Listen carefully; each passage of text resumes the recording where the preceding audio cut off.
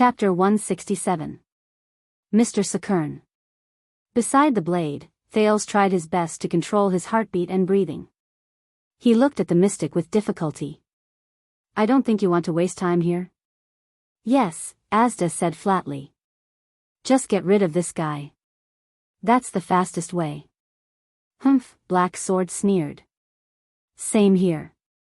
Thales felt a headache coming on. Mr. Black Sword? Thales panted and said to the person holding him hostage, You know that this guy can't be killed, right? Behind him, Black Sword's breathing gradually calmed down. Who knows, Black Sword said flatly. Maybe next time, I can kill him. Asda snorted mockingly and stared coldly at Black Sword. The two people who did not give him face made Thales extremely embarrassed. Thales exhaled. I say, I have a suggestion for the two of you. Feeling the chill on his neck, Thales smiled awkwardly. Maybe you, Mr. Black Sword, don't have to cut off my head. Asda narrowed his eyes. His gaze was subtle. Look, you've already exchanged blows. Thales could not see Black Sword's expression, but he knew that it must be terrible. But Thales could only try his best to raise his voice in the cold wind. Mr. Mystic has the upper hand, but Mr. Black Sword, you always surprise us. Asda and Black Sword stared at each other. Their eyes were filled with merciless murderous intent. If you continue to be in a stalemate here, you will only attract Dragon Cloud City's attention. Thales trembled slightly. Mister, why don't you let me go and just disappear? Then, Mr. Saturn. Thales smiled awkwardly. Since my life is in his hands, why don't you be magnanimous and let him go? Most importantly, I have to get myself out of this. Thales thought to himself. I was hoping that Black Sword's sudden appearance could help me, but in the end, neither of them are good people. Under the moonlight, the cold wind and the falling snow gradually lessened. Black Sword did not speak. Thales, who was almost frozen, tried his best to maintain a smile. What do you think? Asda and the prince's eyes met in the air. Thales felt a chill run down his spine. Even though being a mystic was much better than when he was in his emotionless glowing mode, just now, he could still feel the chill in Asda's eyes. I refuse, Asda said coldly. I've had enough of this cat-and-mouse game. He must die here today. The smile froze on Thales' face. Hey, Thales stared at Asda in disbelief. What happened to the love between mystics? What about helping each other? Asda ignored Thales' gaze. At that moment, the mystic's heart was cold. Black Sword's performance just now proved that he was fully qualified to be one of the disaster hunters from 600 years ago. As long as he had a legendary anti-mystic equipment, in the past, the supreme-class fighters who were carefully selected from various races were all terrifying existences who had gone through countless hardships. They held the greatest nemesis of mystics and hid on the battlefield, waiting to deliver a fatal blow. During the Great Purge after the war, they were even more terrifying trackers in the dark. They hunted down all mystics, whether they existed or did not exist, whether they were enemies or not. They did not let go of any faction. If it was not for the great fission and the political division of the various countries after the war, which caused the disaster hunters to fall apart, Black Sword. Asda looked at his right hand, which had just been cut off and then regenerated, and narrowed his eyes. He must die here.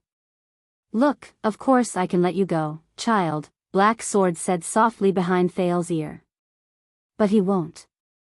The leader of the Brotherhood shook his head slowly and sighed slightly. You can only blame your bad luck. Thales sighed in anguish. Asda sneered and said, Then let us see how long a mere human can last in the snowy Northland. Yes. Black Sword tapped Thales' shoulder without showing any sign of weakness. How long can he last? Caught in the confrontation between the two, Thales frowned helplessly. What the hell? Thales took a deep breath and slowly gritted his teeth. He glanced at Dragon Cloud City beneath the cliff of the sky and kept thinking. There's no other way. I got it. Thales took another deep breath and licked his dry lips. Enunciating each word, he said, How about this? I have an idea. Black Sword and Asda shifted their attention to him. Thales' face was downcast as he slowly finished his sentence. "This way, Mr. Black Sword, you will have time to escape." "I believe you can. And Mr. Sakern, we can also continue our journey." Listening to Thales' words, Asda and Black Sword frowned. "Humph," Asda sneered. "Are you helping him?" "No." Thales felt the force on his shoulder lessen. He curled up the corners of his lips again and said with a smile that was even more radiant, "I'm helping all of us." Asda's gaze grew colder. It made Thales' skin crawl. A gust of cold wind blew past. Black Sword sighed softly. "I've been looking for this opportunity since the beginning," Black Sword said slowly in his ear. "Thank you for your suggestion, child." "So, you agree?" Thales turned his head awkwardly and pulled his neck away from the cold blade and saw. Black Sword looked at Asda, who did not look too pleased. He patted Thales' shoulder and nodded slowly. "Of course, there's only one thing that needs improvement." Thales was stunned. "Improvement?" "I'm here for him." Black Sword widened his eyes. He grabbed Thales and stood up from the ground. "I'm not here to escape." Asda's expression changed and he stretched out his right hand. But Black Sword was faster. The Brotherhood's legend moved swiftly and agilely. He lifted Thales by the back of his collar and swung his left arm diagonally upwards in another direction. At that moment, Black Sword threw the second Prince of Constellation off the cliff. "Ah!" Thales only had time to open his mouth and was immediately swallowed by the wind and snow. "You really threw me?" Thales, whose heart was boiling with fear, felt the whistling wind. He narrowed his eyes and looked at the ground below him. He looked at the shrunken dragon cloud city in his field of vision. He roared indignantly in midair, "At least give me a signal." Black Sword let out a low growl, and his body shot forward again. He charged towards Asda. The cold wind blew past Thales' ears, making him unable to open his eyes. However, he could feel that the momentum of his ascension was slowing down. Asda's left hand condensed a ball of light. Asterisk clang. Asterisk Black Sword's blade struck the wall of air in front of Asda again. A few tenths of a second later, Thales felt that he was falling. He was falling towards Dragon Cloud City below the cliff. Thales' heart sank. His small arm was still a man's height away from the edge of the cliff. "Damn you, Black Sword, I didn't ask you to throw me so far. I told you to run away when Asda was saving me." If Asda couldn't make it in time, fortunately, Asda did not care about Black Sword. He raised his head calmly and extended his right hand towards Thales. As expected, in the next moment, Thales felt a strange force supporting him while he was falling. His falling momentum immediately stopped. Thales floated in the air, still in a state of shock. He did not want to fall off the cliff and become a meat patty. But the battle on the cliff was not over yet.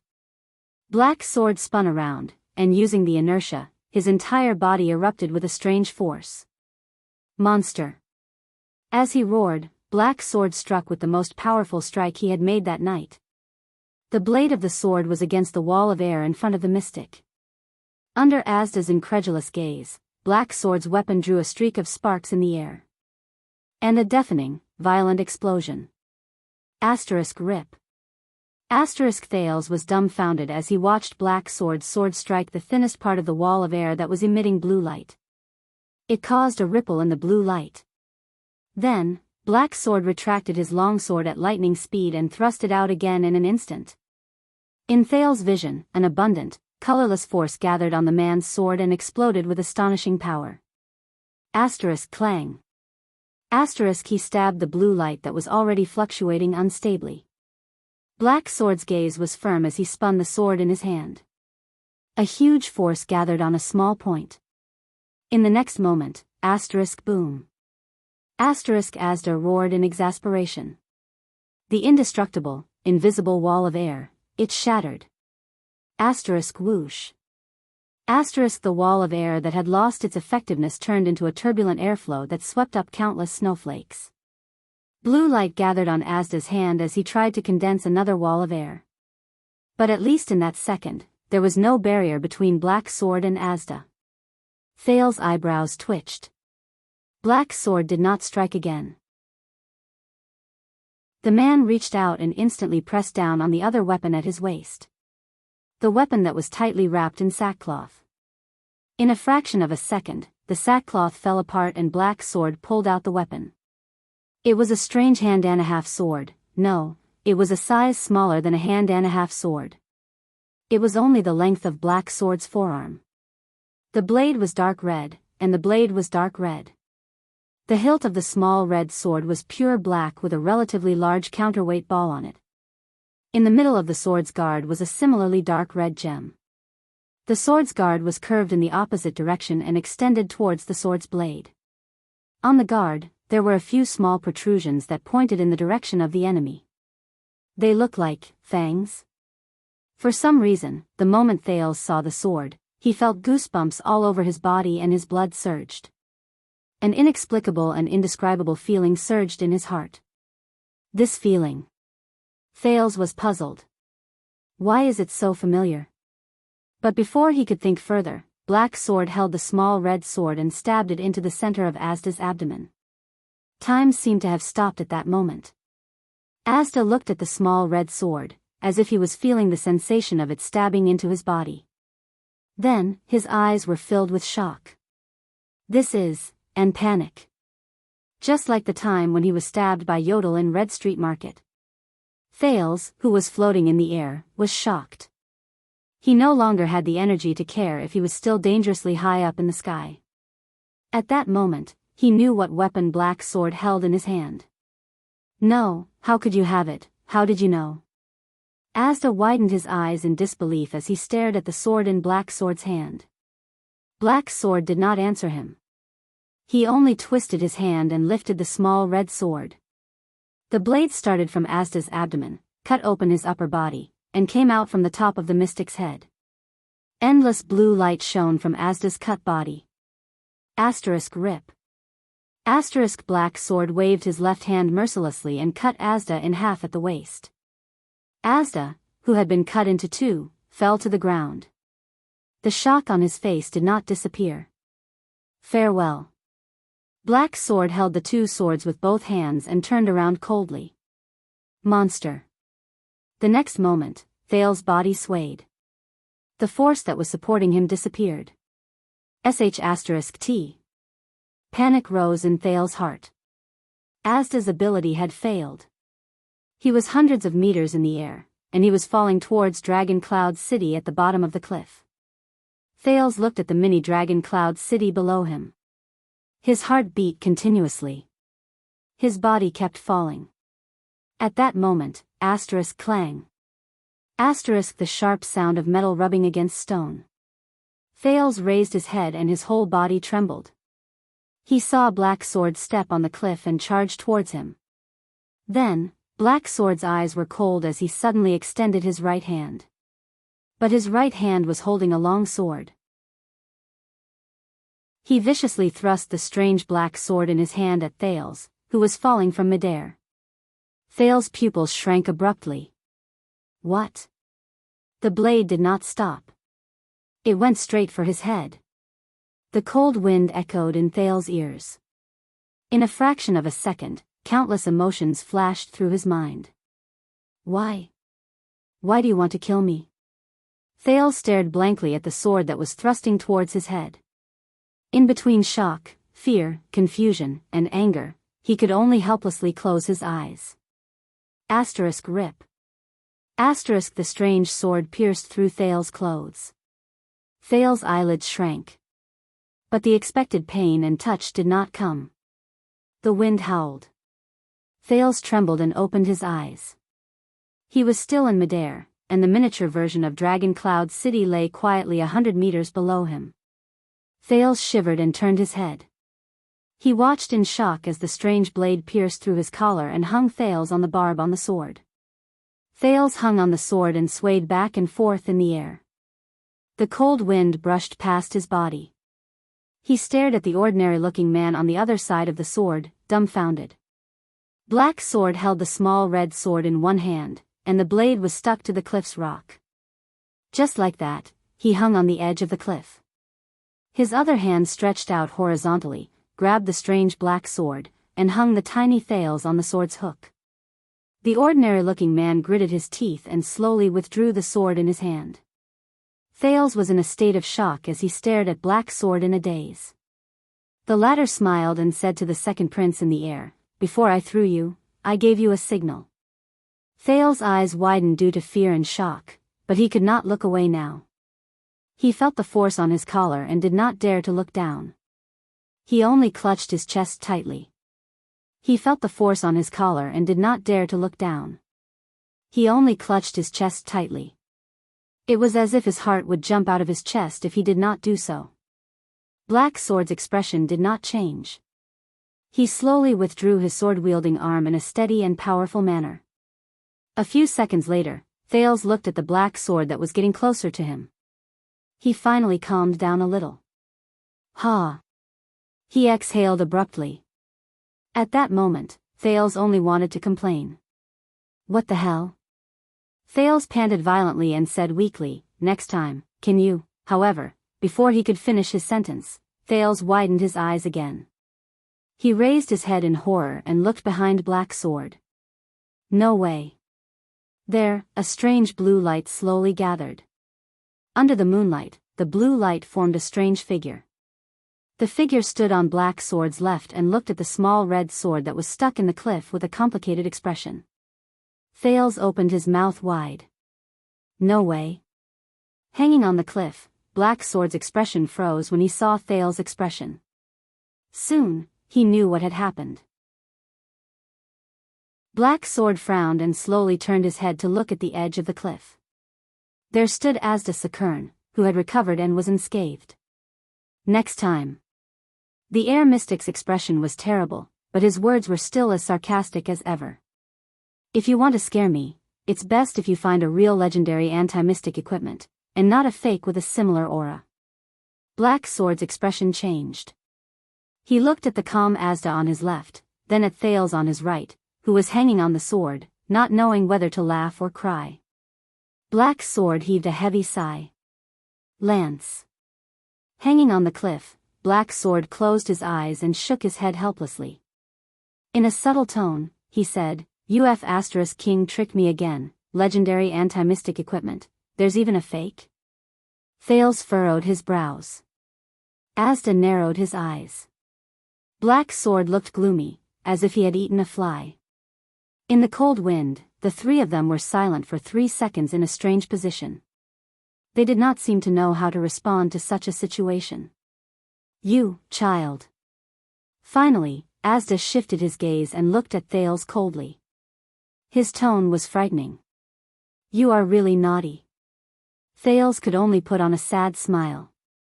But before he could say a word, Black Sword moved again. In the next moment, Black Sword lifted his feet and pressed against the side of the cliff. He exerted force with his left hand and pulled out the small red sword from the rock. Without any support, Black Sword began to descend slowly with Thales. Asda's expression changed abruptly. Thales was so shocked that he forgot to breathe. At that moment, Black Sword raised his head and glanced at the mystic, who had an unpleasant expression on his face. "A surprise for you," he said faintly. "You." Asda raised his hand angrily. Air pressure flowed, intending to support them. But Black Sword did not give him the chance. In a fraction of a second, Black Sword's power surged, and his legs kicked the rock surface. He grabbed Thales, and with a speed that Asda could not react to. Chapter 168. Thales finally knew what it felt like to fall from a great height. That was, not feeling it. It was because the feeling of weightlessness, having nothing to rely on and nothing to rely on, could instantly take away all one's thoughts and take away one's autonomy and control of one's body. Only panic, bewilderment, and absent-mindedness remained. Cold wind blew against their faces. Whoosh, Thales was held in Black Sword's embrace with one arm. His lips trembled, but no words came out. In the high-speed wind, even breathing became difficult. Thales's mind was blank. At that moment, that strange fluctuation surged through his entire body, and even time seemed to slow down. But this time, that fluctuation did not bring him a miracle. The violent airflow blew past their sleeves. They were still falling. Dragon Cloud City beneath them grew bigger and clearer. And he could do nothing. Thales could only close his eyes and wait for his death with an empty mind. At that moment, Black Sword, who was behind him, suddenly moved. Kiss, the sharp sound of metal scraping against the rock surface exploded in his ears again. Thales felt his body fall, as if gravity had returned. He opened his eyes abruptly. What greeted his eyes was a flash of fire. Thales watched in shock as an arm stretched out from behind him. It was holding that strange black sword and scratching the cliff wall, creating a string of sparks. As they fell, they kept decelerating. In the next second, Thales felt a violent jolt. There was a sudden weight beneath him. The feeling of his torso being torn apart and the dizziness in his head assaulted him at the same time. Thales could not help but retch a few times. He panted and found that his breathing had become smooth again. Huh! The Prince of Constellation was shocked to find that they had stopped. Thales could not help but suck in a cold breath. Their falling momentum had been stopped, and they were now suspended on the cliff wall. And he, who was falling head first, was now upside down. I survived? Thales looked up in disbelief and saw the situation in front of him clearly. Black Sword's strange sword was long gone, and his right hand was now firmly gripping a thin rope. The other end of the rope was firmly tied to a thick nail, which was nailed deep into the cliff wall. They, who had no one to rely on, were firmly suspended in midair. Black Sword clenched his teeth, his right hand covered in blood. Clang! The sound of metal hitting the ground could be heard. Thales came back to his senses, and before he knew it, he was already drenched in cold sweat. This rope, the Prince of Constellation asked in disbelief, was prepared by you from the start? Black Sword smiled coldly. We chased Asda here to fight. Black Sword loosened his grip and they slid down the rope at a uniform speed. It was to have a way out. Although the rope in Black Sword's hand was thin, it seemed extremely tough, as if it was specially made for this activity. Thales stared at Black Sword's hand in astonishment. He stared at the blood that flowed out from the high-speed friction just now, but the latter did not seem to notice it at all, as if it was not his hand. Boom! They fell on an irregular outcropping of rock at the edge of the cliff. He looked at Dragon Cloud City below him. He could already clearly see the roofs of many residential houses. He panted with all his might, trying to regulate his breathing. But he should be more worried about the current situation. Thales began to think about his relationship with the person in front of him, as well as his options after he got rid of Asda. How would he deal with her? Does he know who he is?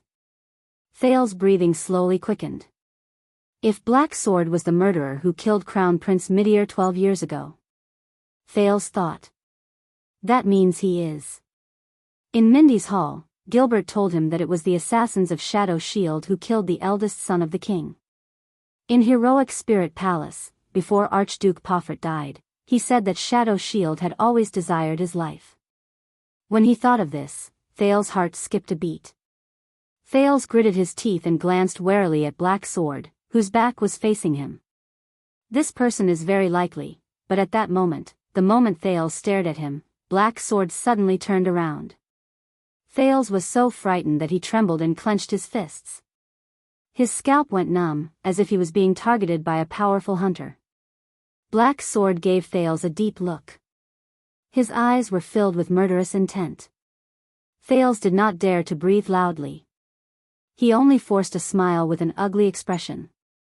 Black Sword furrowed his brows and inhaled. When he realized that the person who was looking at him with hostility was just the boy in front of him, the coldness in Black Sword's eyes faded and he turned around expressionlessly. Black Sword picked up the black sword that had just fallen and readied himself. Thales' palms were already covered in cold sweat. Does this guy have eyes in the back of his head? How can he even sense my gaze? Thales lowered his head and clenched his fists. After escaping from Asda, he had to face such a dangerous and terrifying gang leader. The uneasiness in his heart only increased. No, I better not expose my identity. I still have to think of a way to escape safely and return to Heroic Spirit Palace. Thales tried hard to regulate his breathing. However, unpleasant things would always happen. A familiar voice rang in Thales' ears. Why have you been gone for so long? A figure appeared from behind the rock. His voice was full of anxiety. Under the moonlight, Thales saw the person's face clearly. His eyes immediately widened. No way. Am I that unlucky? Hearing the voice, Black Sword did not even turn his head. His tone was flat. I ran into some trouble. Is the rope ready? It was ready 5 minutes ago. You can slide down to Shield District if you follow it. The old man who had just appeared on the rock lay on the edge and stretched out his hand to pull out a similar thin rope. You got yourself covered in wounds again. The old man saw Black Sword's disheveled appearance and frowned. Didn't you say that you were just going back to Heroic Spirit Palace to get something? The old man's words came to an abrupt halt. He saw Thales standing beside Black Sword. The old man's mouth opened wide in surprise. Thales blinked and flashed an awkward smile. He raised his hand and waved reluctantly. Hello, Mr. Ramon. Ramon, the Brotherhood's Black Doctor and suspected inheritor of magic, who was supposed to be in Heroic Spirit Palace and Constellation's diplomat group, was now holding onto the rock wall in a daze and staring at the Prince of Constellation in shock. Thales' heart felt as if it had fallen into an ice cave. This is bad. Is Black Sword here to save Ramon? Ramon knew his own identity very well. And, he's definitely not on good terms with me. Him? As expected, Ramon's first reaction was to point at Thales and turn to Black Sword. His face was full of disbelief. Why did you bring this guy here? Thales shrugged. There was no emotion on his calm smiling face. However, his brain was in a state of panic and thought continuously. What should I do? If Black Sword knows that I'm a Jade Star, if he really was, then he definitely wouldn't be so unresponsive. Thales clenched his fists. I can't gamble on his attitude. The strange doctor sighed. Ramon covered his head and looked like he was about to cry. He's like an eternal oil barrel. He'll explode at the slightest touch. How are we supposed to escape now that you've kidnapped him? You know him? Black Sword grabbed a triangular metal buckle from beside him and seized the time to test the hanging rope. His expression was the same as usual. Who is he? He's, at that moment, Dr. Ramon. Thales suddenly spoke. He seemed to be very happy. Ramon raised his eyebrows. When he thought of Thales' mind-reading ability, his expression immediately turned unpleasant. However, Thales' next sentence caused his expression to change drastically. Speaking of which, I just found out about the history of Soul Tower yesterday, Thales said with a smile. I was about to tell you about it. It turns out that Soul Tower was established after the Battle of Survival during the era of multiple kings. A wizard named Ili Shinua. Ramon widened his eyes in shock. While Black Sword had yet to turn his head, Thales winked at him, pointed at his head with a threatening expression, and crossed his arms. Ramon was stunned. Soul Tower is a twin tower located in a place called Tripping Peninsula. There seems to be a huge research branch in it called Seat of All Magic. Maybe we should find a time to sit down and have a good chat. Ramon's eyes widened and his hands trembled slightly. Thales shook his head firmly at him. He only hoped that the strange doctor would understand what he meant. Of course, it's best if we keep it a secret. Soul Tower? Black Sword narrowed his eyes and turned around. He's in the same field as you? Ramon snapped out of his daze. He looked at the nonchalant and energetic Thales, then at Black Sword, who was moving his hands non-stop. This guy, he's... Ramon's expression darkened. As if he had thought of something, he looked at Black Sword and could not help but stop talking. The youngest son of a suzerain in heroic spirit palace. He's interested in magic. Nowadays, it's not easy to meet a noble who knows about and is not averse to magic. Ramon rubbed his hands together and chuckled. I plan to rely on his resources for a long time after he grows up. Thales heaved a sigh of relief and felt at ease. He had experienced Black Sword's perceptive abilities. He did not dare to move at all. He only sighed silently in his heart. Magic? Humph, Black Sword did not care about their quarrel, nor did he ask in detail. So, this is the reason why Asda kidnapped him. This sentence seemed to freeze the already cold air. Asda, him? Ramon's expression changed drastically. He looked around. This is Extet, Dragon Cloud City. You met the air mystic? I was just greeting him, Black Sword said nonchalantly. Speaking of which. After Black Sword installed the metal buckle, he pulled the rope hanging down. With a cold expression, he drew out the small red sword from his waist and tossed it to Ramon. This is the weapon lance found in Azure Ambition. I almost let that monster eat it. Other than scaring people, it's useless. How is that possible? Ramon dodged the tip of the sword in a flurry. He held up the small red sword, his eyes filled with doubt. Could it be that the lady boss also made a mistake? It's a fake? Maybe. Now that I think about it, we were too confident. Black Sword furrowed his brows. After all, it's a legendary anti-mystic equipment with strange powers that conceal mystics. It's too childish to leave it in the underground mezzanine of Azure Ambition. We can only think of other ways. But the lady boss said in her letter that this is the only legendary anti-mystic equipment we can find. Ramon scratched his head. The other equipment is firmly in the hands of the various countries. Can you still kill your way into the army and snatch the kingdom's wrath motionless bow? Or go to the 38th century ground and steal the Raven of Death's crossbow of time? Black Sword's expression darkened. He shook his head. We'll talk about this in the future. Now, we have to leave quickly. Thales saw the small red sword. No one knew that the moment Black Sword drew the small red sword, Thales only felt a burning sensation in his heart. At the edge of the cliff, when he watched Black Sword draw it out, that strange familiar feeling came again.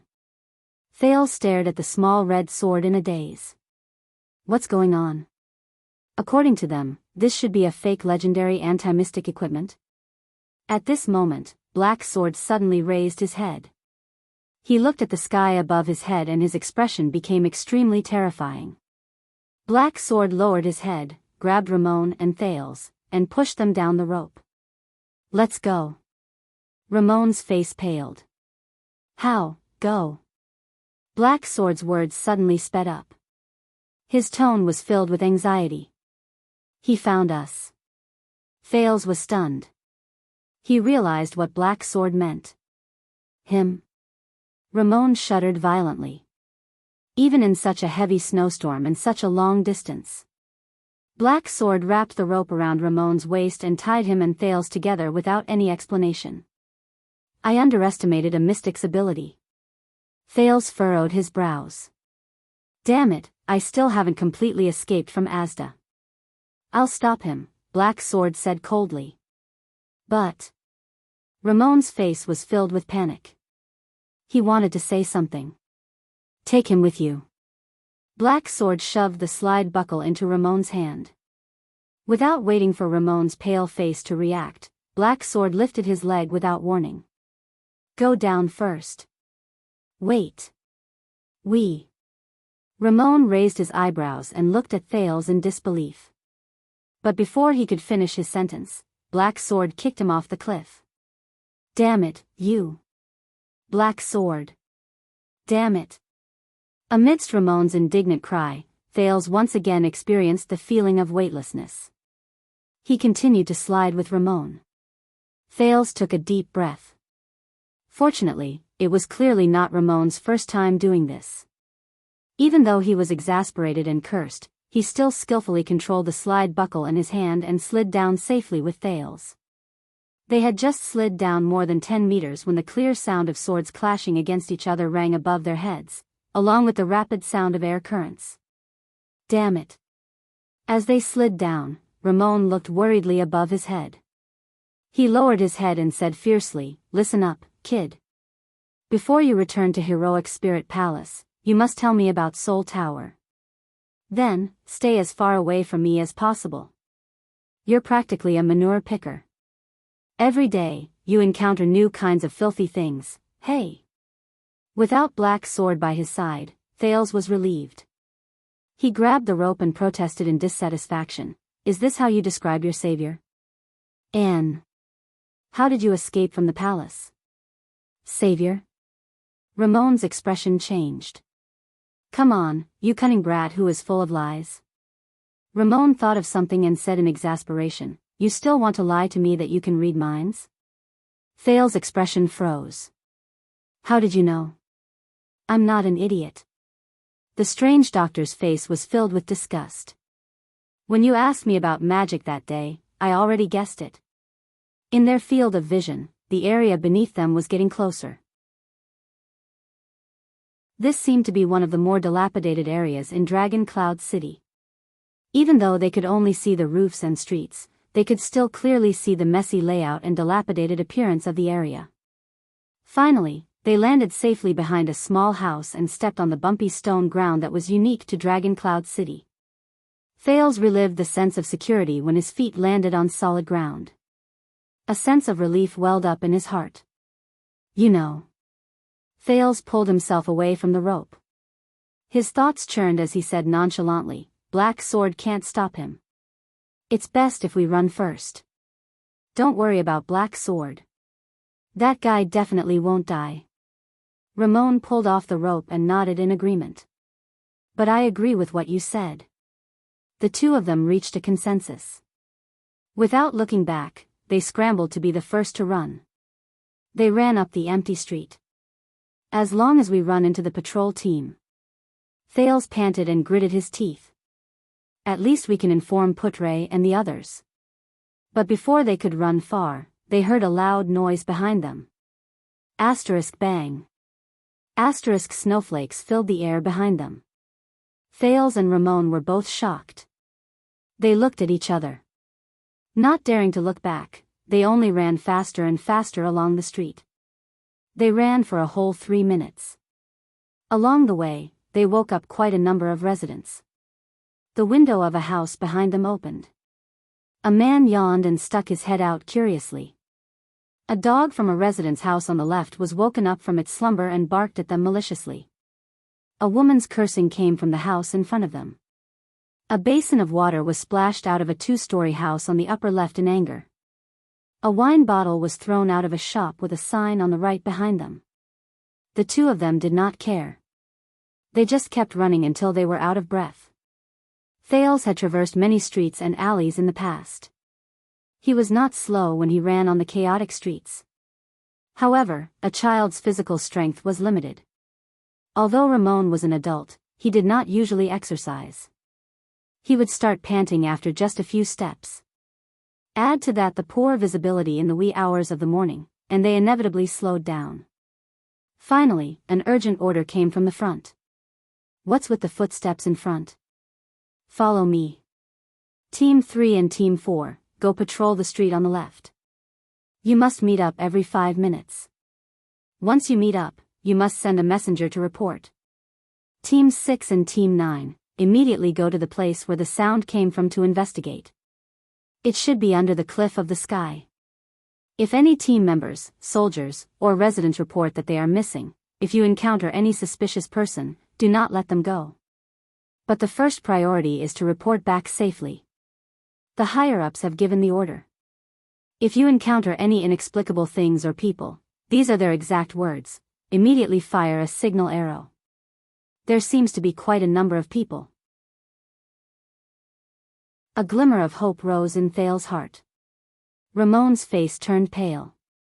He seemed a little nervous. "It's okay," Thales comforted him. "As long as I reveal my identity, but at this moment, two hands suddenly stretched out from the alley beside them. Chapter 169. The two hands that stretched out from the alley covered their mouths with a strength that could not be resisted. Flames shone brightly. At least a dozen patrols hurried past the street outside. Orders rang out one after another, one after the other. Thales and Ramon struggled with all their might. However, the other party only lightly tapped their necks a few times, and they lost the strength to speak.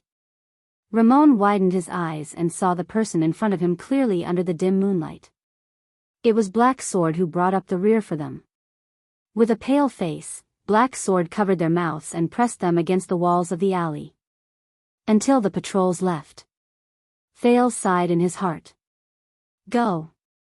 Black Sword let go of their mouths and said weakly, Asda is right behind us. Thales felt nervous again. Black Sword did not wait for them to answer. He dragged them out of another alley. I've attracted at least 3 patrols. I don't know how long we can hold him back, but at least we can attract Dragon Cloud City's attention. Black Sword touched the wall and panted as he led the way. We're going through the alley. I suspect that Asda is searching for us from the sky. Thales thought of something. No. The 2 men from the Brotherhood turned their heads at the same time. Thales raised his head and frowned at Black Sword and Ramon. He doesn't need to search for us from the sky. What? Black Sword did not stop. He furrowed his brows. Thales remembered what Asda had told him in the chess room in Red Street Market. The air mystic can sense all the air flow in an entire street. For example, Thales gritted his teeth and said, our breathing. He can track us through this. At this moment, Black Sword, who was leading the way, suddenly stopped. Even Thales and Ramon became nervous. At this moment, Thales suddenly realized that strangely, there was no sound coming from behind him, where Asda and the patrol team should have met. What's going on? It's not just your breathing. A familiar and pleasant male voice that made Thales' skin crawl came from the front. All the air flow in your body is a beacon, it's as bright as a lamp in the dark. Ramon shuddered and took a step back. Black Sword lowered his body solemnly and got into a stance that he was ready to charge. Thales sighed and looked at the entrance of the alley in front of him. Asda Sakern slowly walked out from the corner like a ghost. Child, you are really disobedient. Asda ignored Black Sword and Ramon. He only stared straight at Thales. The coldness in his eyes became even more frightening. I have to admit that your little tricks, along with this stinky cockroach, have indeed caused me some trouble. Ramon's expression was unpleasant. He took another step back and looked around. Black Sword was still at the forefront. He calmly placed his hand on the strange sword at his waist. That's because you're not very friendly. Thales exhaled and clenched his fists. This was a residential area. Would it help if he shouted now? Or would he kill those people who came out to watch the show? Oh, no. I'm already very friendly. Asda shook his head. He seemed to be in a stable mood. But you forced me, so I could only use some rough methods. Thales narrowed his eyes. He realized that there was something wrong with Asda's words. As expected, Asda crooked his finger. Behind him, a small figure floated out. A figure that kept sobbing. Thales' pupils shrank. No, it was a scruffy girl wearing glasses. About 8 or 9 years old. Under Asda's control, she floated in the air and occasionally let out a terrified tremble. Damn it. Thales stared at the girl in disbelief. The girl's glasses were tilted to one side. She watched in horror and panic as she floated in the air. However, the moment she saw Thales, it was as if she had found a life-saving straw. It's him. It's that boy. The girl extended her small, childish hand to Thales, revealing the bruises on her wrist. Tears of grievance flowed out of her eyes. She cried out loud. As he listened to the girl's cries, Thales took a deep breath. He lifted his gaze. With a complicated and indescribable feeling, He looked at the girl who was trembling in fear and sobbing in fear. Little rascal. Thales clenched his fists. That girl. Saroma Walton. Little rascal. Come back to me quickly. Don't be at odds with me anymore. Unless. Asda said softly and hooked his finger. Do you want to see this little maid die? Little rascal, who was in the air, suddenly flipped over. Her head was facing downwards. Thales held his breath. At that moment, little rascal was so frightened that she stopped crying. She just floated listlessly, sobbing in extreme fear and trembling. Even Black Sword furrowed his brows. Thales clenched his teeth. I know you won't go with me willingly. Asda seemed to know what he was thinking. He chuckled. So I took some precautions. Little rascal, who was in the air, turned around again. The girl was already scared out of her wits. Tears streamed down her face, and she could not even speak. This is between us. Thales gritted his teeth. His heart was filled with complicated feelings. She has nothing to do with this. He looked at the terrified gaze behind little rascal's glasses. Before his eyes, little rascal looked at the convulsing Alex, covered her mouth, and retreated in fear. He then thought of King Nuvan holding little rascal's hand tightly and placing a black ring on it. He thought of little rascal's trembling hand when he pulled the girl away in the Hall of Heroes. She did not know anything at all. She was not prepared for anything. She was forced to face all of this. Of course, Asda said slowly and smiled. I noticed that when we were at Red Street Market, you cared a lot about your companion, didn't you? Then let's see if you care about this companion as much as I do. The scene from a long time ago appeared before Thales' eyes. Quide, who was grinning hideously, lifted Coria. He picked up the red-hot silver coin with one hand, laughed heartily, and pressed it against the beggar's face. Coria. Her struggle then. Her expression then. Her cries then. Thales sucked in a breath weakly and looked at little rascal. If I go with you, Thales said weakly, you'll let her go? No. Asda's smile slowly disappeared. He said expressionlessly, I'll keep her. Her fate will depend on your performance. Thales held his breath. Your previous actions have disappointed me, the air mystic said coldly. This is a punishment for your uncooperative attitude. Do not forget my seriousness because of my friendliness. Mystics are not existences that you can toy with at will. Do not offend the strong easily. Asda looked at him profoundly. There was an underlying meaning in his words.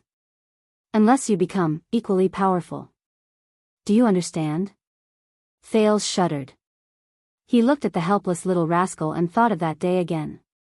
That day, Coria, who had a high fever and a sickly red face, cried and laughed at the helpless Thales in the 6th house. I'm not afraid, because Thales always has a way. However, the moment the silver coin was pressed against Coria's face, the sizzling sound of flesh boiling seemed to ring again. Thales closed his eyes and clenched his fists tighter. An inexplicable grief and indignation rose in his heart. Thales always has a way. I always have a way. Asda. Thales closed his eyes even tighter. He took a deep breath and forcibly suppressed his trembling chest. You bastard. Don't be angry. Taking a hostage. Asda snorted coldly. I learned this trick from your friend in the Brotherhood. At this moment, Thales felt a tightness on his left shoulder. That girl. Black Sword sighed and placed his hand on Thales' shoulder. Is she someone important to you? Thales did not speak. Asda frowned slightly. Thales looked up. Sir Black Sword. Thales shook his head. His gaze was firm. Please place your sword against my neck. Thales' words made Asda frown. Let's make a bet. My life or her life, which one is more important to him? Ah, child. Asda sighed regretfully. Guess what kind of punishment you will receive for saying this? Silence. Only little rascal's sobs remained in the air. Until that ordinary man broke the silence. Black Sword slowly forced a smile. He patted Thale's shoulder. Black Sword turned his head and looked at Asda. I say, don't listen to that guy, he's full of sh*t. Thales raised his head in confusion. Powerful? Black Sword drew his sword from his waist and said disdainfully, this arrogant immortal monster? Does he deserve to be called powerful? Asda's expression changed. He may seem powerful. But don't forget. Black Sword smiled from ear to ear. His tone was calm, as if the person before him was just an ordinary enemy. In this world, hiding your head and showing your tail in this vast and boundless world, trembling in fear for more than 600 years, I've fled for my life in fear in countless battles. Thales frowned. Asda's expression changed. Black Sword did not place his sword against Thales' neck like Thales had said. He took a step forward and looked at Asda. His eyes were filled with killing intent. The weak should be afraid. Black Sword stepped back and bent his knees. His eyes shone with a cold light. It's you. Calamities. Don't get me wrong. Thales did not speak. Blue light flashed in Asda's eyes. Black Sword raised his sword and pointed it at Asda. Before you find this boy, monster, we haven't settled our score. The air mystic no longer smiled. Do you want my life? Black Sword taunted. Come and take it. You pitiful weakling. Asda narrowed his eyes. Blue light surged in his eyes. Little rascal slowly landed on the ground. Don't misunderstand, child, Asda replied calmly, your punishment will continue. After I kill this cockroach. The two of them stared at each other. It was as if this was the final duel. Thales held his breath. He quickly thought about how he could deal with the different outcomes of the duel. Although Thales was not optimistic about Black Sword. After all, the legendary anti-mystic equipment, at this moment, Ramon's cry of surprise came from behind.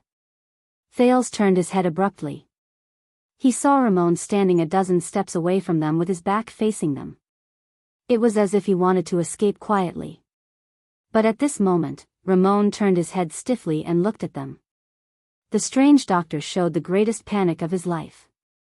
His eyes were filled with shock and fear. It was as if he had seen something terrible.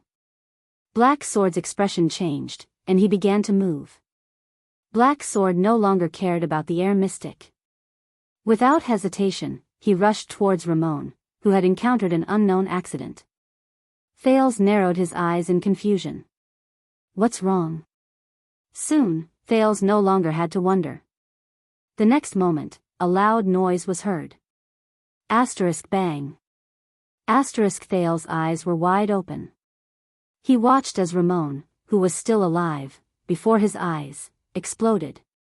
The strange doctor, who had been alive and kicking just a moment ago, was instantly covered in blood, which scattered into countless pieces in all directions. Thales watched all of this in a daze. The force of the explosion stirred up waves of air and sent the walls on both sides of the alley flying. No! Black Sword roared. He moved past Thales, slashed a flying boulder, and rushed towards the place where Ramon exploded. Thales raised his hands with difficulty to block the flying bricks, wood, and stones. Black Sword rushed into the endless cloud of dust. The sounds of intense fighting came from inside, followed by Black Sword's deafening roar. After dozens of seconds, Black Sword's roar stopped abruptly.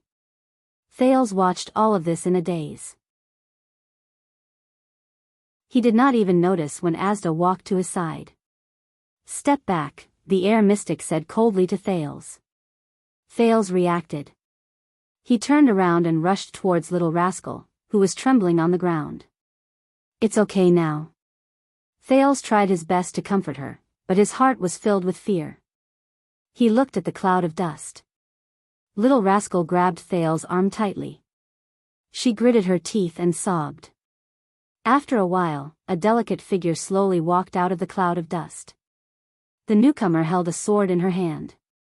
Thales' pupils shrank. It was a strange pitch-black sword. "Look, how dare you call us weaklings?" The newcomer happily threw Black Sword's weapon away. Asterisk clang.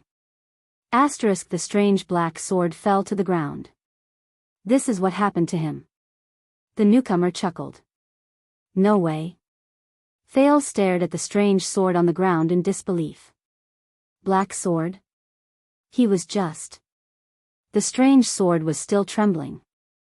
It was as if it was calling out to its departed master. The newcomer got closer and closer until she was completely out of the range of the cloud of dust. Thales' expression changed. He looked at the new uninvited guest with a frightened expression. It was a delicate young girl. She had a pleasant smile on her face. Thales' stomach churned. The newcomer evoked his most hated memory. I was wondering what it was that made our chi choose to evolve. The young girl chuckled, tilted her head, and looked at them playfully. It's all thanks to you evolving without hesitation that I could find this place so quickly. Asda took a step forward with an indifferent expression and blocked Thales' figure. It's been a long time, my dear partner. The air mystic's expression did not change. He calmly said to the young girl. Giza. I'll just tell you the title of the next chapter, Chapter 103, Chi and Blood.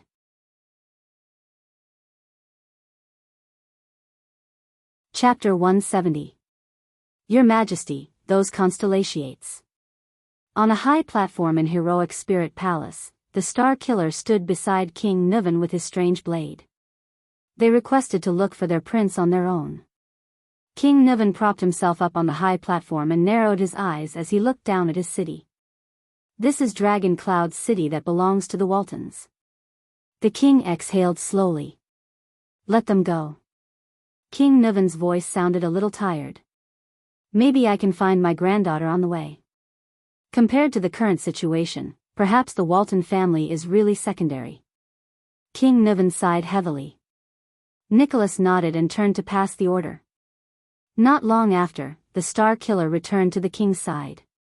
This time, his expression was solemn. The patrolling team has reported back. We have located the approximate location of the calamity. King Nuvan's expression changed. He turned to Nicholas, and his gaze regained its shrewdness and decisiveness. In Shield District, there were 2 teams that did not respond for more than half an hour. Then, their corpses were discovered. They had been reduced to pieces, the commander of the White Blade Guard said slowly. Shield District? King Nuvan pondered for a moment. Very well. The old king looked at Dragon Cloud's city beneath him again and said flatly, turning people into pieces. Is there any information about that calamity that I need to know? There was silence. Then, a peaceful voice rang out. Yes, Your Majesty. Behind King Nuvan, the master of the secret room, the Red Witch, Kalshan bowed her head respectfully. If possible, please evacuate Shield District and the bordering districts as soon as possible. If necessary, you may even evacuate the residents out of the city. Beside her, Nicholas took a deep breath. That much? King Nuvan frowned. I have to evacuate half of the city for a calamity. Please believe me, Your Majesty, Kalshan said slowly, her tone gentle. The price of half of Dragon Cloud City, it's better than the entire Dragon Cloud City. Thales grabbed Little Rascal tightly to prevent her from falling as she trembled in shock. What? What are those things? Who are they? Little Rascal's tears had dried up in shock. The remaining tear stains told of her misfortune. No matter what they are.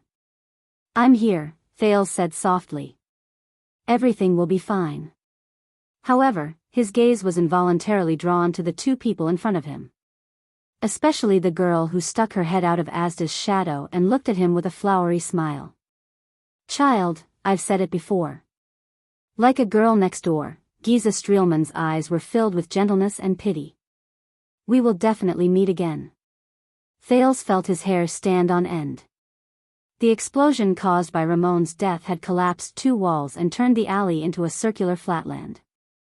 Many of the residents in the surrounding area had been affected. Such a huge commotion could no longer be concealed. My God. My legs are pinned down. What happened? Help. Someone help me. Hurry up and find him. Where's the disciplinary officer? Did the house collapse? From time to time, injured civilians could be heard wailing in the ruins around them. More and more Northlanders woke up from their sleep and walked out of their houses. After recovering from their shock and panic, they went to help the injured. There were about 100 people. Who are you? A few Northlanders noticed the two mystics who were confronting each other. Puzzled, they approached them. What happened just now? Hey, young lady, did you see the explosion just now? In Thal's eyes, a short, sturdy, and older man approached them with a solemn expression. He first stared at the handsome Asda with a suspicious expression, then said to Giza, who had a subtle expression on her face, "Are you in trouble?" Thal's heart skipped a beat. But Giza and Asda still stood quietly, as if they did not hear the noise and clamor around them. It was as if they were the only two people in the world. "I'm glad to see that you've recovered, Giza," Asda said softly. "I heard some things about you from that child, and your attitude towards him. That's great." Giza flashed her usual gentle smile and clicked her tongue. "Then I don't have to repeat it again." Asda's expression was slightly cold. "Perhaps there's some misunderstanding between you two." Thales slowly gulped. He turned his head, looking for a chance to slip away, but he only saw more and more residents approaching. **T, Thales' heart froze. "Hey! Both of you. I don't know if you're quarreling or putting on a show in Dark Knight Temple." The short, sturdy man impatiently pointed at the injured all around them. "But right now, everyone needs help. It's best if you don't just stand there," but his voice was interrupted. A group of heavy footsteps came from afar. A team of patrolling soldiers came here with torches in their hands. They split into a formation and approached while vigilantly watching everyone on the street. Thales shuddered. Dragon Cloud City's patrolling team. But he glanced at the mystic who was still quietly confronting each other. They came at a bad time. Misunderstanding? Giza ignored the patrolling team that suddenly appeared. She shifted her gaze back to Asda, and her gaze was subtle. "Don't worry, the misunderstanding between me and that child will soon be resolved." The blood mystic licked her lips. "Very soon."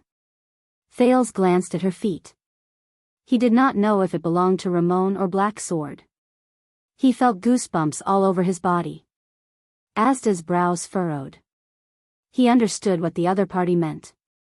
"Everyone, quiet. Stand close to the street." At this moment, a rough voice came from the patrolling team. "In the name of the king, accept the disciplinary officer's inspection.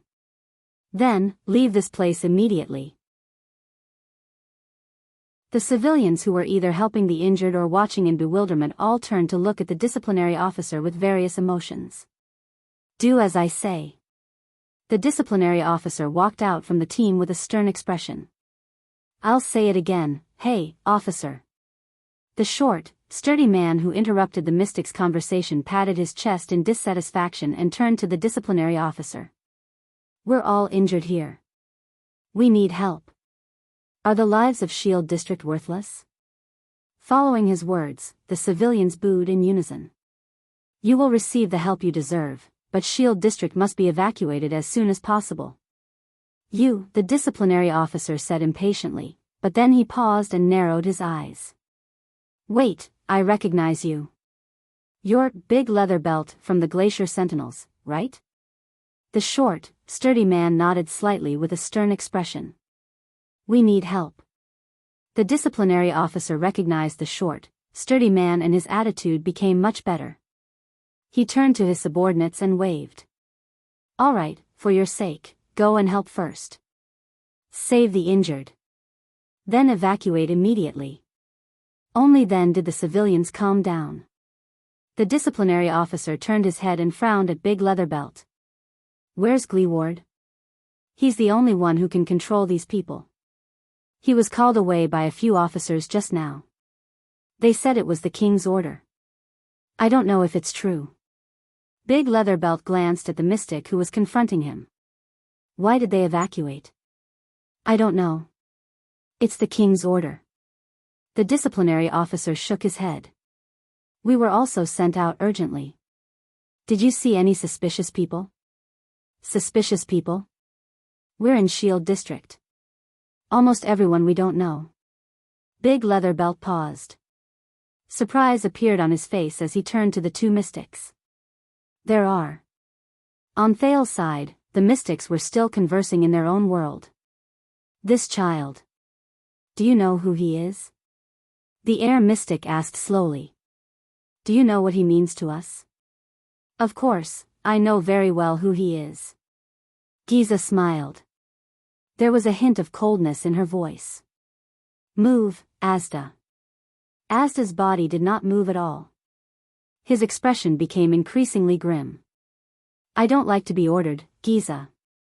*T, Thale's expression changed. Both of you. And those two children over there. The disciplinary officer brought a few soldiers forward and approached the mystics. Looking at their thin clothes, his face was full of suspicion. Where did they come from? What's going on? Giza turned her head and looked at the vigilant soldiers. She smiled sweetly. You, or me? We'll attract attention. Asda shook his head. Maybe we should keep a low profile. No, Thales observed Giza and Asda's expressions and movements. His heart trembled. All right, I'll do it then. Giza sighed. I'll collect some materials. Asda frowned slightly. Thales' heart sank. *T, go. Thales sucked in a sharp breath and shouted at the people who surrounded him, hurry up and leave. Everyone, get out of here. Report to Heroic Spirit Palace. Under the puzzled gazes of the disciplinary officer and Big Leatherbelt, a boy desperately dragged a shivering little girl and screamed at them in panic, it's dangerous here. But a young child's voice obviously could not stop the Northlanders' puzzlement and curiosity. What's wrong, child? The short and stout Big Leatherbelt came forward and glared at the expressionless Asda warily. What did this guy do to you? Thales stepped back and shook his head vigorously. No, you, young lady. At that moment, a rudely rude soldier reached out and grabbed Giza's arm. Don't just stand there, stand on the street. But the soldier immediately shuddered and fell abruptly, his arm twitching. Giza giggled beside his ear. Damn it, my arm. What did you do, lass? The surrounding soldiers looked at the fallen soldier and burst into laughter. You can't even catch a girl, Jason, it's time for you to retire. Asda's expression did not change. He looked at the poor soldier who touched Giza and then fell to the ground, his face red from ear to ear. His fate was already sealed. Attacking the patrol team? Very well, capture them. The disciplinary officer narrowed his eyes and paused for only a second before he said resolutely, send someone to report to the higher-ups. Thales sighed. He knew it was too late. The patrolling soldiers laughed and surrounded the two mystics. Giza turned to them and flashed the warmest smile. At that moment, Thales pressed little rascal to her knees and pulled the pitiful girl into his arms, blocking the girl's line of sight. Don't look. Thales' eyes were cold as he said softly. Little rascal trembled slightly. But she obediently buried her head in his arms. Don't listen. When the first scream was heard, Thales forced little rascal, who was still in shock and did not know what was going on, to cover her ears. No matter what, don't care. I'm here. At that moment, even Thales shut his eyes tightly, his chin resting on little rascal's hair. He knew what was going to happen. These people did not know what kind of fate they would face. It was too cruel. What's wrong with this girl? I can't catch her, first came the soldier's surprised questions. Ah. This girl is weird. She's hot. The sound of a few bodies falling to the ground reached Thales' ears again. Ah. My hand. My hand. A few unusual screams came one after another. Jason. Oh my God, he's melting. His blood. Under the panicked reminder from the man called Big Leatherbelt, the patrol team noticed that something was wrong. Oh my God. No. What the hell are you? Under the disciplinary officer's anxious orders, the soldiers unsheathed their weapons. King bitch. I don't care what sorcery you're using, King stop. Or else I swear I'll kill you. This was the disciplinary officer's furious roar. But the screams grew louder. My back, there's something moving on my back, it's moving. Robbie. Hang in there. Hang in there. I'm going to chop this thing off right now. Boss, hurry up and kill her. There was a loud explosion. Bang. Thales, who was holding Little Rascal tightly, shuddered. This was the sound of flesh and blood exploding again. This caused the surrounding commoners to cry out in fear and surprise. No. A heart-wrenching scream came. The body is moving on its own. Is that City's hand? Oh my God. It was accompanied by Giza's soft chuckle. What are you waiting for? Kill her. Kill her. This was the hysterical disciplinary officer. The sound of a sword cutting into flesh was heard. Then came the sound of a head falling to the ground. And Giza's gentle laughter. No, it's impossible. Her head, why is it still moving? Help. Boss. The thing sticking out of her body, monster, it's a monster. Oh my God. Don't go near that thing again. Step back. Everyone, step back. The man called Big Leatherbelt roared madly. Thales clenched his teeth and tried his best not to imagine everything around him. Little Rascal was in his arms. Even though she could not see or hear, she was trembling slightly. He had seen those nightmarish scenes in the birch tree forest in Constellation's northern territory. Retreat. Everyone, retreat. The disciplinary officer's voice finally began to tremble. Fear seized his brain and overpowered his courage. It was not just the patrol. Realizing that they were facing an unexplainable unknown and that the patrol could not control the situation, panic finally spread among the crowd. The people began to flee in terror. But it was too late. The sound of earth and rocks being broken could be heard. Watch out for the ground. What's coming out of the ground? Ah. Nina, don't worry about me. Take our son and run. Are these tree roots? I can't cut them. No, father, no. Don't. Stay away from me. Ah. Countless men and women cried out in fear. Boss. Boss. What do we do? These things are everywhere. As the soldiers screamed hysterically, the disciplinary officer's voice was drowned out. Thales shut his eyes tightly and bit his lower lip. His hands, which were holding Little Rascal, were trembling. The frantic footsteps gradually diminished. What replaced them were countless screams, countless sounds of being dragged, countless sounds of weapons falling to the ground, and countless cries of despair. Wait, where's the signal arrow? Fire the arrow and inform the higher-ups. Big Leatherbelt's voice came with difficulty. At the same time, there was the sound of him being dragged on the ground. The sound of the crossbow's mechanism rang out. However, in less than a second, a clanging sound came from the sky. The arrow can't be fired. It's like there's something in the air blocking them. It was the soldiers' panicked cries. Thales clenched his teeth tighter and tighter. The next moment, a cold male voice hummed in the air. Humph, Thales felt the air around him move. Crack. A dozen crisp sounds came from both near and far, as if human bones had been crushed in an instant. The sound in his ears quieted down. The silence lasted for more than 10 seconds.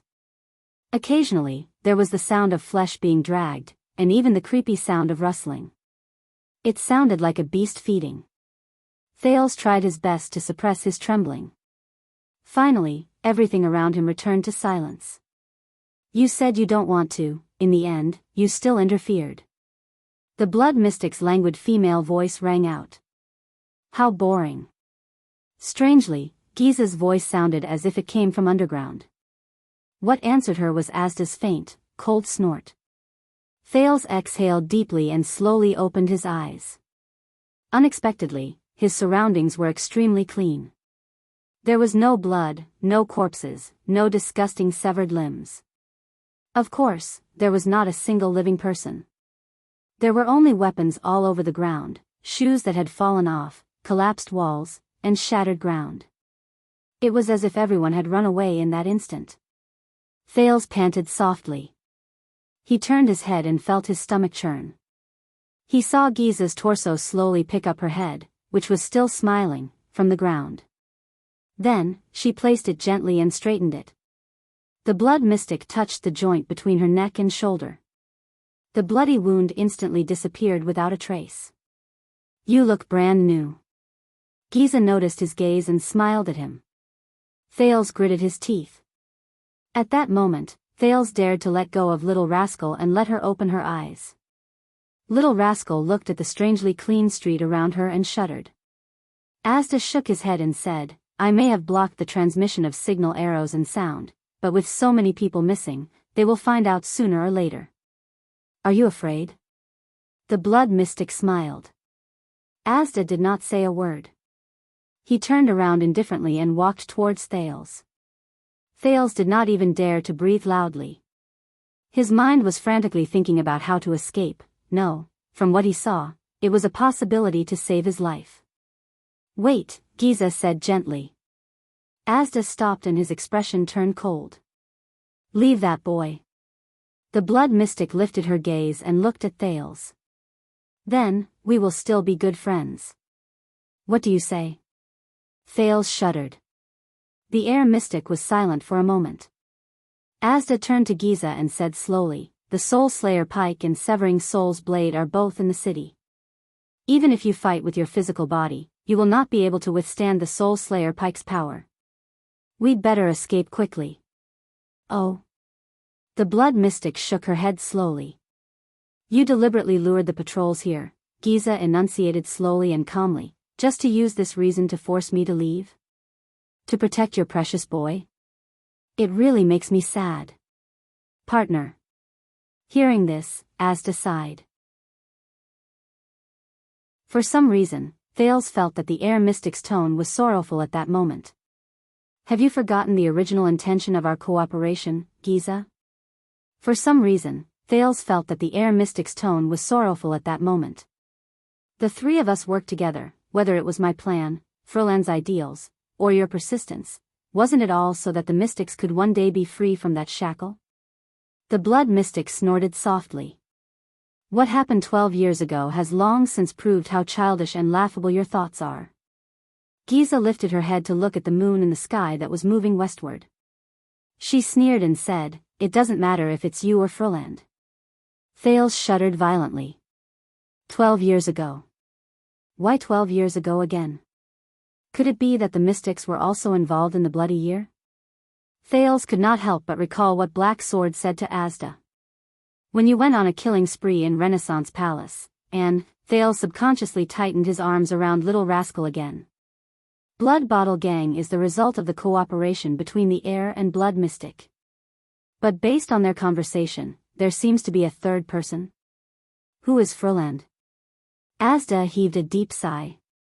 Very well, then we can go our separate ways from now on. After all, we went our separate ways before the war. This is your choice. The outcome of that year was indeed unable to convince you. The air mystic's expression darkened. But what does this have to do with this boy? Asda raised his head, his eyes sparkling.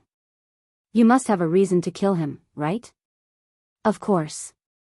This time, Giza answered readily. His bloodline. I made a promise a long time ago. A bloodline that must be killed?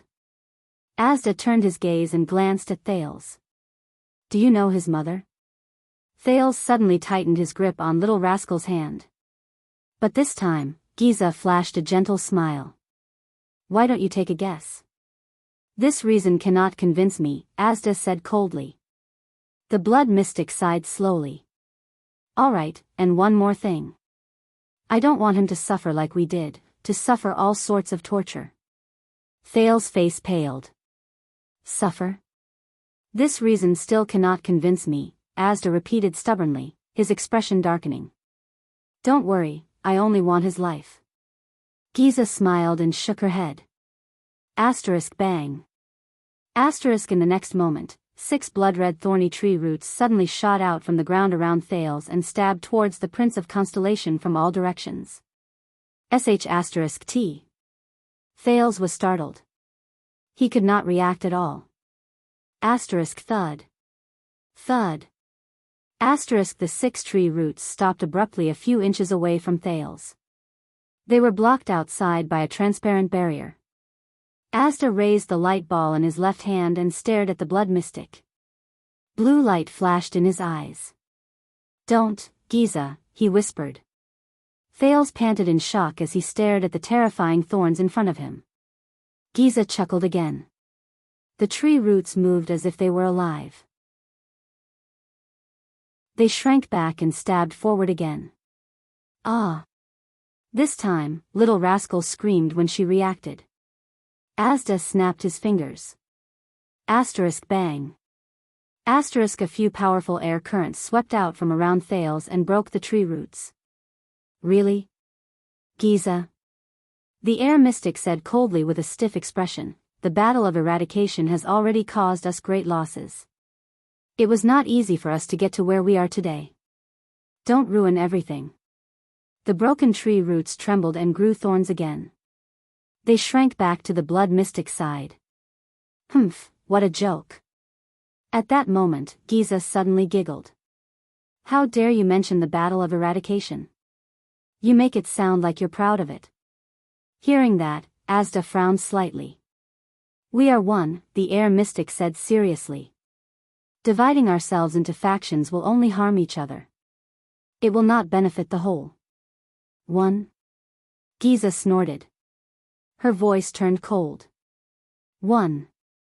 The blood mystic walked forward slowly. The tree roots beside her followed slowly. There seemed to be flames dancing in her eyes. When we were bathing in blood and fighting for the future of mystics, where were you cowards? When we were locked in battle with the obscurants, where were you deserters? When we were cornered by the 2 empresses, where were you vermin? L. Bane, Lebla, B. Eric. When we fell one by one, where were you so-called moderates? One. Bah. He listened to Giza's words in a daze. He memorized all these names, titles, and nouns one by one. They might be useful in the future. Even though he was facing perhaps the most dangerous enemy in history. Asda's expression turned cold. Don't put your label on us. The air mystic's tone was cold. We are not moderates. Of course, this is the name Lebla gave to your faction. Giza's smile grew brighter. Before this, B called you, Taurus's lapdog. Asda's expression became increasingly unpleasant. Does this mean that there is no room for negotiation? Asda took a deep breath. We are collaborators, after all. Yes. Giza nodded and smiled sweetly. You will cooperate with me, won't you? Asda sighed and closed his eyes. When he opened them again, they were filled with coldness. I have had enough of you people. B. The air mystic snorted coldly. It's that fellow, that lunatic, who led all of you into unreasonable, irrational, and wild dogs who only know how to bark. There was a moment of silence between the two. But Thales felt that it was more like the calm before the storm. B taught us to accept ourselves and get rid of our shackles. As expected, a moment later, Giza's eyes shone with a terrifying blood-red light. And you, a domestic dog from the Magic Tower and Taurus's follower, feel uncomfortable without a collar, don't you? I knew it. Asda did not show any weakness. The witches of the Third Ring can't teach any good students. He snorted coldly. You're a bastard. Giza did not speak.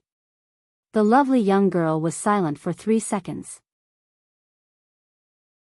But 3 seconds later, the words she spat out caused Asda's expression to change drastically. What exactly is qi? The blood mystic said slowly. Something that flows, fills, and exists everywhere. Or is it something that sustains, maintains, and is as light as nothing? What does the existence of qi represent? What will the disappearance of qi bring? Giza said nonchalantly. Is qi pure, or is it a mixture of all things? Is qi permanent, or is it ever-changing? Are you qi?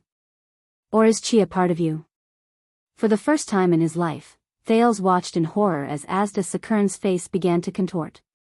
What is qi? Thales' heart skipped a beat. Then, he remembered what Asda said to him in shock. The first pact of mystic energy. Do not investigate each other. He stared at Giza in disbelief.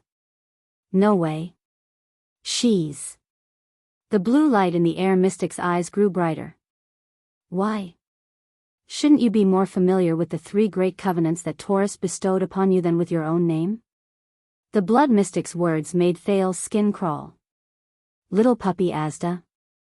In the next moment, without waiting for Asda to react, Giza opened her mouth like a beast and slowly raised her head. At that moment, Thales felt something gush out of her body. In his field of vision, Giza's red light grew brighter. A bright, blood-red line appeared on Giza's neck and gradually spread to her face. The blood-red line immediately split into several branches and slowly became thicker, like blood vessels, until it covered Giza's face. The blood-red lines seemed to have a life of their own. They slowly changed, moved, and trembled on Giza's face. It was as if they were breathing. Asda's expression changed. He walked to Thales' side and glanced at the Prince of Constellation with a frown.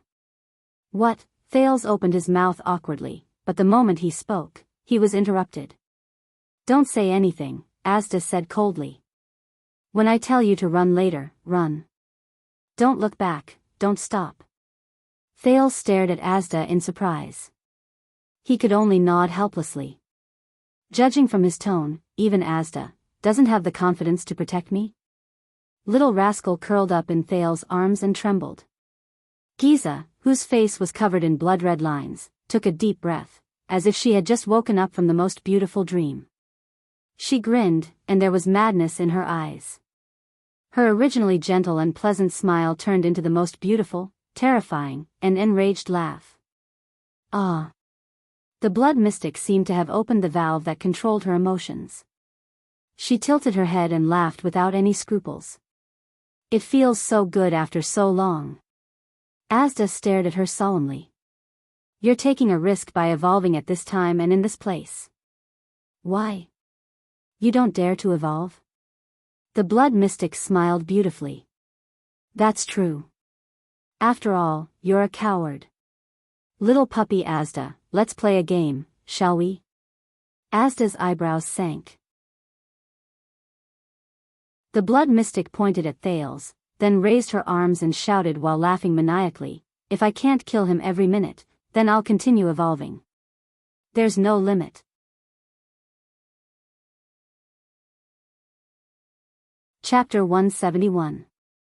The moment Giza raised her arms, Thales felt the ground shake. Asterisk boom. Asterisk in the next second, the blood mystic rose from the ground. No, it should be said that a gigantic blood-red tentacle with a diameter of 2 people broke through the ground, rose from the ground, and lifted Giza up by force. It lifted her 7 or 8 stories high. Asterisk splat. Asterisk then, with the sound of flesh bursting, the gigantic tentacle exploded into countless smaller tentacles. They extended a terrifying surface area and stretched in all directions.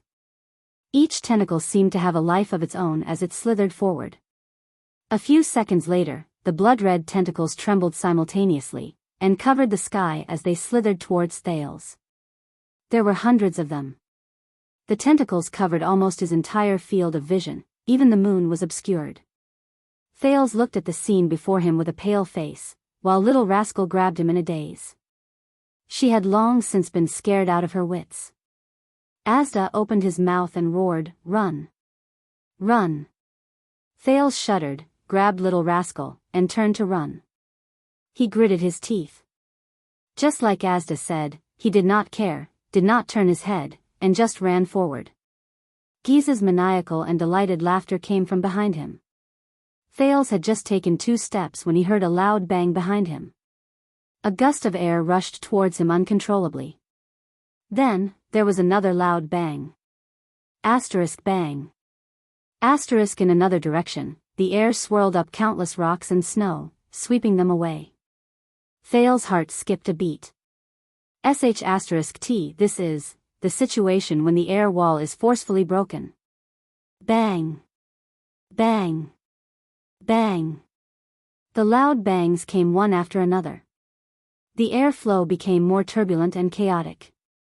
Obviously, Asda's air wall was being broken again and again. At that moment, Thales felt a weight on his hand. Little Rascal fell to the ground. Thales felt a chill in his heart.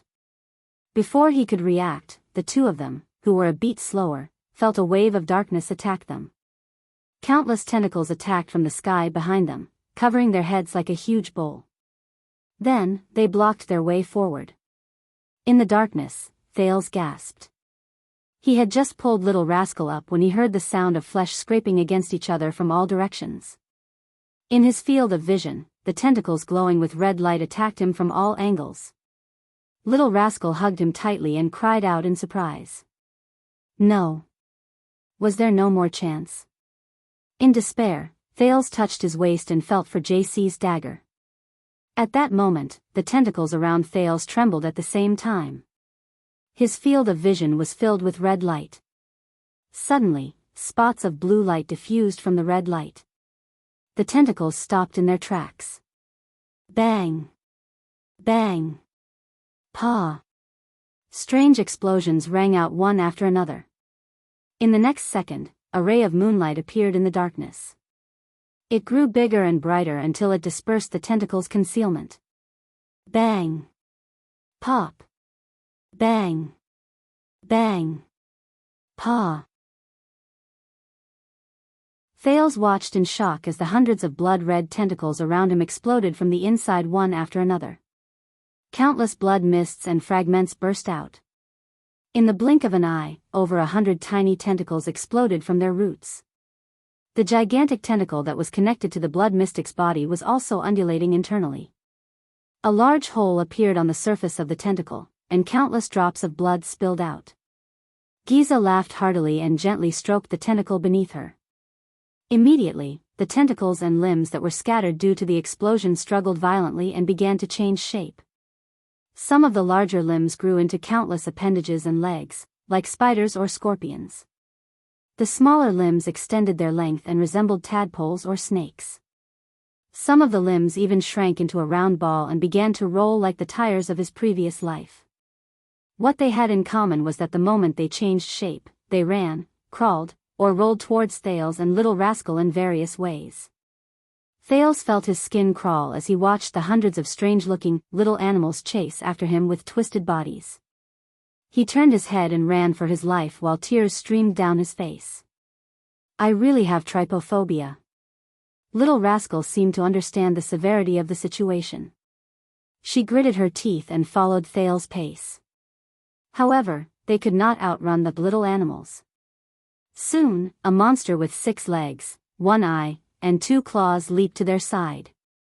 Thales immediately had goosebumps all over his body when he saw it from the corner of his eye. However, in the next second, the monster suddenly shuddered and exploded like the tentacles before it. It was not the only one. Countless of its kind behind it exploded at the same time, spraying blood all over the place. Blood drenched Thales and Little Rascal's faces. However, before Thales could rejoice, he suddenly felt the blood on his head and face begin to move as if it had a life of its own. Like countless tadpoles, they became active and trembled on the surface of his skin. *CK. Disgust and fear flashed through Thales' heart at the same time. Fortunately, in the next moment, an unprecedented gust of wind assaulted them and lifted them into the air. *Whoosh. The wind seemed to have a mind of its own. It went everywhere and forcefully scraped off the blood that belonged to Giza from the surface of their bodies. Thales and Little Rascal fell to the ground again, battered and exhausted. The gust of wind grew stronger and stronger. With a rumble, it blew away countless houses and swept towards Giza, breaking her newly grown tentacles, scattering them, and exploding them from the inside out in the air. Thales did not stop. He immediately pulled Little Rascal up, and with the help of the wind, he ran forward with all his might. Run! He panted heavily. The fluctuation in his body had been activated for a long time. Because of this, Thales held Little Rascal's hand and ran for a while from time to time, in case she ran out of stamina. Run! He gritted his teeth. He knew that everything related to blood and living things behind him could become a weapon to kill him. He could only run. This was a desperate run for survival. Finally, Thales and Little Rascal ran out of the street and saw living people again. The Northlanders on the other street seemed to have heard the loud tremors and noises. Many of them ran out to see what was going on. Some of them saw Thales running wildly and discussed among themselves. Thales wanted to yell and ask them to run. However, he was already panting from running with Little Rascal. He no longer had the strength to speak. He could only subconsciously continue running. They returned to the street Thales had just escaped from. After the gust of wind subsided, a figure hovered in the air. The air mystic appeared expressionlessly in the air. His eyes shone with blue light and his face flowed with blue light, as if his face was cracked. He silently confronted the blood mystic on the tentacles. However, the intensity, brightness, and frequency of the blue light flowing on his face were even greater than when he faced Black Sword. Ha ha ha ha. The blood mystic seemed to be very happy. She laughed and said to Asda, "Look, evolution isn't that difficult, is it? You're right. Evolution has improved the finesse of my control." The air mystic's words were emotionless. His tone was flat, but he had no intention of replying to Giza. And air is indeed everywhere. For example, the insides of all living things. As soon as he finished speaking, the giant tentacle beneath Giza burst open with countless small holes from the inside out. It shriveled up. "You don't have any more blood to use," the air mystic said coldly. "Give up.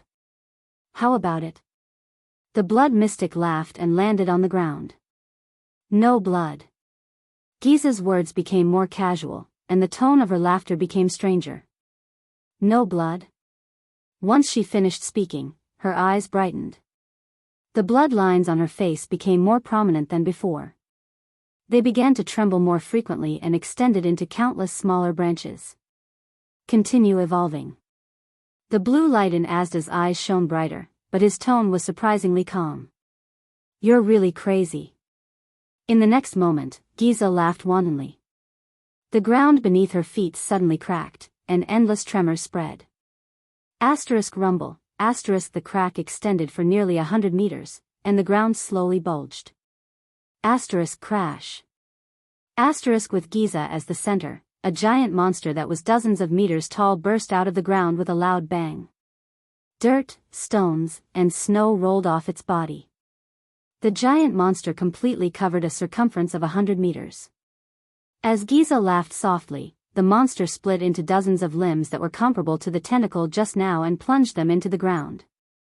It was like an old tree taking root. It also looked like a gigantic, blood-red octopus. If Thales had turned around, he would have recognized that this was the terrifying, multi-headed snake in the birch tree forest. However, compared to its previous appearance, it was a dozen times bigger. The multi-headed snake's tentacles continued to penetrate the ground, its limbs twitching violently. Soon after, the ground trembled, and the tremors extended endlessly. Bang. Soon, in the streets and the city hundreds of meters away, several terrifying, giant tentacles burst out of the ground. One of them appeared on the street that Thales had just run to. Thales stared at the giant tentacle, which trembled as if it had sprouted from the ground. The residents around him cried out in alarm and scattered in all directions. But their luck was clearly very bad. In the next second, the giant tentacle split into countless smaller tentacles. Like a ferocious beast hunting its prey, it mercilessly and swiftly reached out to all living things around it. All life. Thales, whose scalp was numb, did not even turn around. He continued to run for his life with Little Rascal. In his heart, he was crying out in grief with all his might. What is this? The blood mystic in the past was not like this. Amidst the loud noise, countless civilian screams, cries of pain, cries for help, and desperate cries came one after another like demonic sounds. No. Ah. What is this? Help. Cut it off. Cut it, Irk. Mom. Run. Hurry. Damn it, you damn. Ah. Let me go. In a few streets, countless people were swept up by the small tentacles. They were pulled towards the giant tentacle, which served as its root, and fused into the horrifying flesh and blood. Even animals like cats and dogs were not spared. Even birds, insects, trees, and flowers. No matter what it was, their voices, just like their lives, stopped abruptly after entering the flesh and blood of the tentacles. No, no, Thales clenched his teeth tightly. Tears streamed down his cheeks continuously. The tragic scenes before his eyes stimulated his emotions in a way that exceeded his tolerance limit. Little Rascal only lowered her head. She did not look around, behind, or around her. She cried as she ran. She cried as she ran. A few tentacles stretched towards them, but Thales was on the verge of collapse. He did not even have the thought of dodging.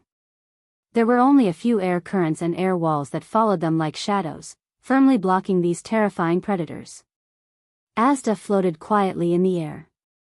Everything in the air told him that something was happening in this huge city. No blood. On the other side, the blood mystic smiled like a flower at the expressionless air mystic. I am an entire city's worth of flesh and blood. How can there be no blood? With the injection of fresh life, the Hydra's body became stronger and larger. The tentacle that was closest to Thales suddenly trembled, and more tentacles erupted from it to attack him.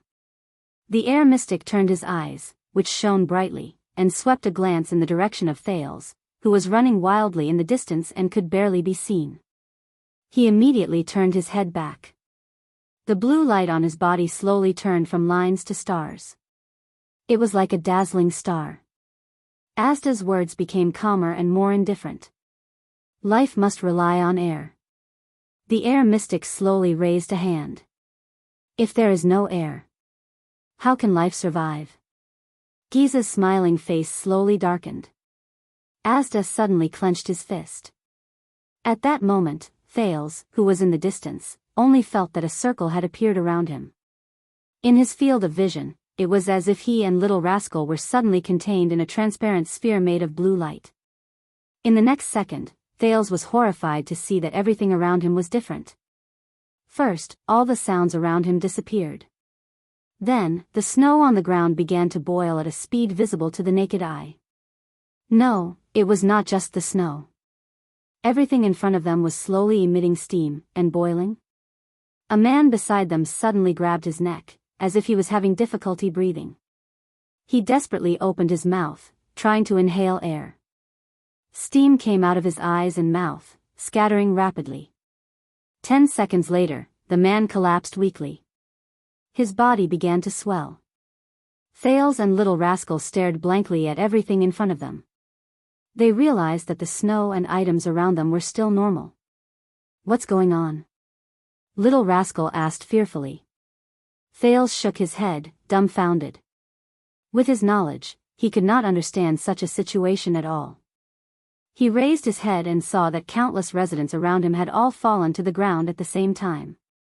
Red steam came out of their bodies, and their bodies began to swell. Even those terrifying tentacles were emitting steam as they struggled, and soon fell to the ground. Thales felt chills run down his spine. He subconsciously grabbed Little Rascal and continued to run forward.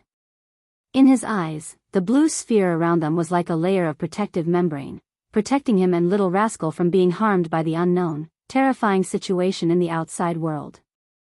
In the silent, treacherous world, Thales ran past countless people who had fallen to the ground.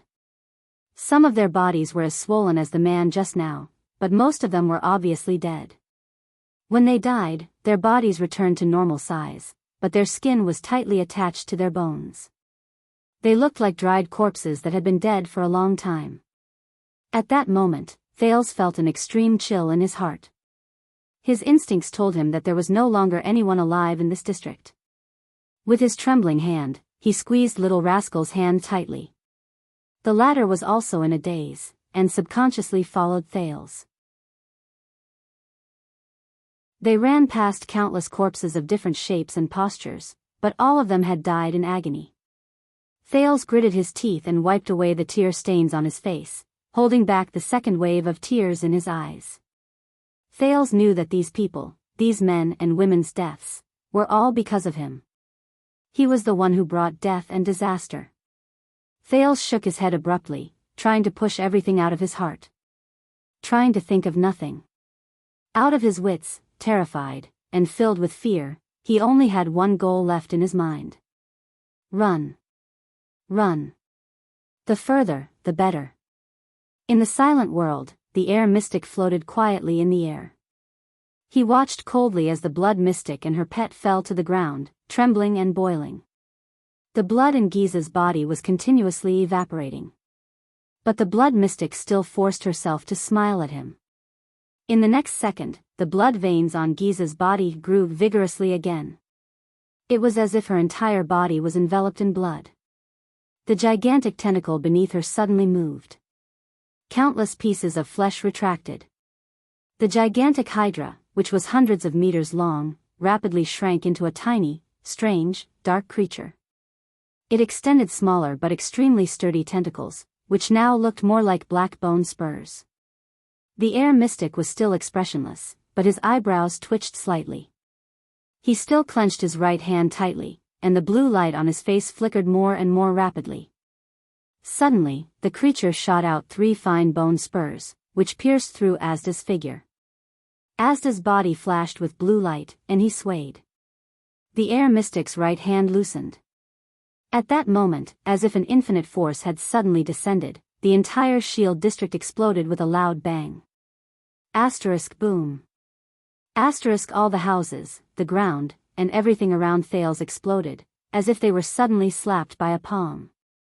Dirt and rocks flew everywhere, and debris flew everywhere. Many of them tried to attack Thales and Little Rascal, but they were blocked by the blue sphere. At that moment, Thales felt as if the entire Dragon Cloud city had been shaken by a giant, and then exploded. He and Little Rascal both fell to the ground.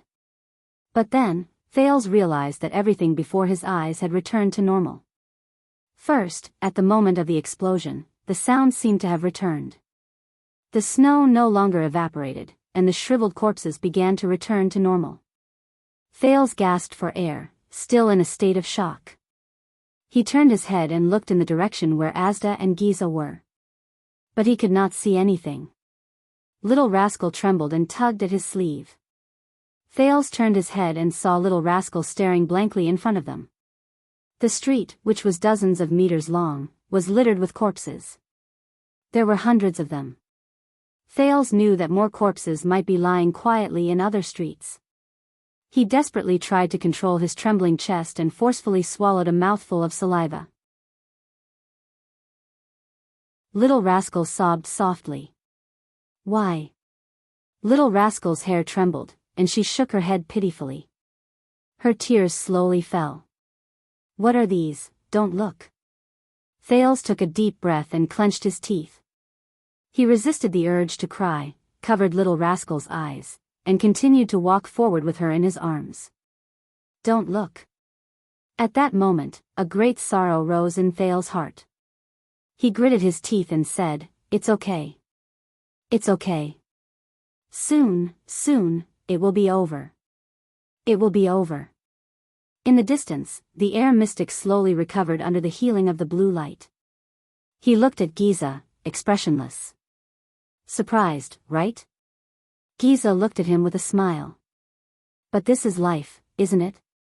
Do you know, even in a vacuum without air, there are incomparably great lives that can stubbornly survive? Asda looked at her, and his face shone with blue light. That boy is really lucky. Are you ready for the second round?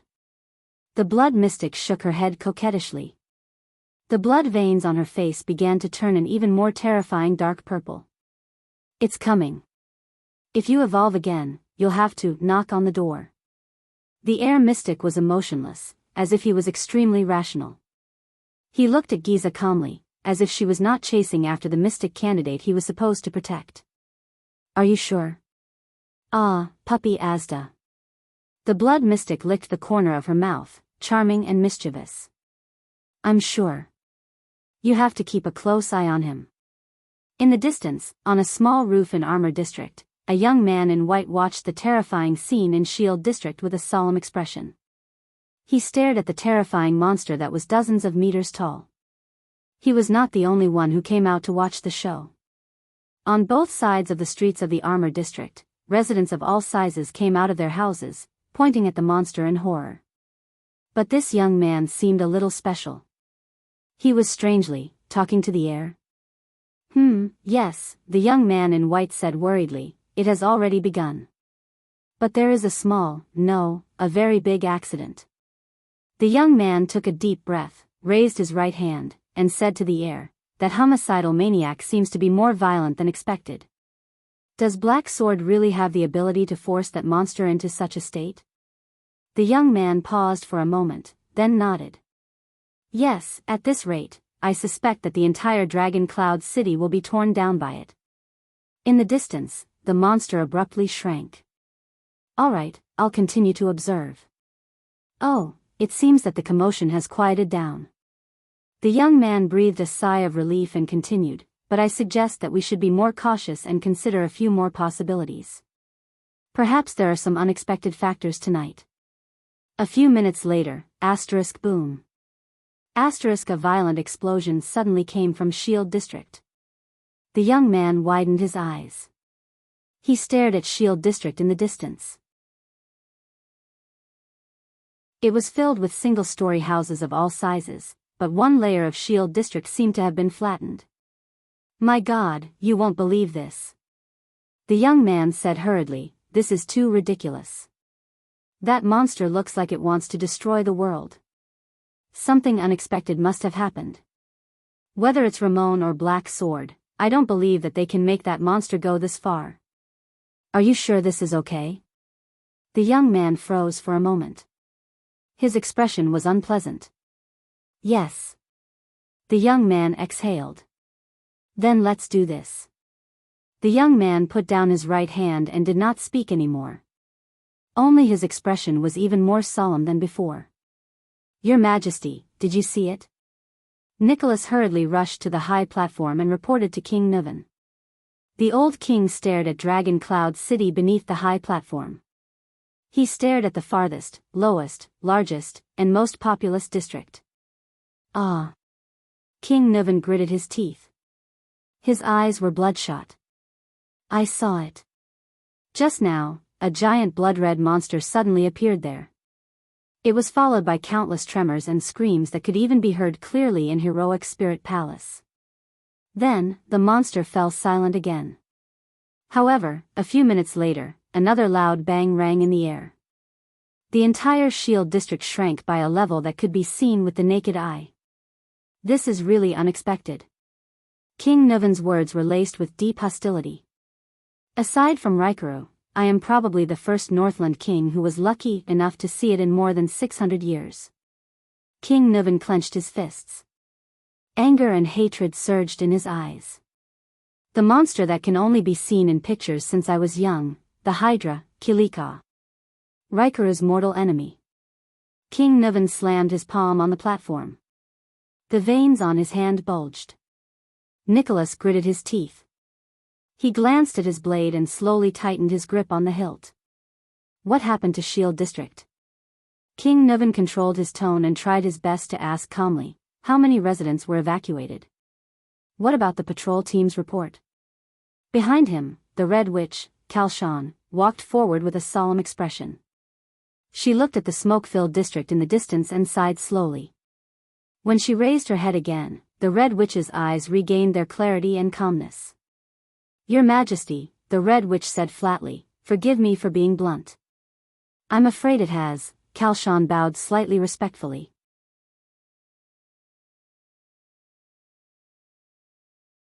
Chapter 172. Under the night sky, the blood-red stripes on Giza's face had turned purple. In the center of the ruined city, she stood on the black, slender, multi-headed snake covered in ferocious spikes. From afar, it looked like a giant long-legged spider. She smiled enchantingly. "You won't have the chance to endanger our hope anymore." The air mystic still had that calm expression on his face. He stared at Giza as if he did not care. "I will get rid of you directly." "Haha." The blood mystic chuckled softly. A dimple appeared on her face. "Get rid of me? What are you going to do?" The air mystic's eyes flashed. The blue light on his face shone brightly. Asterisk whoosh. Asterisk a powerful gust of air exploded around Giza out of nowhere. It blew the pet beneath her until it lost its footing. The air current continued to grow stronger, attempting to blow the blood mystic upwards. The black monster beneath her was blown off the ground and floated in the air. All that was left was a spike embedded in the ground. Giza's expression changed drastically. The air mystic spoke slowly. "Above the sky, there is a layer of unknown land. It is a place where even air cannot reach. It is cold, silent, sometimes bright, sometimes dark. It is almost impossible for life to survive there. Even gravity has lost its meaning. You will not fall, nor will you rise. You will only meaninglessly revolve around the sun, the moon, and the stars." The air mystic's voice was emotionless. "Go there and sleep for a few thousand years.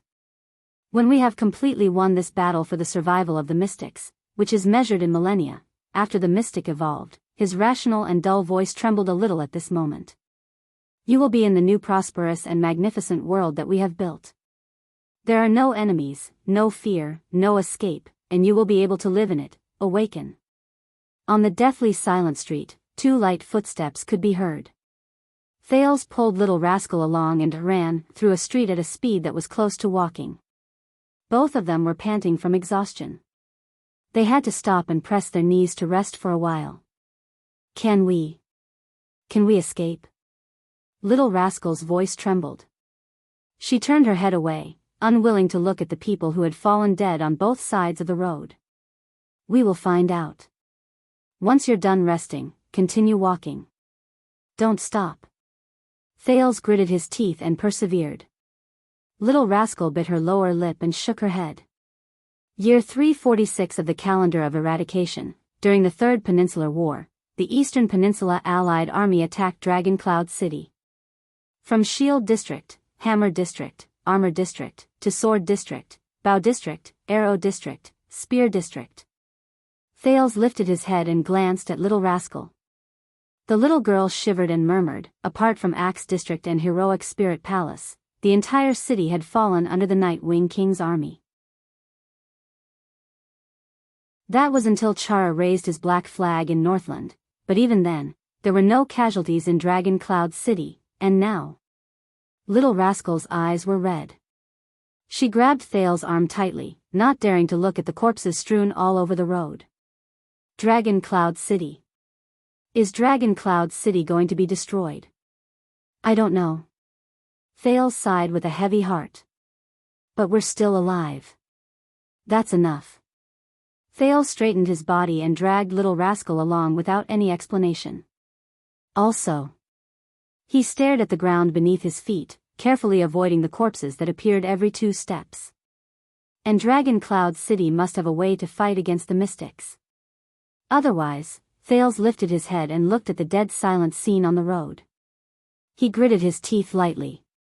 This is the power of the mystics and their... But, Thales lowered his head and looked at a child who was about his age beside his right foot. Before he died, he was still holding onto a wooden stick. He felt a wave of desolation in his heart. Probably no one will survive. At this moment, a tired male voice rang from the ruins to their left. If I were you, boy, Thales shuddered when he heard Little Rascal scream. Thales subconsciously took a step back and shielded Little Rascal behind him. He touched JC's dagger with his right hand. Then, he stared at the source of the voice. How? Thales frowned in disbelief as he watched a corpse to his left begin to move. A moving corpse. Thales, who had a previous record, immediately felt his scalp tingle. Little Rascal closed her eyes in fear. The corpse turned over and revealed a hand. Thales widened his eyes and stared in shock at the hand that stretched out from the ground. He watched as it pulled away a pile of rubble and wood and dug a hole in the snow. A head popped out from inside. Thales felt a chill in his heart. No way. Fortunately, it's not what I imagined. If I were you, I wouldn't go over. Under the moonlight, a man with a dirty face, blood all over his body, and clothes full of holes crawled out of the hole. He panted and lay on his back. Asda's trick wasn't cleaned up very well. There are still things moving in front. With the help of the moonlight, Thales saw the man's face clearly. He could not help but shudder. He then stared at him. My God. He's Black Sword. Thales blurted out in disbelief. You're not dead? Little Rascal opened her eyes and looked curiously at the dying man in the ruins.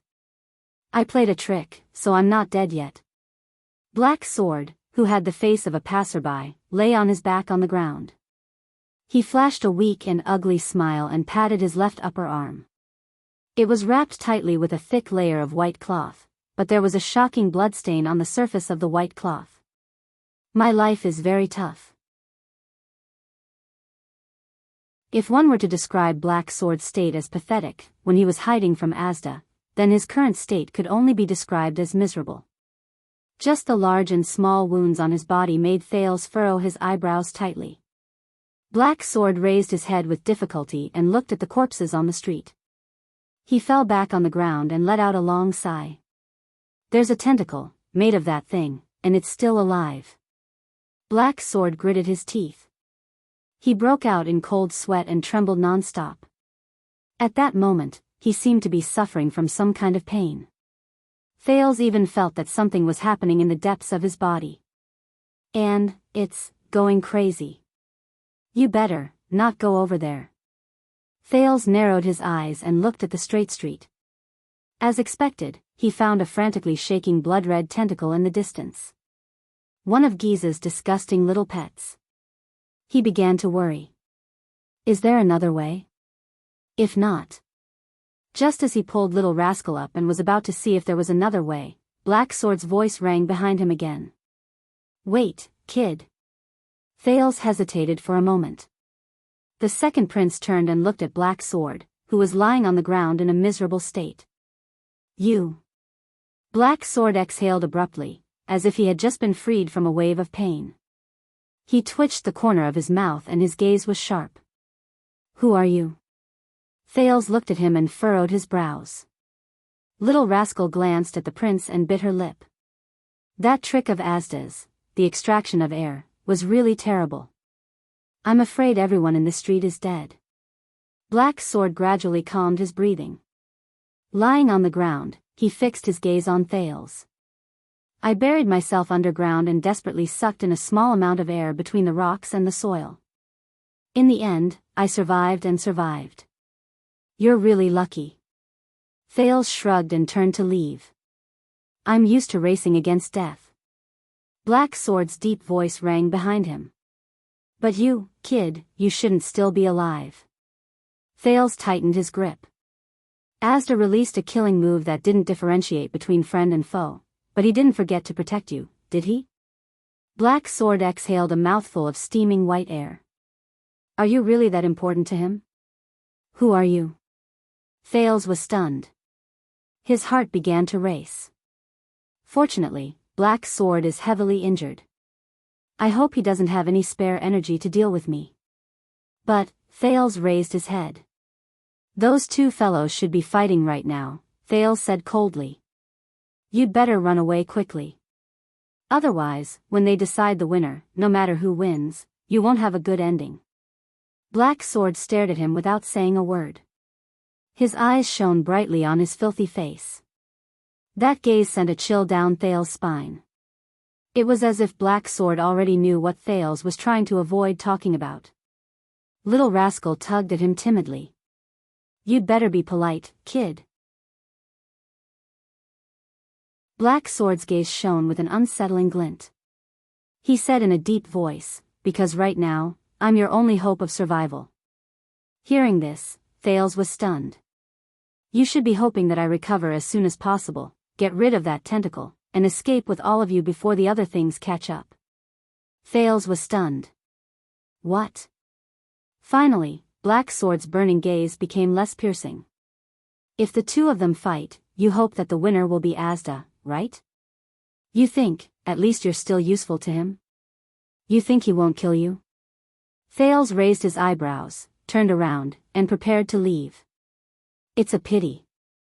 Just as Thales took a step forward, Black Sword shifted his position. This movement made him grimace. The winner will only be that disgusting little girl. Thales finally furrowed his brows. He turned to Black Sword again. Why? I've fought with that little girl once. Black Sword sighed and smiled bitterly. I survived. That little girl has a special sense and control over living beings with flesh and blood. Maybe she has a killing move like Asda's just now. Under Thales' confused gaze, Black Sword shook his head and exercised his injured left arm. But that's not the scariest thing about her. She seems crazy, brutal, and unreasonable. Black Sword turned his head, his gaze extremely solemn. Deep down, she's someone who really knows how to fight and how to win. Compared to her, Asda is like a Hercules who has never fought before. All he has is terrifying brute force. In reality, he's weak. Thales and Little Rascal looked at each other. They saw question marks in each other's eyes. How do you know? Thales shook his head. You've never seen them fight. Besides, they can't kill each other. Killing is one thing, and winning is another. Black Sword snorted. Asda and I are old acquaintances. Although I can't kill him, I'm used to escaping from him time and time again. But, that little girl, Black Sword's injury seemed to be improving. He began to exercise his right arm. When Ramon was killed and I rushed towards her, I had already made up my mind to escape and find a place to recuperate. Thales sighed. And here I thought you were really going to step forward and protect us. You don't need my protection. Black Sword snorted. Asda will protect you when the time comes. Thales shrugged and averted his gaze. Anyway, I plan to pretend to be injured by her and use a piece of flesh to confuse her. Black Sword took a deep breath. Unfortunately, the first time we exchanged blows, I realized I didn't have to pretend to be injured at all. This is only the second time we've fought. Cold sweat broke out on Black Sword's forehead again. At that moment, Thales felt a strange power surging out of his body. She has completely absorbed the experience from our first fight and completely suppressed me. Black Sword clenched his teeth. His eyes were fierce. It's different from facing Asda. The second time I faced her, I didn't stand a chance at all. That kind of battle awareness and experience, it's the seemingly powerful air mystic who is actually safe and harmless. It's impossible to imagine. Thales furrowed his brows again. Safe and harmless? He thought of the people who were squeezed into balls and complained in his heart. You're using domestic quality inspection standards, aren't you? At that moment, boom. Thales turned his head in shock. On that perfectly straight street, a blood-red shadow suddenly sprinted towards them. Little Rascal's grip on his hand tightened. Ah! It's those things. Damn it. Black Sword stared at the wriggling tentacle that was coming towards him. He tested his legs while trembling and could not help but frown. How can it still run without its roots? In the blink of an eye, the blood-red tentacle was before his eyes. Thales stared at Black Sword, who was lying on the ground, unable to move. He felt Little Rascal on his arm and could not help but feel his soul leave his body. In the duel between the two mystics, Giza laughed maniacally. A new world? Ha ha ha ha. I suddenly realized that you and Lebla should get along well. Why don't you consider joining us extremists? The air mystic did not answer.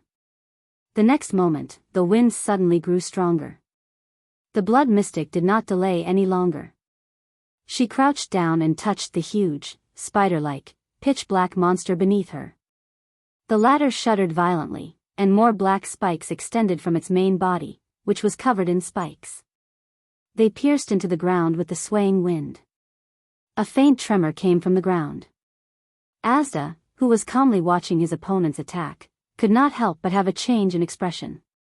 A dazzling blue light flashed across his face again. The blood mystic and her pet swayed continuously in the wind, but the former still smiled and met the air mystic's gaze. A black spike protruded from the ground. Crack, then, a shrunken version of the pitch-black monster, covered in spikes, broke out of the ground amidst flying soil and stones. Its speed was astonishing. 3 steps behind Asda, he launched a surprise attack at him. Bang. It crashed into a transparent barrier. The air mystic's expression did not change. He deployed the air wall in time and blocked the incoming monster from the back of its master's head. However, more and more rustling sounds and cracking sounds came from the air mystic's body. Crack. Dozens of spider-like black spiky monsters swiftly and agilely broke out of the ground. They surrounded Asda and attacked him from all angles. The air mystic clenched his fist lightly. Visible water vapor immediately rose from a 10-meter radius around him. The dozens of monsters shuddered at the same time. But the shuddering only lasted for a moment. These monsters regained their mobility and rushed forward. The air mystic raised his eyebrows. It's useless even if you strip them of all the air. The blood mystic looked at Asda in amusement from above. They are little cuties who can survive tenaciously in a vacuum. Finally, the air mystic frowned slightly. But a second later, he let go of his clenched fist. Bang. Amidst the shattering sounds of countless house ruins, air pressure surged and pounced on the 10-meter radius of the vacuum, forcefully crushing the dozens of monsters. In the next moment, on the air mystic's face, which seemed extremely calm, layers of ripples surged in the cracked blue light. With Asda as the center, an invisible air current exploded outwards with an astonishing momentum. Snow and dust flew, and soil and stones shot in all directions. A circle formed by dust began to expand from the small center. Boom. The violent air current turned into the most unstoppable whirlwind. It lifted and cleared everything around it. The air mystic observed everything calmly from within the whirlwind. However, before the air mass with astonishing momentum could completely erupt, the air mystic suddenly turned his head and looked in a direction in the dust. Over there, a pitch-black little monster seemed to ignore the tyrannical and enormous air resistance, pouncing towards him without slowing down at all. In Asda's eyes, the only thing he saw was the monster swaying unsteadily in the storm. It forcibly lifted a sharp spike and kept the other spikes behind its back. Like an octopus at the bottom of the sea, it sprinted forward with a strange posture. A hint of solemnity finally appeared on the air mystic's seemingly emotionless face. This posture and movement, it's how Black Sword dealt with it on the cliff just now. More and more pitch-black monsters used strange postures and movements to pass through his terrifying air currents and shot towards the mystic from all directions.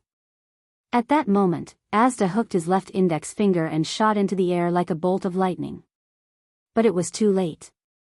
A monster pounced in the air and shot out an extremely long spike from its abdomen. It pierced through Asda's left shoulder blade. It pulled him downwards. The mystic reacted quickly. With a snap of his fingers, an invisible air mass condensed into a sharp blade under high pressure. It exploded in a flat plane and cut off the spike. However, more and more monsters either shot out spikes or stepped on the bodies of their own kind and used the momentum to pounce on him. A monster pounced on his back. Her other hand wrapped around his ankle. Another released a spike and pierced through his left eye. Another landed on his head. Countless more of their kind charged forward one after another. They had a clear division of labor. At that moment in the air, dozens of black monsters pounced on the air mystic from head to toe, completely covering the blue light on his body. The next moment, their spiked limbs trembled back and forth like a loosened bowstring. Asterisk shing. Asterisk asterisk pft. Asterisk the sound of flesh being scraped could be heard continuously. The next moment, under the countless monsters cutting, pulling, piercing, and biting, Asda, who was in the air, turned into countless pieces. Fingers, elbows, arms, chests, heads, thighs, ankles. The mystic's broken body fell from the air and scattered all over the ground. The violent air flow finally stopped. The blood mystic and her black monsters landed on the ground. I've said it before. Life is great. The blood mystic raised her index finger in a seductive manner and wiped a purplish streak that disobeyed and was running around behind her ear. She looked like she was lecturing a naughty kitten. Then, she said with a terrifying smile, for these little cuties, the mission they were born for is to rely on their slender but dense bodies and their sensitivity to the air. In your unreasonable air pressure and cyclones, to hunt. The blood mystic chuckled. Asda's broken body turned into specks of blue light and slowly gathered to form a glowing humanoid silhouette. Those movements, were all used by Black Sword when he fought against me. A voice came from the glowing blue silhouette.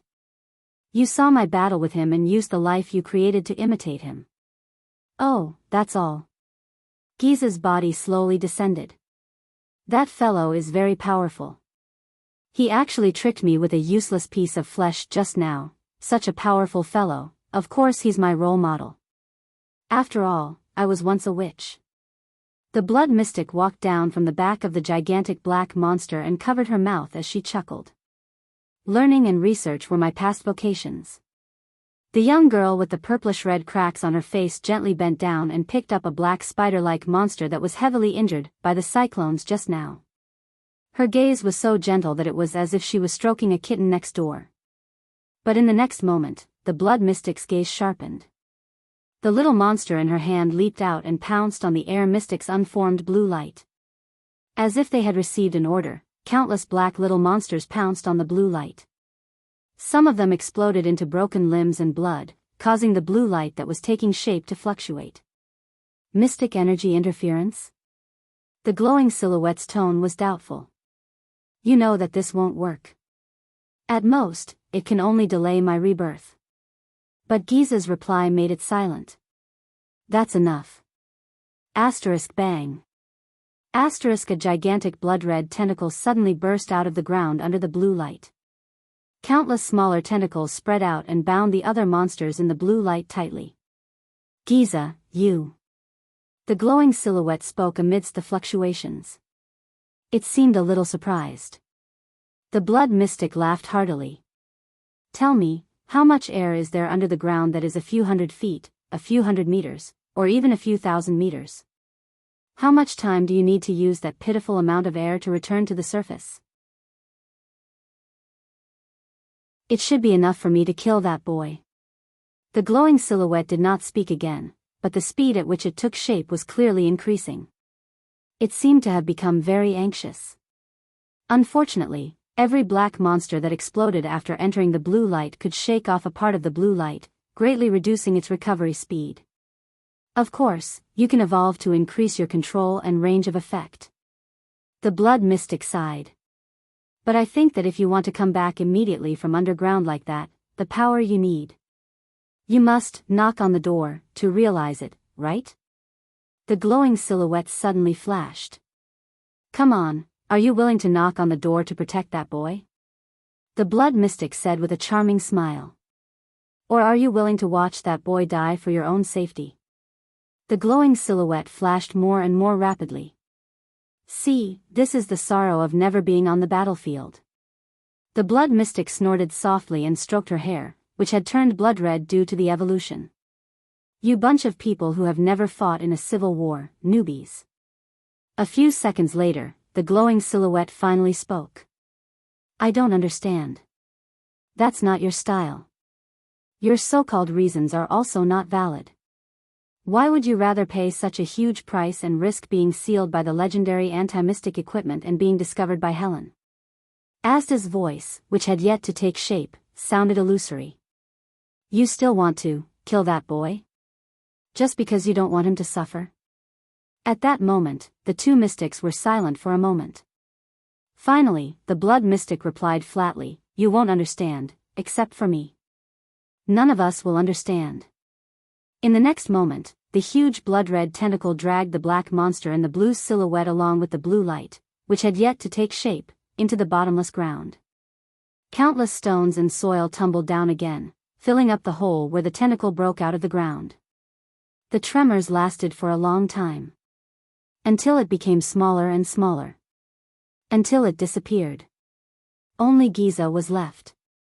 She silently stared at the ground where Asda disappeared. Her gaze was filled with thought-provoking and complicated emotions. The huge black monster behind her crawled forward. It extended its head or thorny limbs to her hand and intimately nudged the blood mystic. Yes. The purplish-red spots on Giza's face gradually faded. Her emotions also returned to normal. She gently stroked the monster beside her and said softly, At least I still have you.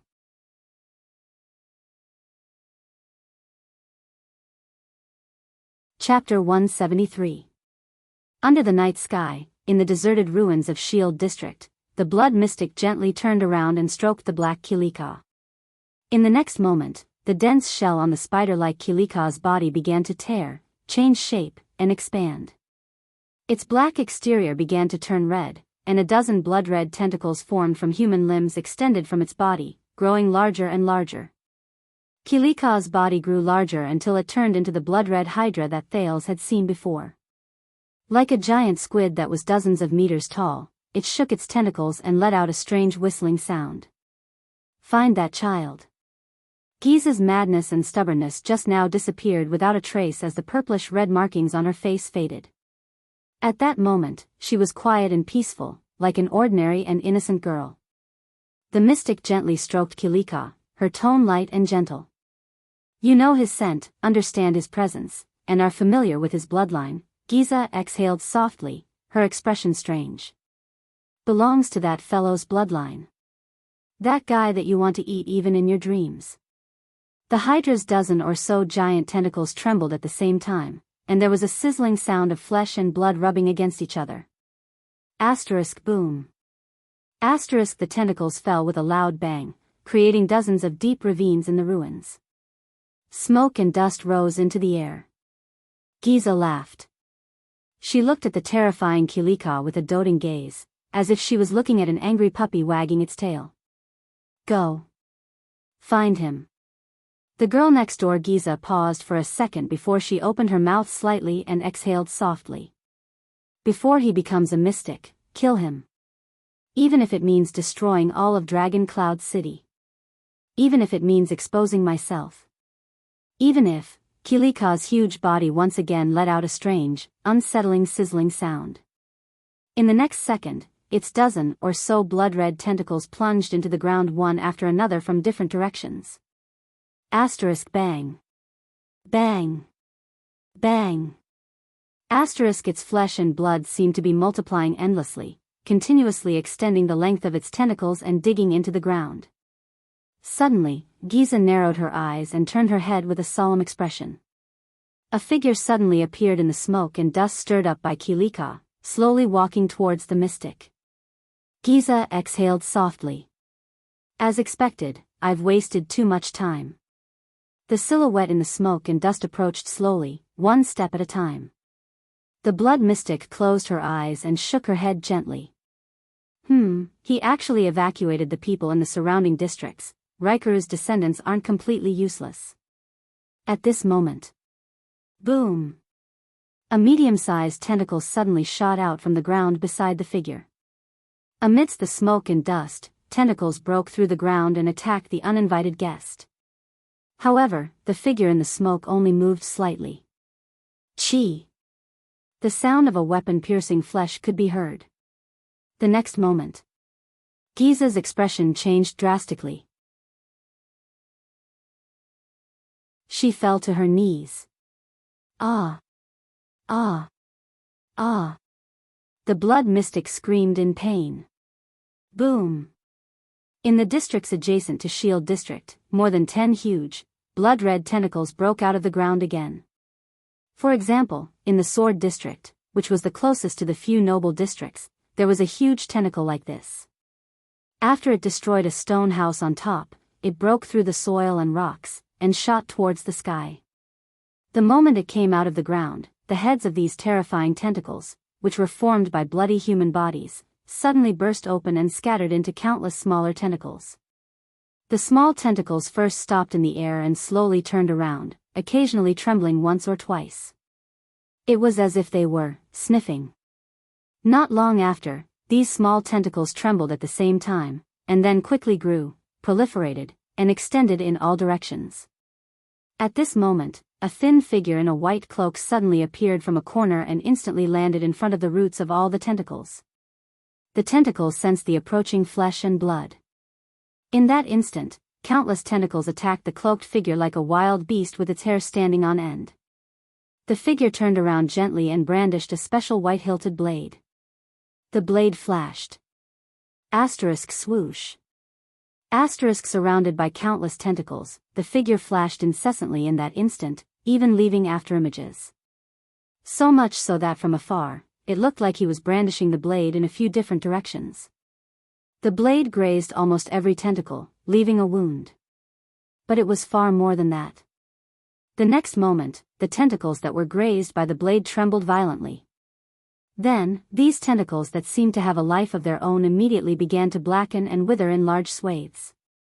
Finally, as if they were burning, the entire tentacle turned into flying ash and scattered. Flesh and flying ash instantly floated into a ball. The cloaked man swung the blade again. This time, the strange blade stabbed into the roots of these small tentacles, the big blood-red tentacle. The huge tentacle shook violently, and bubbles and a large amount of steam began to emerge from the place where the blade had stabbed. Then, it also began to blacken and wither. Until it completely turned into flying ash. Left the roots? The small tentacles that fell on the ground seemed to have sensed something and immediately trembled violently.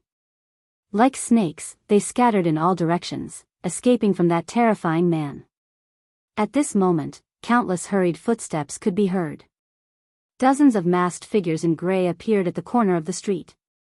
They wore special equipment, arm shields, light crossbows, and streamlined long blades with white hilts.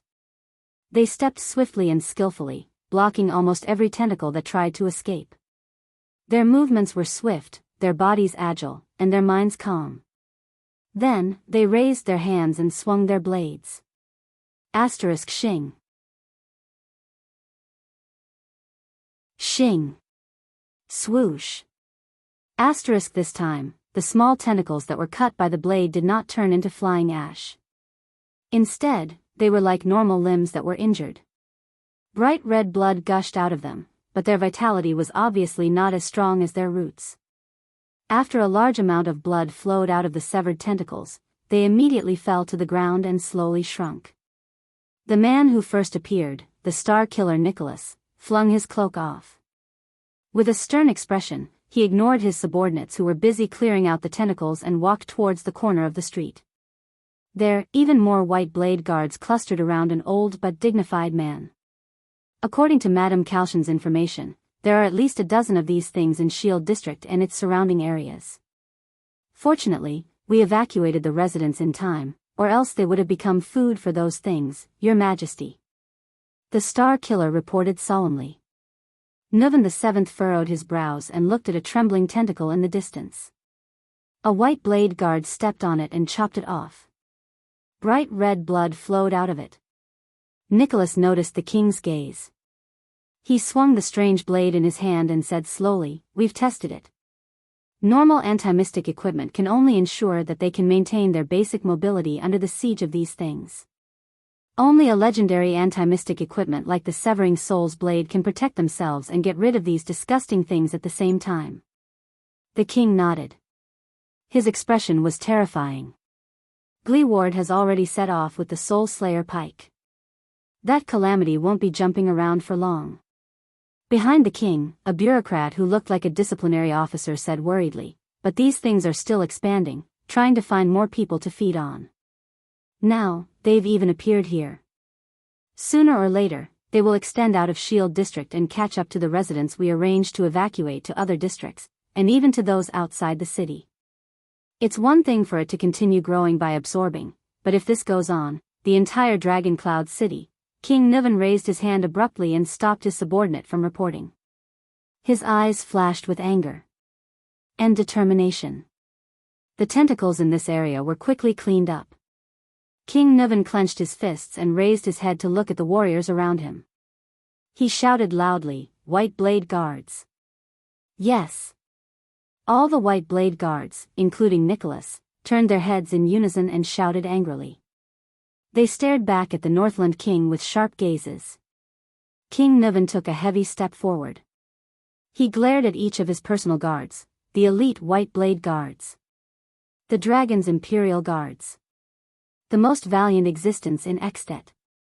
The sound of earth and rocks collapsing came from afar again. King Niven took a deep breath.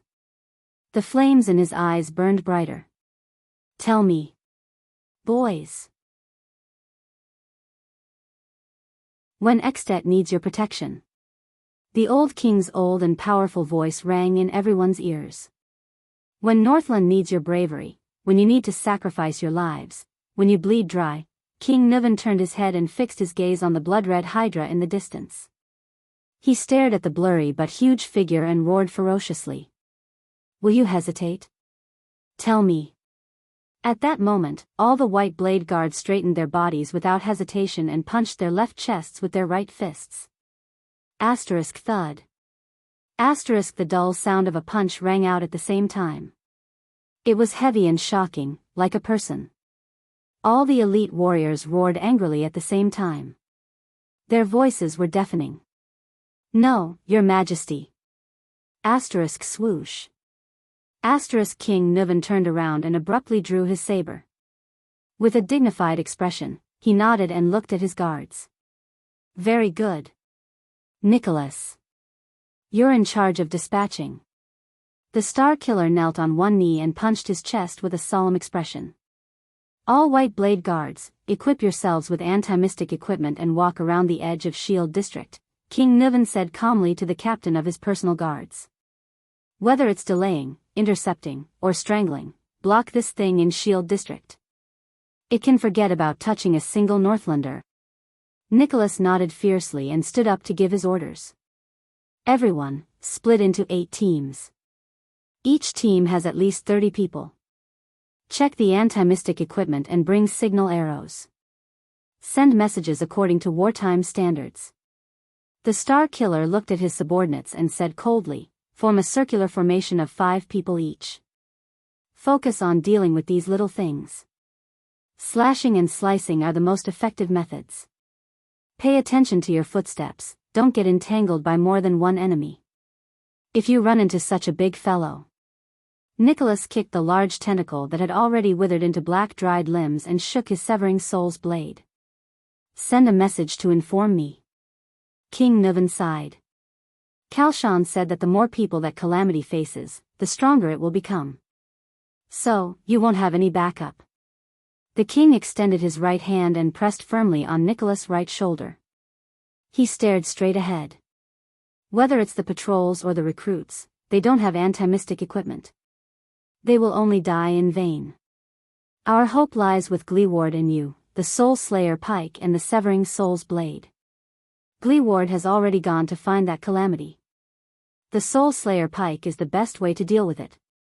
What you need to do now," King Niven's eyes flashed, "is to trap a rat in a cage. Completely cut off that thing's strength and escape route. Nicholas and the king exchanged a deep glance. Then, he nodded firmly and respectfully.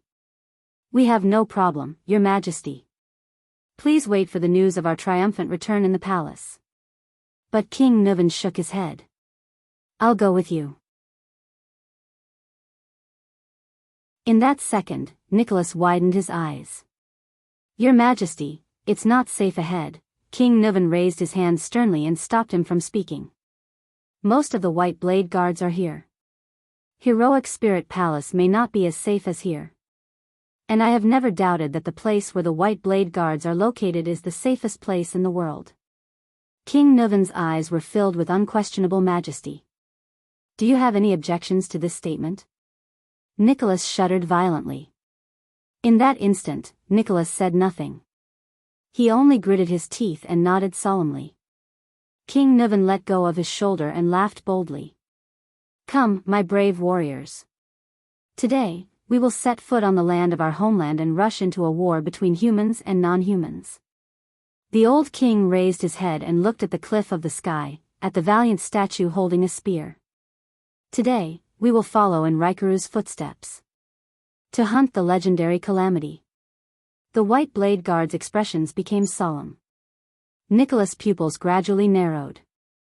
He slowly tightened his grip on the weapon in his hand. Nuvan VII turned to the Hydra in the distance. He took a deep breath and slowly exhaled. "Take out those crazy criminals who have committed heinous blood debts in Northland 600 years ago and now. Take out those unreasonable freaks who have caused endless disasters for thousands of years. Take out those evil beings who take pleasure in killing and bloodshed. Take out those scum who see us as ants." King Nuvan clenched his fists. His gaze was fierce. "Destroy them all." Giza suddenly collapsed to the ground. Her originally rosy and healthy face suddenly turned gray and shriveled. Moreover, this gloomy color continued to intensify on her face. Behind Giza, the Hydra Kilika sensed its master's condition and trembled madly. Following Kilika's movement, a few tentacles appeared around the figure again and attacked the uninvited guest. Asterisk swoosh. Asterisk rip. Asterisk two sharp sounds of flesh being pierced came from the smoke. "Ah. No. Kilika, that's..." Giza screamed in pain. Her entire body trembled and her face became increasingly gray, as if she was enduring torture. Kilika suddenly writhed like a madman. Asterisk crack. Asterisk the ground between the mystic and the figure cracked open. A huge blood-red tentacle extended from Kilika's body, twisting madly as it struggled to break free from the ground. It trembled continuously, as if it was experiencing the most terrifying torture. The bright red tentacle formed by severed limbs started to blacken and wither at an extreme speed, starting from the figure in the smoke. Like a fine cloth dyed with ink, the blackening and withering of the tentacle spread all the way to its roots. It extended to Kilika and Giza. The blood mystic raised her black and withered face, gritted her teeth, and roared, "Don't even think about it." In the next moment, before the blackening and withering tentacle reached Kilika with that terrifying momentum, it swelled up by itself from its roots and suddenly broke. Asterisk bang. Asterisk a large amount of blood burst out. At that moment, Giza Streelman cut a sorry figure and looked nervous. Like a gecko with its tail cut off, struggling to survive. If she was a moment late, she would be doomed eternally. The blackening and withering spread to the point where it broke off. Finally, it could not continue, and the huge tentacle was completely turned into a withered branch. Only Giza's panting could be heard in the air as she lay on the ground. Her face finally began to regain its rosy color. The mystic raised her head, gritted her teeth, and stared straight ahead. She stared at the figure walking towards her from the smoke. The figure in the smoke approached her slowly. What followed was an unpleasant sound of friction. Asterisk crash. Asterisk Giza stood up from the ground and frowned slightly. The figure was tall, but his pace was strange. With every step, his right leg would drag. It was like a cripple. Asterisk crash. The unpleasant sound continued. It sounded like exquisite tools rubbing against a rough rock surface. Finally, a rough voice came from the smoke. Shield District is a sad place. The smoke and dust gradually dispersed, revealing a strong and capable man. Under the Northlander's forthrightness, generosity, optimism, and positivity, it hides the darkest and most obscure colors of Dragon Cloud City. Crash. The noise continued. The crippled man was about 30 or 40 years old. The contours of his face were flat, but his nose was high. The stubble on his chin made him look rather boorish. Some people were born in this unfortunate place.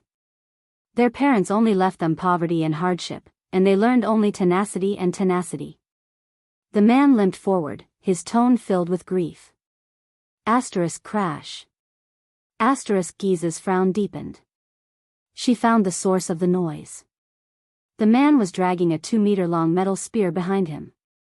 The pitch-black spearhead was dragged on the ground, making an unpleasant sound of friction. The blood mystic's eyes were fixed on the spear. Her eyes were filled with a strange light. Some people came here for the sake of standing out. They used the most precious moment to exchange for the most unpredictable future, to preserve something memorable for themselves, for their families, and for their descendants. The cripple dragged the heavy spear with his right hand. As he turned, the left side of his face was revealed. Giza saw his most obvious feature clearly. The man did not have a left ear. There was only a round hole where his ear should have been. It was as if it had been cut off at the base. But no matter who it was, they were forced to seek shelter in this broken place known as Shield District. It doesn't even have a complete thick wall to shield them from the wind and snow. Here, some people are busy, petty, and unscrupulous. Some are illiterate and tremble in fear. Some are lonely and despairing, and covered in wounds. Some are impulsive, hot-tempered, and hot-tempered. Crash. The man limped forward. His expression was sad, and his voice was low. They are just ordinary people, but they are also pitiful people. But they are still living under the feet of the most powerful person in all of Extet. With the Northlander's most contented attitude and the strongest smile, they do the lowliest of jobs. They receive the merest income, have the most pitiful hope, and live the most miserable lives.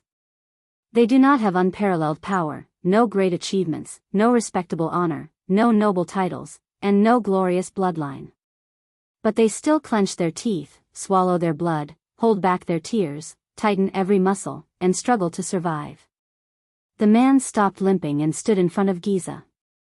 He turned his head and glanced at a ruin. There, a child's severed hand lay quietly. The man turned his head abruptly. This time, his eyes stared straight at the mystic without wavering. His eyes were filled with indifference, loneliness, disappointment, pain, hatred, and dead silence. "This is Shield District, a filthy place where even the snow is black," the cripple said flatly. "In the great Extet, in the majestic heroic spirit palace, under the dazzling glory of Northland." The man's gaze swept across the ruins around him, and there was a hint of pain in his eyes. "We struggle bitterly, struggling at death's door. We are more like Northlanders than the strongest Northlander." The crippled man with only one ear had a cold expression. He raised the spear in his hand and looked at Giza. "But you, even this tragic and unfortunate chance, this chance to grit our teeth and fight for hope, had to be taken from our hands, which were empty to begin with. Stripped of everything. We are in your eyes." The man closed his eyes gently. He tightened his grip on the spear in his hand. His words were filled with pain. "Like worms, you can trample and knead us as you please. Is that so? Calamity?" The blood mystic exhaled deeply. Her gaze was extremely solemn. She did not answer the man. It was as if she did not want to waste time. She only fixed her gaze on the spear.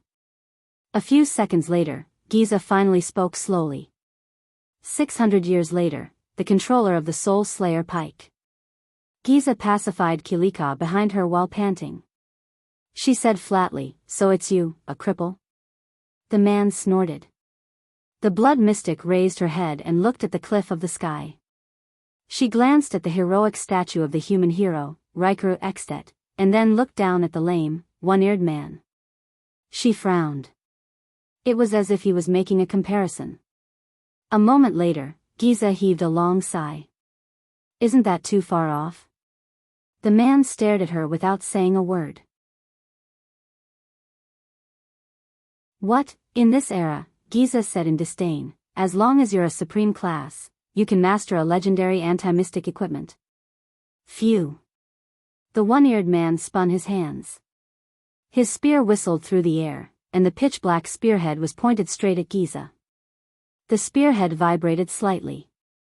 Buzz, it was as if the spear had a life of its own.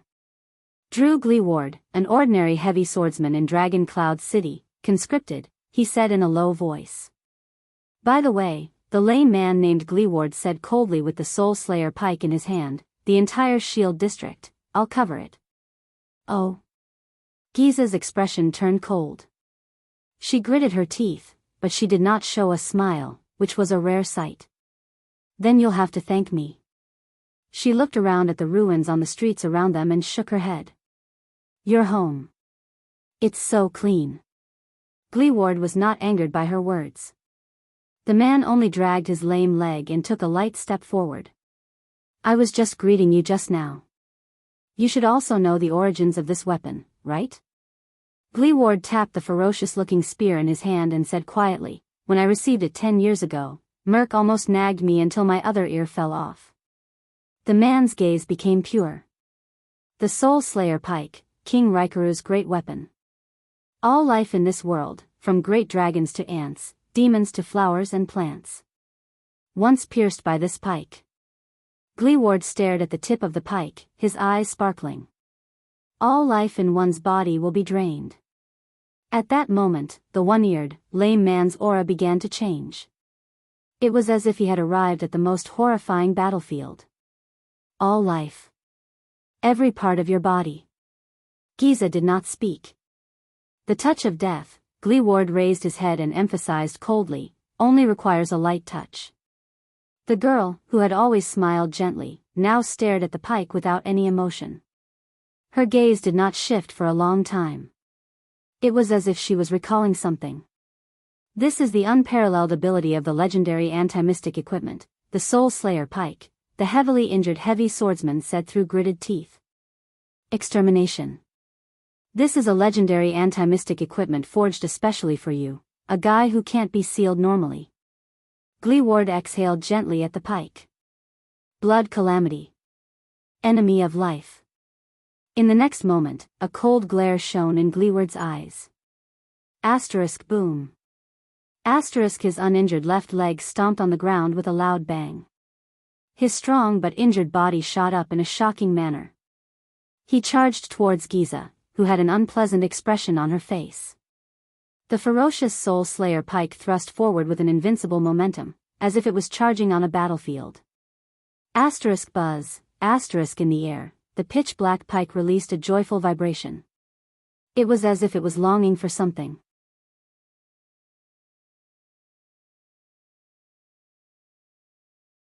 Chapter 174. The moon was gradually setting in the west. Asterisk bang. Asterisk a loud rumble came from the center of Shield District. The once insufferably arrogant Hydra, Kilika, had once again dived into the ground and disappeared without a trace. In the endless smoke and dust, a man with only one ear dragged a long metal spear behind him.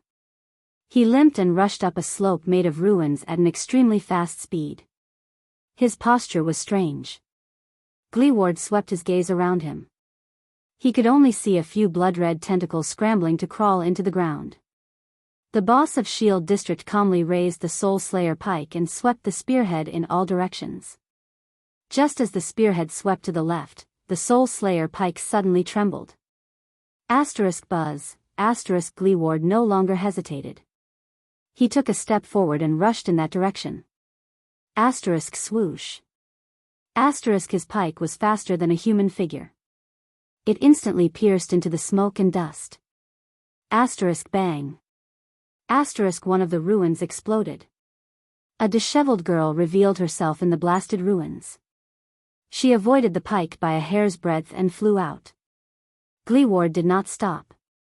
He chased after Giza and stabbed at her head. The spearhead swept past the left side of Giza's face. The latter's face immediately sizzled as if it was being roasted and began to melt. Damn it, as the blood mystic cursed softly, a few tentacles suddenly extended from under Giza's simple dress. They struck the ground violently and pushed her away. Away from Gleeward's pike. Very well. Gleeward stopped in his tracks. His eyes were filled with coldness, and he said calmly, "Hide, run, hide, this is the attitude you should have, Calamity." Giza gritted her teeth and glared at Gleeward with a furious expression. Then, the latter charged at her again. Giza moved. She rushed through a ruin without stopping. The many tentacles under her dress swung swiftly, allowing her to leap as if she was running on flat ground. Gleeward chased after her relentlessly. At that moment, asterisk boom. Asterisk a blood-red monster with 4 tentacles and 2 sharp pincers crawled out of the ground beside Gleeward. Asterisk thud. Asterisk the lame man's footsteps came to an abrupt halt, and he abruptly stepped on a large rock to stop himself, narrowly avoiding a sharp pincer that swept past the tip of his nose. This weird and disgusting creature was actually made up of blurred and sticky limbs. On what seemed to be its head, there was a huge eye that was spinning. Gleeward frowned. "These are your warriors?" Giza did not say a word. She just looked at him coldly. In the next instant, the monster expanded into a strange form that was several people tall and several people wide. It attacked the man with the gun from 6 directions at the same time. The tentacles curled around his limbs, one of them stabbing towards his crotch, the other reaching for his head. But Gleeward still did not move. He had no intention of dodging even in the face of a fatal encirclement. He just stared at the mystic. "That's a bad idea." Gleeward was unmoved. His tone was flat as he continued to observe his opponent. A second later, the crippled man's eyes flickered, and he swung the Soul Slayer pike in an arc. The moment his opponent's killing move was about to reach his body, the pike lightly brushed past one of the monster's tentacles. Asterisk shick. Asterisk the monster shuddered violently.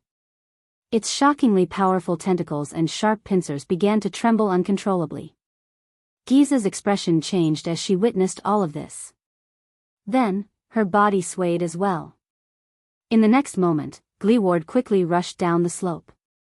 Behind him, the monster had already changed its shape and color as it trembled. It cracked open like a piece of charcoal and fell down. 5 meters away from Gleeward, Giza screamed uncontrollably again. She covered her face with her hands as she trembled and contorted. Her face, which was starting to turn black, was filled with pain. "How does it feel to be killed?" Gleeward's voice was heavy, and his footsteps were steady as he swiftly approached his inhuman opponent. "Whether it's Kilika or these monsters you created, they're all essentially you, right?" In pain, the blood mystic raised her left hand with great difficulty and extended it towards the dying monster. She gritted her teeth in hatred. Asterisk shick. Asterisk before it completely turned into black ash, the monster that was stabbed by the Soul Slayer pike exploded into pieces. Blood splattered everywhere. As the monster sacrificed itself, Giza's pained expression lessened as well. However, in the next moment, Gleeward, whose expression did not change but whose killing intent was hidden, had already rushed in front of her. He thrust the pike mercilessly. Giza's expression was ferocious. She screamed and quickly retreated. But it was too late. The power of eradication in Gleeward's body surged freely. His pike suddenly sped up. Asterisk whoosh. Asterisk the wind howled.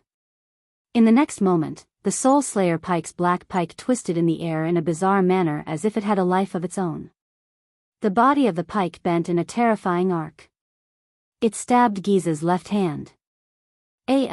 The blood mystic screamed in pain. This time, her screams were far louder than before. A visible blackness spread from her left arm to her entire body. Gleeward rotated the pike with ease. He knew that extermination had taken effect. The moment she was stabbed by the Soul Slayer pike, Giza did not hesitate.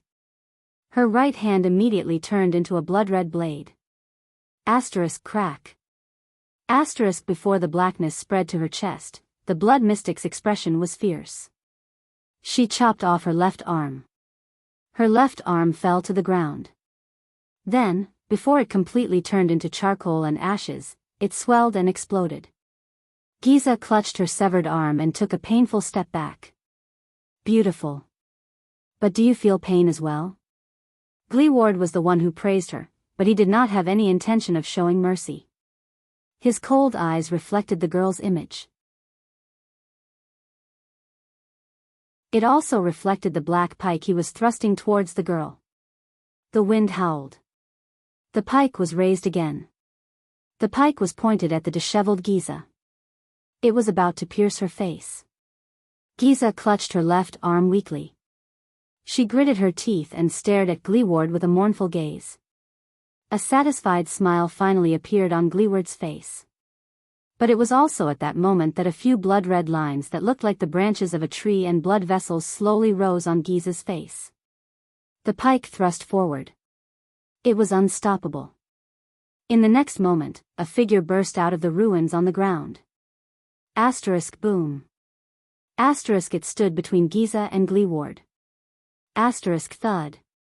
Asterisk it was a dull thud, not the muffled sound of metal piercing flesh. Gleeward, who held the pike with both hands, frowned deeply. The tip of the Soul Slayer pike stopped right before the tip of Giza's nose. It was only half a second away. The Soul Slayer pike that the crippled man used to take the mystic's weapon was currently held by a short and muscular figure who was using both arms to hold the pike. Even though the latter's hands were already bleeding from the friction of his grip on the pike. The weak Giza panted. The blood-red lines on her face trembled slightly. She stared at the pike before her with the ghost of a smile. Her expression was complicated and subtle. But Gleeward's expression quickly changed. How? Gleeward stared in disbelief at the short and muscular man who was holding his pike in a death grip. The man's attire, figure, and appearance were no different from a normal Northlander. How could it be you? You are. Gleeward stared at the man in front of him, whose face was filled with despair. He called out his nickname in shock and bewilderment. Glacier Sentinels, Big Leather Belt? Giza revealed a long-lost smile when she saw Gleeward's expression. At the edge of Shield District, Nicholas turned a gigantic tentacle into ashes with a smooth slash. Behind him, the shadows of countless swords and blades could be heard. The elite warriors of the White Blade Guards were carrying out their duty to kill even more smaller tentacles. The Star Killer frowned and walked down the battlefield. In the distance, King Nuvan, who was tightly surrounded by a dozen guards, narrowed his eyes and looked at the captain of his personal guards. Your Majesty. The sound of horse hooves came from afar, along with the loud reports of the cavaliers on the horses. The secret room has sent news. Kilika has disappeared. Very good. King Nuvan's expression changed. He nodded and said to a noble behind him, "This proves that our strategy is effective. That calamity, it does not dare to face the Soul Slayer pike head-on." Nicholas, who had just gotten rid of a tentacle, came forward. We used the best strategy against the blood calamity. On one hand, we used a small number of elites and legendary anti-mystic equipment to attack its vital points. On the other hand, we divided and surrounded it to cut off its source of power, Your Majesty. The Star Killer's expression became solemn and his eyes shone. We suppressed it. King Nuvan nodded heavily. Behind the king, a few Northland soldiers rode over on horseback. They brought along a few noble bureaucrats who were in charge of delivering the news. They continued to deliver the news. Also, Your Majesty, we still do not have any news about the Prince of Constellation and your granddaughter. King Nuvan's expression did not change, as if he did not care about his granddaughter's life or death. Also, the nobles and the residents of the other districts are talking about it, especially the residents you evacuated. Many of them saw that monster. There are all sorts of comments about the invasion of the calamity. Many of the militias who have been enlisted have asked to immediately change their equipment and join the battle. The situation is a little chaotic, and the patrols are a little overwhelmed. Reply to Madame Calchon. Continue to monitor that thing and keep the news flowing. King Nuvan turned around and frowned slightly. He thought carefully and then decisively ordered, also, inform the chief garrison officer to disperse the patrols and pacify the civilians one by one. In the name of the king, this place will be solved very quickly. Ordinary troops without anti-mystic equipment will not be of any use. No one is allowed to recruit or gather troops for any reason. The officials nodded and continued to report the situation. The outskirts of the city are very close. We also received news when we evacuated the residents. Your 6 counts and their vassals have already sent fast horses and messenger crows 3 times, requesting to bring their troops into the city to provide support, bringing thousands of people to feed that calamity. The king rudely interrupted them. Reply to them that the Waltons have seen their loyalty, but this is no ordinary battlefield. A large number of troops will only make the situation worse. A clerk quickly recorded the king's words, while another worriedly said, in addition, the 4 archdukes have requested your majesty that for your own safety, you should immediately return to Heroic Spirit Palace and explain. King Nuvan nodded and nonchalantly waved them off. Let Lisban deal with the nobles, including the archdukes. Tell them that the king is hunting at the front line. Under such circumstances, it is best for them to shut up. After issuing the order, the heralds rode away on their horses. You know, they actually have a point. You should stay in Heroic Spirit Palace, your majesty, the Star Killer said calmly. The king shook his head. Almost all the White Blade Guards have been mobilized, and we can't summon troops into the city. Staying in the empty Heroic Spirit Palace with 4 archdukes and their personal guards with ulterior motives? King Nuvan snorted coldly. Your king just killed an archduke not long ago. I think I know which option is safer. Nicholas nodded and shook off the blood on the severing soul's blade. At this moment, your majesty, boss, look, a White Blade Guard pointed at the sky and shouted. In the night sky, a spark flew high into the sky above Shield District. What followed was a sharp sound.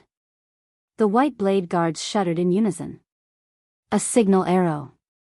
This means. Nicholas' gaze flickered. It's the first group from the east. They found a big guy that's hard to deal with. We have to immediately. At the same time, a similar spark bloomed in the sky from another direction. At the same time, there was a sharp whistle. King Nuvan frowned. 2 places. But in the next second, a third signal arrow rose from afar. At the same time? That's not right.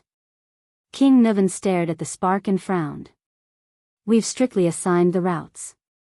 We split them into 2 directions, east and west, and gradually surrounded them from the edge of Shield District. While the 1st and 5th groups were clearing the route in front, the troops at the back shouldn't have met the big guy. Just as he spoke, a 4th signal bolt appeared not far away. Nicholas' expression changed drastically. So many signals at the same time. There's only one explanation, your majesty. A few seconds later, Nicholas panted and said, a new monster broke out from the ground, so other than the 1st and 5th groups, the others also met it. He could not finish his sentence. Asterisk bang. Asterisk a loud rumble was heard. Amidst the smoke and dust, a blurry, indistinct, gigantic creature appeared in the center of Shield District, swinging its countless tentacles. Everyone present stared at the monster, the multi-headed snake, Kilika, dumbfounded. How could this be? King Nuvan gritted his teeth and looked at the nightmare monster that had reappeared. He took a deep breath and looked at the warriors around him. It's such a big target. Isn't it afraid of the Soul Slayer Pike's ability? Gleeward, he. King Nuvan stopped talking. The old king's expression was unpleasant. He had obviously realized something. There was silence for a few seconds.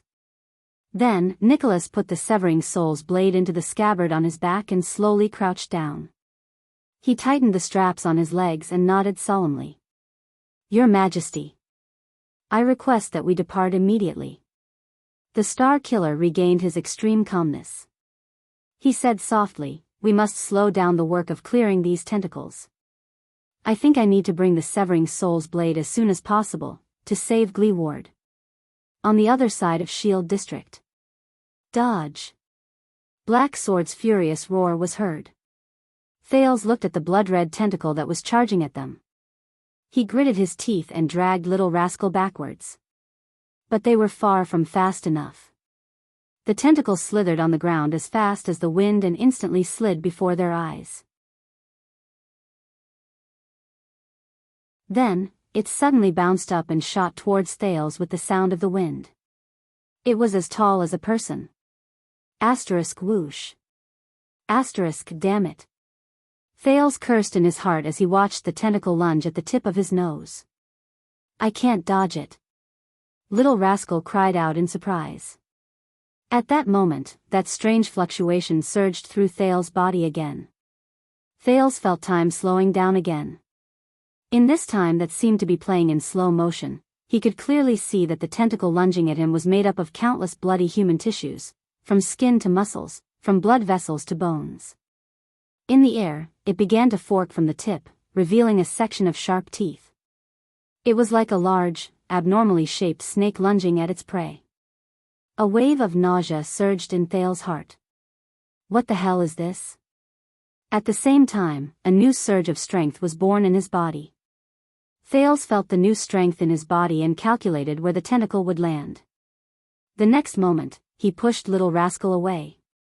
Then, he pounced on the other side. The tentacle brushed past Thales' right hand and Little Rascal's glasses. The two children rolled to the sides and fell to the ground. Asterisk thud. Asterisk the blood-red tentacle missed its target and crashed into a wooden plank in the ruins. It no longer had a chance. Because in the next moment, a small red sword pierced through the air and spun towards it. Asterisk thud. Asterisk the blade was powerful and accurate, nailing the tentacle to the wooden plank. It was unable to move. The hilt of the small red sword was still trembling. Although the tentacle struggled continuously, it was nailed by the blade and could not break free. Thales fell to the ground. He seemed to have overexerted himself. His right hand was sore, and he was panting in shock. He turned his head and looked at Black Sword, who was lying on the ground covered in wounds. The latter's right hand was suspended in the air, maintaining the posture of throwing the flying sword. Only then did Little Rascal let out a startled cry. She quickly stepped on her legs and crawled backward. She did not even dare to look at the disgusting tentacle. Thales sat up from the ground and stared blankly at the tentacle struggling weakly by his feet. "Well done, little one." Black Sword exhaled weakly and his head fell back to the ground. "Your reaction," but Black Sword did not finish his sentence. The part of the tentacle that was nailed to the ground suddenly split open from where the blade had pierced through. Then, it slapped the ground and the tentacle broke free from the blade. Thales shuddered. **T, be careful," Black Sword yelled. But this time, Thales could not react in time. The tentacle pounced on him and wrapped itself tightly around him. From his left leg to his waist, from his chest to his head. Thales' eyes were also tightly wrapped, and he immediately lost his vision. "No!" Little Rascal screamed. Thales only felt a shiver run down his spine. It was sticky, greasy, warm, quivering, and occasionally contracting. And a little dizzy. That was what Thales vaguely felt in his daze. It seems quite comfortable. Until he felt a greasy, wet, and warm ball slide across the left side of his face and stop at the bridge of his nose. The ball began to tremble continuously, as if massaging his face. This feeling, Thales thought in his daze, is like pressing my palm on my eyelid and feeling my eye tremble in my palm. When he thought of this, Thales shuddered violently.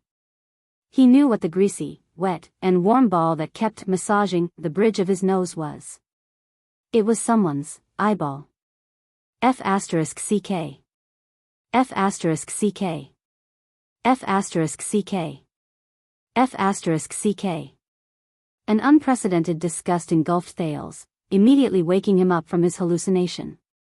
In extreme panic and nausea, Thales desperately shook his right arm, the only part of his body that was not covered by the tentacle, trying to pull that disgusting thing off.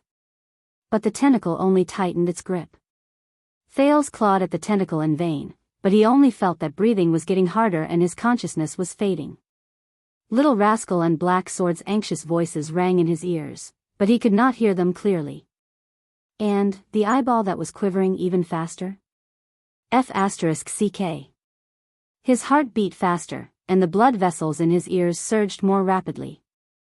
Thales, who was suffocating, felt increasingly uncomfortable. Soon, he began to see stars. What should I do? A thought flashed through his mind. Right. I still have. He let go of his right arm and reached behind his waist, wanting to touch the JC dagger that Jayla gave him. The dagger. The dagger. But when he touched his waist, he only felt something greasy and warm. The tentacle had also tightly wrapped around his waist. Thales felt as if he had fallen into an ice cave. At that moment, despair overwhelmed him. *T, what should I do? His right hand flailed about behind his waist. But he could not catch anything. What should I do? Then, a hard object brushed past Thales' right hand while he was flailing about. The pain brought Thales, who was on the verge of fainting, some clarity. He mustered the last of his strength and grabbed the long, foreign object firmly. He pulled it out. Then, he reached for his head. But the accident happened just like that. The moment Thales lifted the foreign object, a wave of heat from the inside out, from his heart to his right hand, suddenly erupted. It was like the most terrifying flame, roasting his entire body in that instant. Pain, scorching heat, and spasms, these three sensations reached his entire body at the same time. Inside and out, every corner, every tissue, and every cell. Illusory sounds appeared in his ears. At first, it sounded like the increasingly loud sound of blood vessels surging. But soon, these sounds changed. Some sounded like waves sweeping across, some sounded like volcanic eruptions, and some sounded like the howling of a storm. Thales opened his mouth, but nothing came out. The only thing that entered his mouth was the fishy, salty taste of the tentacle. And the disgusting organs that slid past his tongue, pieced together from an unknown person. But at that moment, he no longer paid attention to the disgusting tentacle and the restraint. There was only a burning sensation left in his senses. But in the next moment, Thales felt his entire body tremble. Then, he relaxed, and his vision reappeared. His breathing began to become smoother. His chest was no longer heavy, and the restraint on his face slowly loosened. The tentacle let go of him. Then, it slid down silently. At that moment, the burning sensation from the bottom of his heart to his right hand gradually disappeared. Thales panted hurriedly. He struggled to sit up from the ground, gasping for air after surviving a disaster. Then, he saw two pairs of shocked eyes. Black Sword and Little Rascal stared at him in a daze. It was as if they had seen something incredible.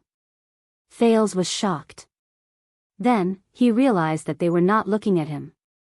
He lowered his head and looked at his right hand. Then, he could not help but narrow his eyes. At some point in time, Thales' right hand had firmly grasped the weapon Black Sword threw at him. It was the small red sword. But at that moment, the dark red blade of the small red sword was actually emitting a dazzling red light. Thales stared at the small red sword, dumbfounded. He watched as the blade, which was originally dark red and lusterless, gradually became lighter and brighter, becoming a color similar to the blade. It was as if it had just been sharpened. That was not the only abnormality. The disgusting tentacle began to change from the point it approached the small red sword. Thales had seen this change before. It was in the birch tree forest, when the fortress flower was facing the blood mystic. The entire tentacle, which hung limply on Thale's body, began to dissolve, wither, and turn black. Then, it turned into ashes and dissipated in the air. It was as if it had met its natural enemy. All that was left on Thale's body was black ashes. What did you do? Black Sword frowned. He stared at the sword in Thale's hand and murmured, could it really be a legend, a legend? Little rascal blinked. She did not understand. At that moment, before Thales could react, he heard the sound of a raging tide, which resembled the surging of blood vessels. Whoosh, it seemed to be surging from afar. But the raging tide soon changed, turning into a low murmur of a human. Thales shuddered and jumped in fright. He raised his head and looked at Black Sword and Little Rascal, but both of them only stared at him in a daze. Black Sword's gaze kept shifting back and forth between Thales' face and the sword in his hand. He did not bother to hide his deep suspicions. However, the two of them acted as if they hadn't heard the voice at all. This scene is so familiar. Thales looked around in panic. Aside from the ruins, the night sky, and the glow of the small sword in his hand, he saw nothing. What's going on? What's going on? Staring at the glowing small sword in his hand, Thales was at a loss. Just as he was about to speak, the single syllable became clearer. It began to form words and sentences. My name, the voice rang slowly, like an old man from afar. My name, it sounded like it was coming from countless wooden planks. Thales could not tell what language it was. But he clearly understood the meaning of the voice. My name, Blade of Purification. Thales opened his mouth wide and stared at the glowing small sword in his hand in utter shock. Purify, Blade of Purification? Thales was completely stunned. But that was not what surprised him the most. Amid the raging tide, the voice uttered the last two sentences. It's been a long time, the voice said slowly, my blood brother. Thales shuddered. Blood, blood. Brother, brother? A second later, the voice and the light on the small sword fell silent. Cold snowflakes fell. It was as if nothing had happened just now. Except for the tip of the small sword. It had turned from a dull red to a pure crimson. It was the color of blood.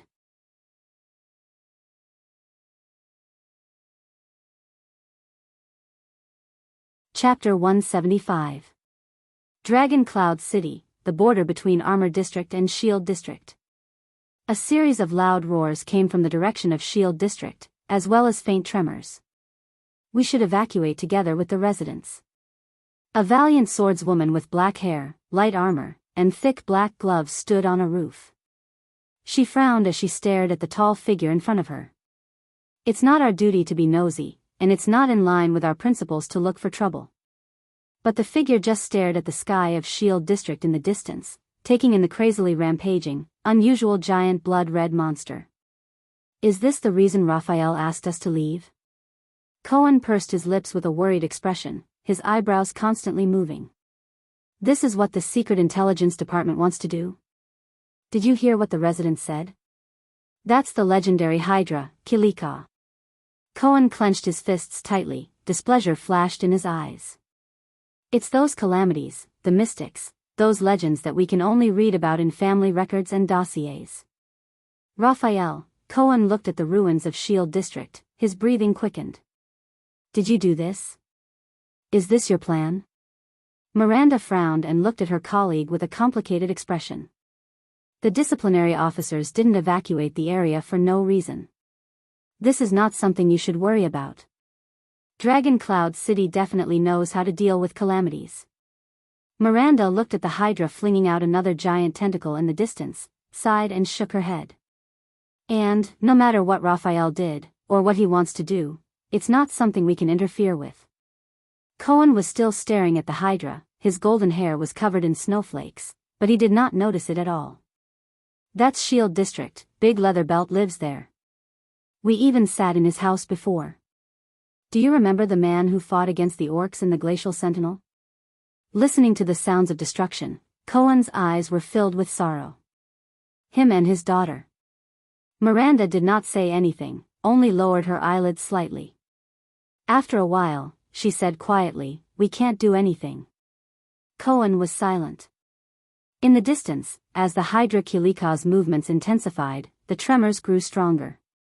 "Do you know what's the most ironic thing?" A few seconds later, Cohen said to Miranda behind him with an expressionless face, "On the day we, you, me, and Raphael became seeds, what Master Xiao said to the 8 of us on the night Colossus." Hearing this, Miranda subconsciously put her hand on the hilt of her sword. The mission of the Tower of Eradication is to preserve the last, purest, and most transcendent spark for mankind. Against the backdrop of the Hydra wreaking havoc in the distance, Cohen continued to speak calmly, to pass on the power of eradication, and to pass on the spirit and mission of our ancestors. Cohen's eyes flashed with mixed emotions. Be alert and ready at all times. The day they make a comeback, the swords of eradication will be unsheathed once more. Miranda raised her head and gritted her teeth as she stared at the Hydra's terrifying figure. Regardless of race, country, or seniority, we will resume the mission that belonged to our predecessors, and we will recreate the glory of the Calamity Hunters.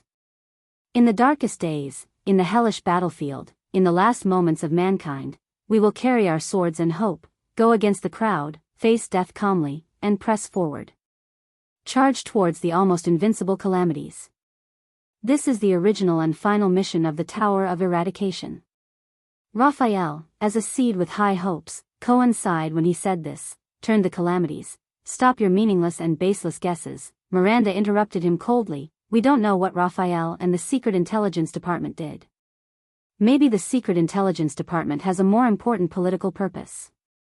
Maybe if they didn't do this, the Hydra would have appeared in Eternal Star City instead of Dragon Cloud City." Cohen sneered, which was rare. Politics? The blonde police officer shook his head in disappointment.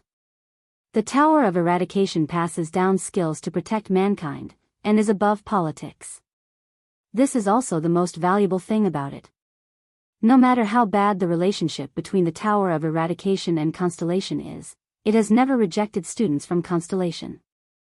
Cohen lowered his head and said in a low voice, "But we use these treasures, which have been passed down for thousands of years, to kill each other.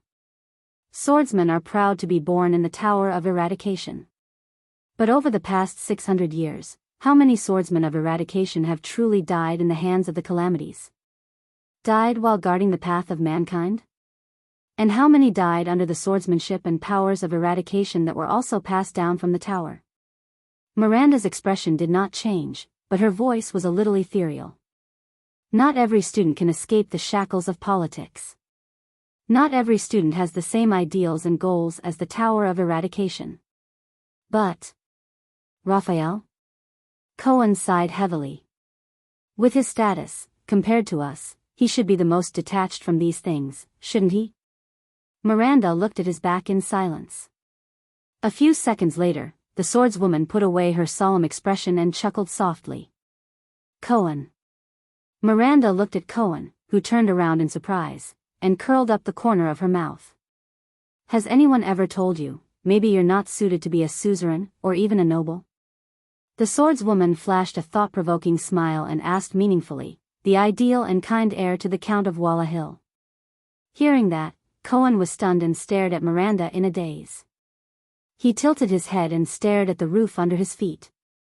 Desolation and loneliness flashed in his eyes. This time, Cohen was silent for a longer time than he had ever been. Finally, the police officer's voice rang out absent-mindedly. "Ah, I know. From the first day I could remember things. I knew it." Cohen's voice was calm, but it made Miranda's heart darken for no reason. "I can't be a good suzerain. I can't." Miranda did not speak. At this moment, the two of them looked up as if they had sensed something. In the next second, the two swordsmen jumped off the roof at the same time and hid behind the wall with agility. A minute later, two figures flitted past the streets that had already been evacuated. One of the strange footsteps was light, as if he was walking on the ground. The other's footsteps were more normal, and his steps were steady. In terms of movement. Miranda, who was hiding in the dark, thought, both of them seemed to be good fighters. However, both of them seemed to be injured, and their bodies were unstable. I think we should go into Shield District to look for someone, even if that thing is there. One of them sounded very young and impatient, as if he was not satisfied with his companion beside him. I say, can't you say something? Oh, okay, I remember now. Can't you give me some reaction? God, don't make those gestures that I don't understand. Wait. Miranda's pupils constricted when she saw the two figures. In the next second, Cohen watched in shock as Miranda stood up, left her hiding place, and blocked the two people who passed by. The two uninvited guests stopped in their tracks warily and adjusted their postures so that they could attack easily. But their hostility was quickly broken. You are, at that time, beside Lady Cecere, Thale's attendant, Wyacasso, held his saber and stared at the swordswoman. His eyes widened in shock. Broken Dragon Fortress. Lady Miranda. Why are you here? Waya asked in astonishment. It's a long story. What about you? Miranda frowned. What are you looking for? Is it related to that calamity? This. Waya was stunned at first, then he turned his head hesitantly. He was a noble of the Arund family, and even the heir of the Duke of the Northern Territory who had once tried to usurp the throne. The disappearance of the prince, but in the next moment, Waya frowned slightly. He saw that Miranda's expression was also not right. Both of them felt the tension in the air at the same time. They turned their heads. The companion behind Waya, a man with a silver half-mask and metal prosthetic limbs, was trembling. Ralph, the phantom wind follower, fixed his fractured hand on his body. His eyes were bloodshot as he stared at the blonde police officer. His hands could not stop trembling. He touched his throat with difficulty, then abruptly let go as if he was scalded. Soon, Ralph's gaze was filled with hatred and anger. Cohen narrowed his eyes in puzzlement as he looked at the strange short-haired, silver-masked man. His gaze swept across the man's lower body, which was covered by clothes, but he could still hear the prosthetic limbs. He scratched his head. Why are you looking at me like that? Do we have a grudge? Excuse me. Under the other person's extremely unfriendly gaze, the police officer asked cautiously and confusedly, have we met before? Cohen soon no longer had to be confused. In the next second, Ralph coldly swung his right hand, and a hidden blade popped out from his arm. Looking at the familiar hidden blade, Cohen's gaze tensed. A memory from not too long ago flashed through his mind. It was that night. Disaster sword, Groudon. The girl with dual blades. He himself. And, the police officer frowned. He bent down and placed his hand on his saber. Miranda and Waya were both stunned. They looked at the two people who were about to fight, puzzled. So you're not dead yet, my old friend from Red Street Market. Cohen vigilantly took half a step back. His gaze was as sharp as a sword, and his tone was cold. Scum of Blood Bottle Gang. The expression on the other half of Ralph's face, which was not covered by the mask, became more and more unpleasant. He let out a low, guttural growl and clenched his fists tighter. The rustling sounds of flesh scraping against each other came from all directions. It was as if thousands of snakes were swimming wildly in all directions. How many threats, enemies, and dangers do these scraping sounds signify? In the midst of the strange rustling sounds, Nicholas, who was under the eaves of a dilapidated house, opened his eyes gently. The power of eradication in his body began to circulate in a strange manner. It surged through his entire body in waves. In the next moment, the Star Killer descended like a bolt of lightning. He broke through the eaves with an astonishing momentum. Asterisk bang. Asterisk as Nicholas' figure appeared, a dozen blood-red tentacles of various sizes appeared in front of him. The tentacles trembled in unison and attacked him from different angles. Nicholas, who was in the air, should not have been able to dodge. But his figure strangely began to flicker and blur. All the tentacles that were stretched out towards Nicholas curled, whipped, struck, and stabbed at him from front to back. These life-threatening tentacles brushed past his ears, armpits, soles of his feet, and waist in the air, but without exception, all missed his body by a hair's breadth. The air was torn apart by the tentacles. The howling wind glided past the surface of the Star Killer's body. In that second, the unscathed Nicholas' gaze was calm. He swung the severing soul's blade in the air. The trajectory and arc of the blade formed countless ellipses in the air as Nicholas' body descended. Asterisk thud. Asterisk Nicholas landed steadily on the ground. Behind him, many broken tentacles fell and turned into ashes. Nicholas stood up. Without changing his expression, he stabbed the severing soul's blade into the large tentacle in front of him. Soon, Kilika's severed limb disappeared from the world. It's much easier than parrying the weapons coming from all directions on the battlefield, Nicholas thought to himself. After all, I only have to face one enemy. He broke through from the edge of Shield District all the way here, and the worry in his heart did not decrease. Instead, it increased. The number of enemies on the road was getting denser, and the Hydra's figure was also getting bigger. Clearly, he was already close to Gleeward. Hopefully, nothing will happen to him. As one of the few Supreme-class warriors who had fought their way out of piles of corpses on the battlefield, Drew Gleeward had an indomitable will, rich experience, and resolute determination that matched his exquisite fighting skills. This kind of warrior seemed to be born to exist on large-scale battlefields. Regardless of whether it was a favorable or unfavorable situation, they could create unimaginable miracles. When he thought of that person, Nicholas could not help but frown. The kingdom's wrath in the south. This was also why, even though Gleeward's temper was terrible and his relationship with the officials of Dragon Cloud City was bad, he was still chosen as the wielder of the Soul Slayer pike 10 years ago, even though he was still cursing and insulting Niven VII and the other archdukes of the Walton family and their parents on the first day he received the pike. Of course, it was also because of his bad temper that Gleeward, a heavy swordsman, lost his title, official position, and wealth after he retired. His name was also not among the 5 war generals. Instead, he became a famous boss in Shield District and Hammer District. The Hydra was right in front of him. Nicholas gritted his teeth. Before new monsters or tentacles reached him, Nicholas did not stop moving. He moved forward quickly. When he bypassed the ruins of a collapsed mill, Nicholas was stunned. He saw Gleeward. Gleeward was not suppressed to the point where he could not fight back as he had expected, nor had he fallen. This was the worst-case scenario he had expected. Gleeward stood in front of him, perfectly fine. His back was facing Nicholas. The Soul Slayer pike was still in his hand, and the spearhead was still trembling. What really stunned Nicholas was not Gleeward. Instead, it was his surroundings. Behind Gleeward were countless corpses. Adults, children, old people, men, women, most of them were dressed in rags and had serene smiles on their faces. But their faces were as black as dried wood. Nicholas stared at the corpses all over the ground with an unpleasant expression.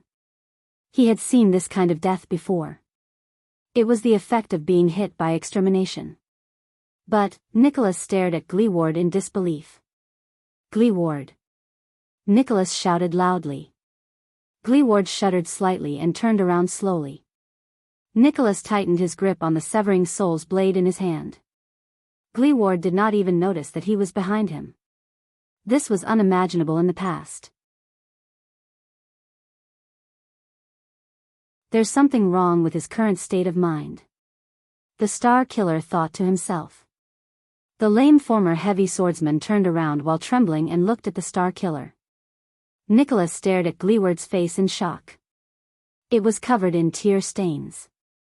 "It's you." Gleeward bit his lip, and another tear fell.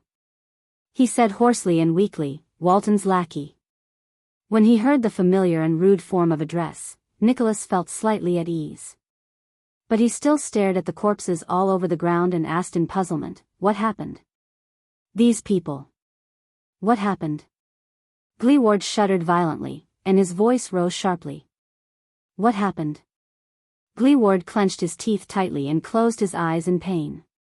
Didn't you see it? Nicholas walked forward and stood next to Gleeward. He faced the young girl in front of him. The young girl with a face full of blood-red spots and a gentle smile. Oh.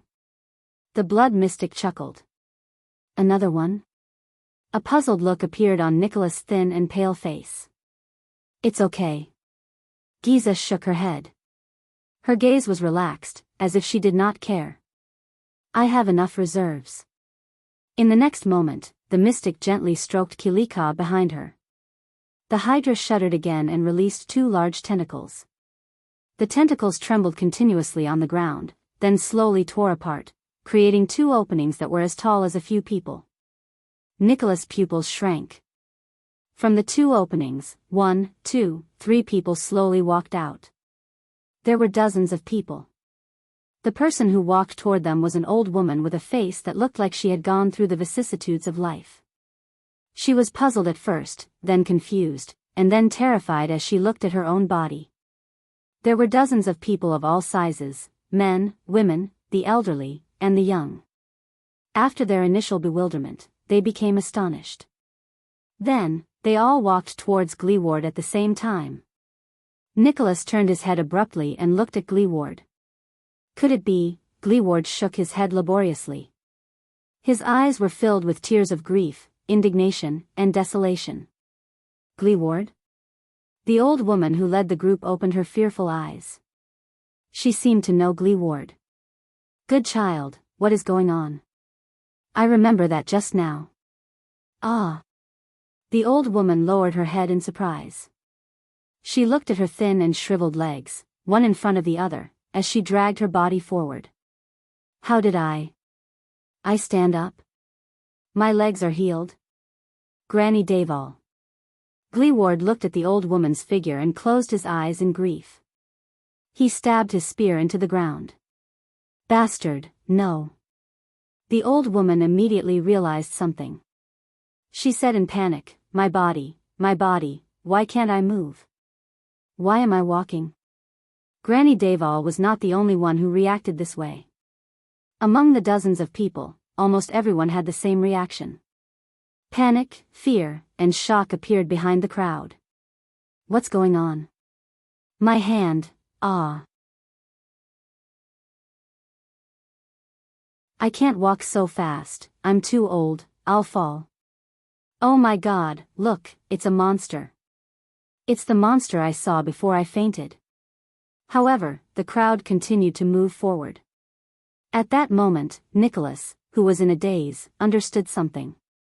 They can't help themselves. Tears flowed out of Gleeward's tightly shut eyes again. His voice was intermittent. These civilians of Shield District, after they were eaten by that monster, that bitch, I don't know what she did, now, she's controlling their bodies. Nicholas watched the crowd move forward towards them in disbelief. He watched as they continued to quarrel, question, argue, and even cry, shout, and roar. Just like the most ordinary residents of Shield District. I didn't eat them. They are perfect, independent individuals. The blood mystic sighed. Every single one of them is a life. Nicholas looked at the corpses on the ground beside Gleeward and completely understood. He took a step forward, and his palm unconsciously twisted due to anger. The Soul Slayer Pike? Gleeward swallowed hard and shook his head in pain. She's different from the other tentacle monsters. The crippled, one-eared man suppressed his grief. Extinction can't hurt her directly. It can only kill these people themselves. The blood mystic smiled like a flower. That's right. Didn't you say that you're in charge of this district? At that moment, the demon-like maiden smiled. The blood-red stripes on her face were especially strange and terrifying. Then, let me see your determination. I have thousands of people. The terrified crowd quickened their pace and blocked the path between the 2 supreme-class warriors and the mystic. Ah! Gleeward let out a furious roar. Nicholas took a deep breath and calmed down. They're just ordinary civilians. Or, we can break through them without stopping, regardless of the cost. The Star Killer swung the severing soul's blade in his hand and said coldly, "Go straight for that monster." Under the Star Killer's gaze, Gleeward still shook his head laboriously. Nicholas frowned. He suddenly noticed that Gleeward had many wounds all over his body. The mystic answered his doubts. "Ordinary civilians?" Giza smiled softly. "No, there are thousands of them. Their thoughts are clear, their minds are clear, and they can even speak on their own, but they're not afraid of death, they're not afraid of pain, they don't cower, they don't stop, they don't hold back, they don't hesitate." The blood mystic tilted her head, swiped her finger across her lips, and smiled charmingly. "Flesh and blood dolls." As she finished speaking, Granny Daval, who was leading the group, suddenly cried out in surprise. The next moment, the old woman suddenly lowered her body and got down on all fours. The crowd behind her instantly burst into an uproar. As she cried out in surprise, Granny Daval used her hands and feet like a feline. With agility and speed that did not match her age and body, she leaped more than 10 meters in a few seconds and pounced on Gleeward as if she was hunting prey. "No!" Gleeward roared in pain. He turned the pike around and used the handle to sweep Granny Daval back. As Granny Daval cried out in pain, she flew back to a ruin and fell hard. Asterisk bang. Asterisk the old woman's bones seemed to be very fragile. Just like that, Granny Daval's left hand was bent and deformed. Nicholas widened his eyes in anger. He watched as Granny Daval used her broken left hand to support herself on the ground again and pounced on Gleeward while she cried out in pain. The old woman's pained screams echoed in Nicholas' ears. "I'm sorry. I'm sorry." Gleeward raised his head abruptly and roared. "Aya!" This time, Gleeward widened his eyes in anger. As tears flowed down his face, he trembled as he handed over the pike. Asterisk rip. Asterisk the pike pierced through Granny Daval. "Gleeward, child." Granny Daval's face was filled with disbelief. Then, Granny Daval's face turned black. She lost all her life and slowly fell down. The crowd burst into a collective howl of panic. Gleeward gritted his teeth and panted continuously. "Hey, these people aren't as useful as my cuties." The blood mystic covered her mouth and chuckled. The blood spots on her face swayed like reeds in the wind. "Of course, you're also much weaker when you face them, pitiful humans." Nicholas stared at all of this in a daze. "They..." Gleeward's eyes were bloodshot. He bit down hard on his lower lip and pulled the pike out of the old woman's body while his entire body trembled. "They won't stop." The crippled man gripped the pike in his hand tighter, as if he wanted to leave a palm print on it. "No matter how injured or damaged they are, they will only get up again." This was his shield district. "They're coming at me wave after wave." These were the people he was supposed to protect. "Stop me, kill me, these, unarmed, innocent civilians. Unless," Gleeward roared angrily with a face full of tears. He swung his hands and raised the pike. "Kill!" The crowd drew closer. Panicked, fearful, and trembling faces that he was incredibly familiar with appeared before his eyes. "Kill them!" Gleeward, who was about to break down, was like a trapped beast that had been forced into a corner. He roared in grief, indignation, and despair. "Kill them!" Nicholas watched the waves of people approach them, then looked at the countless corpses that had already fallen beside Gleeward. He felt a chill run down his spine. The blood mystic clicked her tongue. TSK, the Soul Slayer pike, is it?" Unprecedented anger appeared in her eyes. "I know the power of this thing better than you do. The power it can unleash in Rikuru's hands is much stronger than a rookie like you, but I am still standing here in one piece." The blood mystic raised her hands. There was a smile on her face, and her voice was cold. "Guess what this proves?" The mystic grinned and laughed with her head thrown back. "Very well." Giza thought quickly in her abnormally excited state. "This way, I can at least buy some time. Enough time to search for that boy." Find him. Kill him. Save him. As her thoughts raced, Kilika extended more and more tentacles underground. 2 patches of red appeared on Nicholas' pale face. He spoke slowly and laboriously. So, you've already planned how to face the Soul Slayer Pike from the beginning, right? Starting from absorbing your food, the mystic flashed a bright smile. Gleeward could not stop trembling. He raised his head and looked at the approaching crowd. His eyes were filled with numbness and determination. Nicholas stared at his inhuman opponent. His heart grew heavier. What should I do? Kill all the residents of Shield District who are not dead yet? Kill thousands or even tens of thousands of them? Fight her again? How could this be? The Star Killer took a deep breath and shook his head slowly. The Soul Slayer Pike is recorded in the legend of the world, as well as you and the Hydra, but why is there no record of this scene? I'm not sure about this either. The blood mystic exhaled. Her smile did not fade. But I can make some guesses. Nicholas and Gleeward frowned. Did you know that the Soul Slayer Pike's ability was originally called Extermination? The mystic smiled faintly. But later on, it was renamed Extermination. Gleeward shuddered. Giza chuckled. She raised her head and stared at the cliff of the sky, at the statue of the hero who was holding a pike and staring at the ground. It was a statue of perseverance, courage, compassion, tolerance, and greatness. Originally, Raikuru had a blood heir. The mystic said faintly, his son, his younger brother, his nephew, his uncle, the Extet family who loved each other. Nicholas and Gleeward stared at each other. Their eyes were filled with shock and bewilderment. Until we met on the battlefield.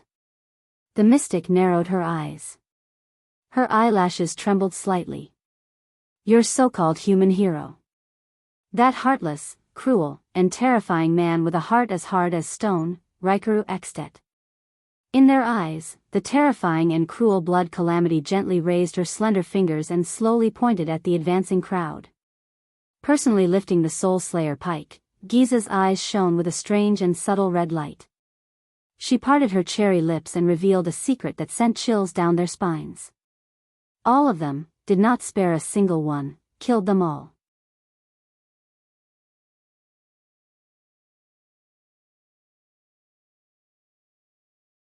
Chapter 176. Thales stared at the small red sword in his hand absent-mindedly. He did not even notice when little rascal shuddered and moved closer to him. She pulled him up from the ground with all her might. The Blade of Purification. Is that its name? Even under the dim moonlight, the blood-red edge of the sword was extremely bright. Thales tried his best to sort out the thoughts in his mind. He even forgot about the environment he was in. Is this sword a living thing? If it is, why didn't it move in Black Sword's hand? If it isn't, then what is that voice that came from my ear? No, it's more like it came from the bottom of my heart. Why is it so similar to what happened when the High Priestess of Bright Moon Temple prayed? The moment he touched it, the burning sensation that seeped out of his body reminded him of the scene when his mystic energy went out of control. Is there a connection between the two? It said, my blood brother. What does that mean? It also said, it's been a long time. Have I seen this thing, the legendary anti-mystic equipment, before? More and more questions popped up in Thales' mind, but none of them had an answer. It only made him more confused and confused. What did you do? Black Sword's voice rang in his ear, stern and fierce. Thales was startled. He snapped out of his daze and unconsciously loosened his right hand. Asterisk clang. Asterisk the small red sword in his hand fell to the ground. Black Sword struggled to lift his upper body with his weak body. He did not know whether it was because of the shock or his injuries, but his expression was very unpleasant. A pair of sharp eyes locked on Thales' face. Why did it suddenly become effective? Thales only reacted then. He looked at the small sword on the ground, took a deep breath, and looked up at Black Sword. About that. The second prince forced an awkward smile. I don't know. Black Sword's frown deepened. Little rascal let out a huh? Look. The girl pointed at the ground, her voice filled with surprise. It changed back. Black Sword and Thales were shocked. Their gazes were once again attracted by the small sword on the ground. The small sword that once shone with a red glow in Thales' hand began to change color. The bright blood-like blade on the ground faded once more, turning into the same dull and dark red color as before, as if all its blood had been sucked out. Thales blinked in bewilderment. He was not the only one who reacted this way. The legendary assassin of the Brotherhood shook his head shakily, his expression puzzled. What exactly is this? If only Ramon was still here. Black Sword looked at the dimming small sword. He lowered his head and gritted his teeth. His eyes were filled with indignation. Right at this moment, another loud explosion sounded from afar. Bang! Before anyone could react, a dilapidated house not far away suddenly turned into dust. A terrifying giant blood-colored tentacle soared into the sky. In the distance, the Hydra's silhouette was faintly discernible in the smoke. Both Thales and Little Rascal shuddered. They watched in astonishment as the tentacle split into countless tiny limbs. Like a group of densely packed, wriggling snakes, they swept towards them from all directions. What are you waiting for? Black Sword roared anxiously, run. Thales shuddered. Without saying a word, he grabbed the pale-faced Little Rascal. Ignoring everything that had just happened, he dashed in the opposite direction of the tentacles. This kind of tentacle again, so. Thales gritted his teeth. Did Asda really lose? Aren't mystics immortal and indestructible? Then how did he lose? Damn it. I have to keep running. As for Black Sword, who was still on the ground, unable to move, he could only wish him luck. However, this time, the tentacles seemed to be exceptionally swift and powerful. They flooded the corpse-strewn street like a tidal wave. Everywhere they went, there was a terrifying sizzling sound. When Thales heard it, he felt a chill run down his spine. He was scared out of his wits. Without Asda's protection, they had barely taken 4 or 5 steps when the first small tentacle caught up to them. This time, its target was only Thales. In an instant, Thales felt a weight under his feet. His ankle was tightly entangled by the tentacle that came first. Thales felt a chill run down his spine. Thud. He staggered and fell to the ground. The tentacle began to twist and drag him backwards. No! Little Rascal screamed. She turned around and grabbed Thales' arm tightly, trying to save him from the entanglement of the tentacles. However, how could the strength of 2 children struggle against the multi-headed snake's tentacles? They were dragged towards the snake-like tentacles. Damn it! Thales felt his scalp tingle as he watched his ankle being entangled tighter and tighter.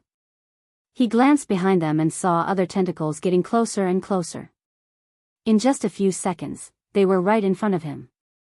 The melted, broken, and stuck limbs of the tentacles were clearly visible before his eyes. Thales shuddered. He quickly turned around and yelled, "Run!" However, Little Rascal only bit her lower lip and refused to let go of his arm. She shook her head violently. They were dragged a few meters back. Sizzling, the terrifying sound of flesh rubbing against each other came closer. Thales felt a chill run down his spine. It's too late. Soon, countless tentacles blotted out the sky and the moon. Like a raging wave, they swept over slowly. The first tentacle wrapped around Little Rascal's left arm. The second covered Thales' back. The third, the fourth, and the fifth, from his limbs to his body, these tentacles bound him and Little Rascal tightly. No! The sticky, warm, yet nauseating tentacles covered Thales' eyes as he roared, blocking Little Rascal's tear-stained face from his line of sight. Little Rascal screamed and let go of Thales' hand as he was pulled. Thales' eyes were about to pop out of their sobs as he watched Little Rascal's sorrowful face disappear before his eyes. No, no. Thales desperately reached for JC's dagger as the tentacles pulled on him all over his body.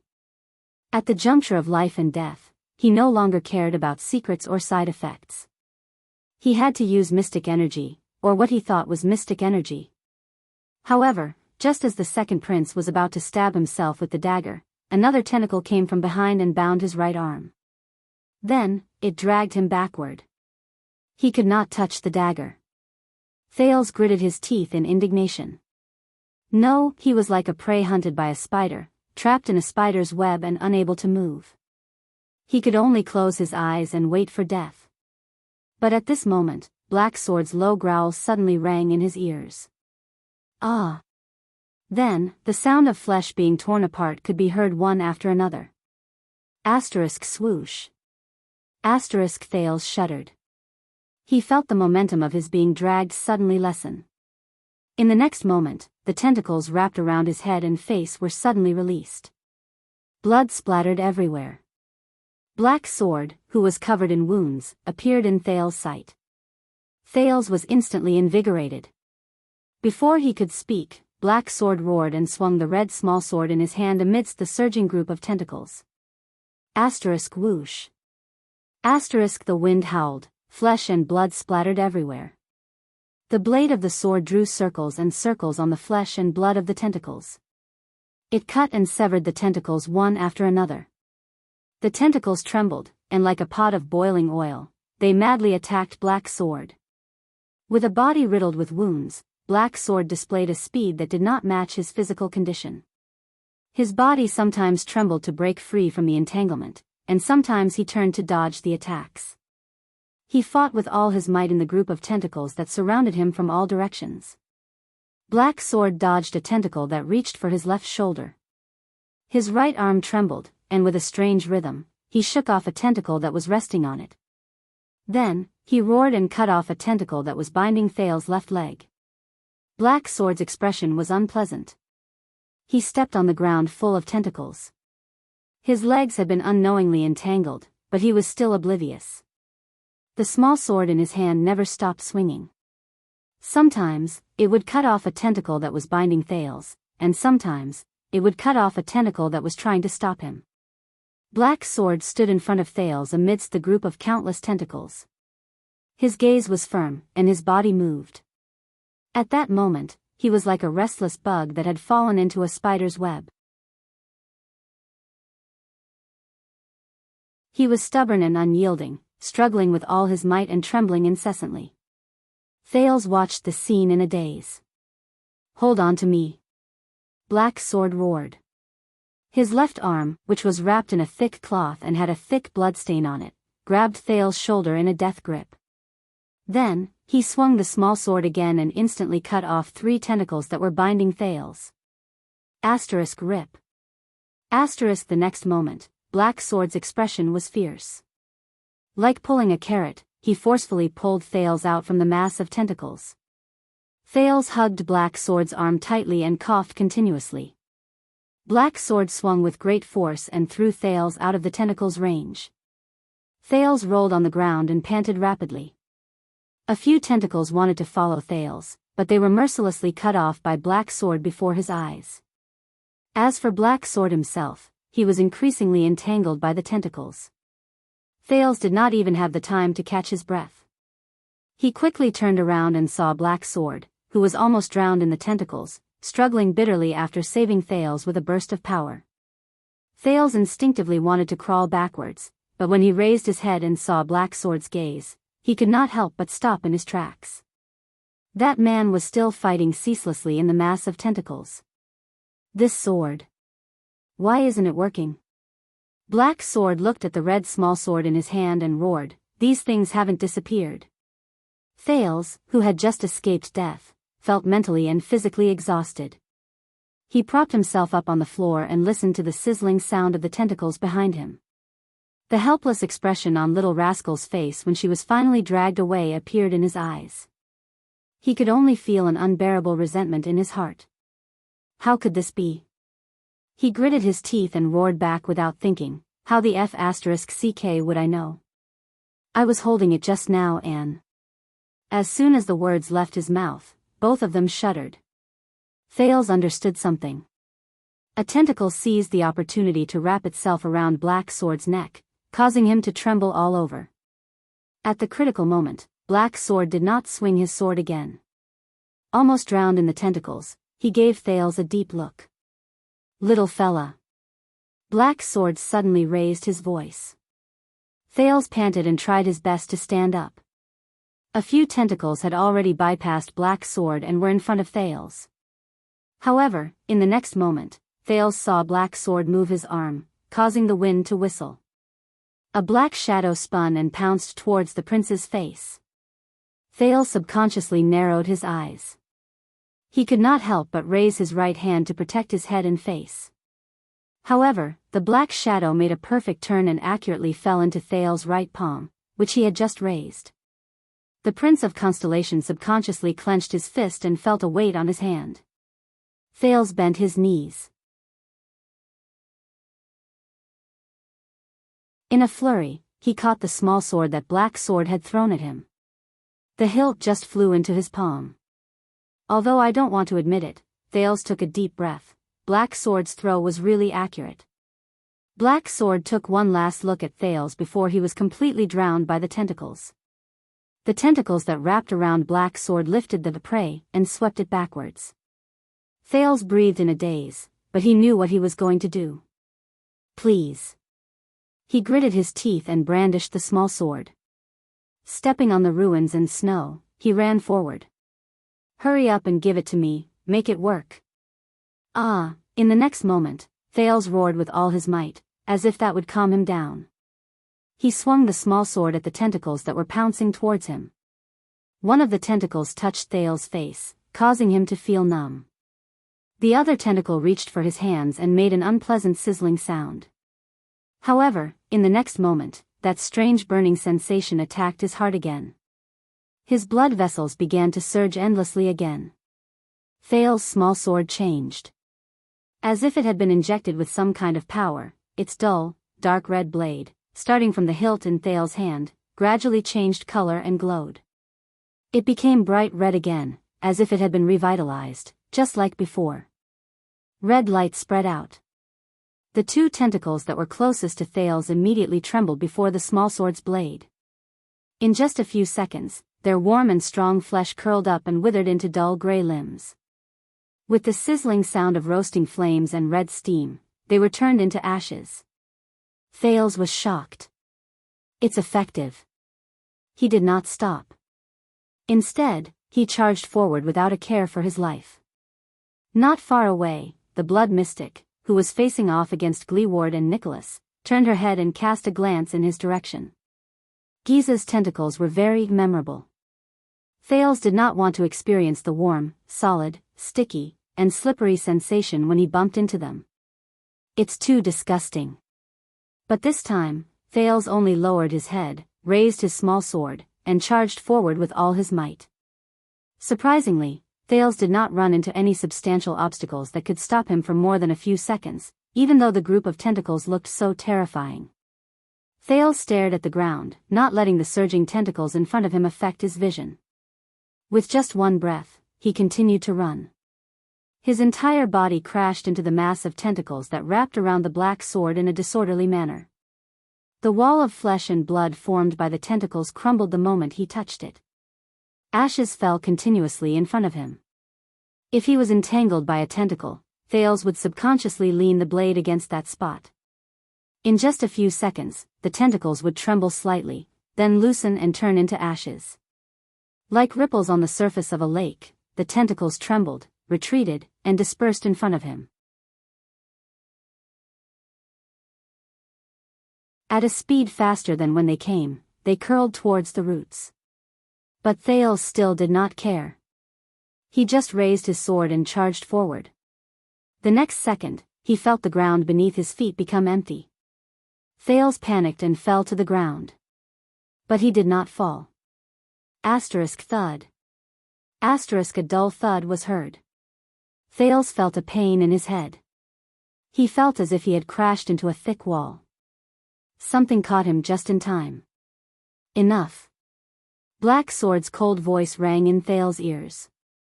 Thales shuddered, and only then did he raise his head. Freed from his predicament, Black Sword's expression was unpleasant. He grabbed Thales' wrist tightly and held the red smallsword in front of his neck. "That's enough," Black Sword said coldly, and let go of Thales' arm along with the small sword. Thales, who was still in a state of shock, finally found his breath. Having survived the disaster, he looked around. He saw the tentacles retreating in defeat. They curled back in a sparse and sporadic manner, either withered on the spot or disappeared into the darkness. It was as if nothing had happened. The only thing missing was a person's figure. Thales ran 2 steps forward in a daze. He saw nothing but corpses and withered tentacles all over the ground. It's too late. Black Sword's sharp eyes stared into the darkness in the distance. His voice was a little weak. "We can't catch up." Thales' heart trembled. Clutching the red small sword, he slid weakly to the ground and bit his lower lip. However, his left hand accidentally pressed against something. A hard object. Thales lowered his head and was immediately shocked. It was Little Rascal's glasses. The pair of black-rimmed glasses that did not suit her. One of the lenses had been worn off. But its owner, Thales, could not help but feel a pang in his heart. Little Rascal, he had dragged her away from King Nuvan, away from Asda, and away from Giza's tentacles. But now, in the end, she was. When he thought of this, Thales felt a lump in his throat. It was as if a huge rock was stuck in his heart. No, Thales picked up the badly damaged glasses and bit his lip hard. In his mind, he could not stop the image of Little Rascal hugging his arm tightly. Then, she was drowned in the tentacles, screaming as she was dragged away. No, Black Sword clutched his chest, swayed, and sat down. He spat a mouthful of blood on the ground. After he regulated his breathing, he raised his head. Thales shut his eyes tightly and lowered his head. Black Sword heaved a deep sigh when he saw Thales behaving this way. "Looks like you really did something." Black Sword stared at the tentacles that had withered and turned black around him. Some of the tentacles had even scattered into ashes. He said slowly, "It only reacts to your touch. That sword seems to only be effective in your hands, to restrain mystics." Immersed in indescribable grief, Thales shuddered slightly. Thales glanced at the bright red weapon in his hand with a blank gaze. "Do you have anything to explain?" Black Sword shook his head and put away his previous expression as he calmly asked. Thales furrowed his brows. He stared at Black Sword with a mixture of resentment and annoyance. Why is he still concerned about this? Thales was silent for a moment before he spoke. "Explain?" Thales sneered mournfully. "Explain my ass." Black Sword ignored what he said. Instead, he stared at Thales' face. A few seconds later, Black Sword suddenly spoke. "As your ambition." Thales replied absent-mindedly, "What? What do you have to do with that place?" Black Sword asked seriously. At that moment, Thales felt a surge of resentment in his chest. He had no intention of paying any attention to Black Sword. He said coldly, "What the F***ck do I have to do with it?" Thales lowered his head and gritted his teeth. He closed his eyes and tried his best not to look at the corpses on both sides of the street. After being attacked by the tentacles just now, they were unrecognizable. Black Sword did not answer him. He only tilted his head and frowned as he looked at the darkness in the distance. A moment later, Black Sword's tone turned cold. "Don't you know? She's in this state because of you." Thales trembled and raised his head. His eyes flickered as he looked at Black Sword. "Everyone here, including Ramon, thousands of people, died because of you. You should know this very well," Black Sword said indifferently. "How do you feel?" Thales breathed without realizing it. His eyes were empty and lifeless. "This is the disaster brought about by those monsters," Black Sword said flatly. 12 years ago, I saw such a tragedy. Corpses were strewn all over the place, countless ruins, companions who were snatched away, innocent people involved, and the monsters' indifferent and hateful gazes, as though no one was around. To those monsters, we're just worms that can think and talk. Compared to their goal, even if it's an extremely ridiculous goal, we're not worth mentioning. Thales gritted his teeth and narrowed his eyes. What are you hinting at? The mystics destroyed the entire city. You and I have to take responsibility for it. Black Sword let out a long sigh. The injuries on his body seemed to have healed a lot. So, we have to do something, even if it's for the sake of the girl beside you, isn't that right? Thales pinched the black-rimmed glasses in his hand and regulated his breathing. You need my help, Thales said with certainty. Black Sword nodded slowly. This sword can only be effective in your hands. Black Sword stared into Thales' eyes. Since we've already obtained this weapon, we have to do something. So, yes, I need your help, Black Sword repeated his words. What do you want to do? Thales' breathing became erratic. His voice was a little hollow. This time, Black Sword stared at him for a long time before he slowly spoke. Look around us, look at the ruins they left behind. Black Sword stood up shakily from the ground and gazed into the distance. That thing is still wreaking havoc. I'm guessing that Dragon Cloud City can no longer control the situation. Thales' entire body trembled. He came to a realization. You want, Thales was a little surprised. He followed Black Sword's gaze and turned his head to look at Kilika in the distance. You want to find the Blood Mystic? We want to end all of this. Black Sword nodded. To end this city's nightmare. If we're lucky, we might even be able to save that girl, if she hasn't been eaten by that thing. Thales' breathing slowly quickened. Otherwise, as long as you're still here, as long as that thing is still here, Black Sword said meaningfully, you and the unlucky people around you won't have peace. Even if that girl is rescued, she'll eventually fall into the hands of those monsters again. Even if you have this sword. Thales furrowed his brows and looked at the small sword in his hand. A few seconds later, he said in a low voice, the blade of purification. What? Black Sword furrowed his brows. Thales stared at the sword in his hand and its blood-red blade. A resolute look flashed in his eyes. The name of this sword is the Blade of Purification. Black Sword looked at him and suddenly laughed. You really do know something. Not much more than you do, Thales said emotionlessly, his eyes lifeless. So, little guy, what's your decision? Black Sword did not continue the topic. He looked at the young prince with a forceful gaze. As the youngest wielder of the legendary anti-mystic equipment in history, Thales took a deep breath. He stared at the blade of purification in his hand.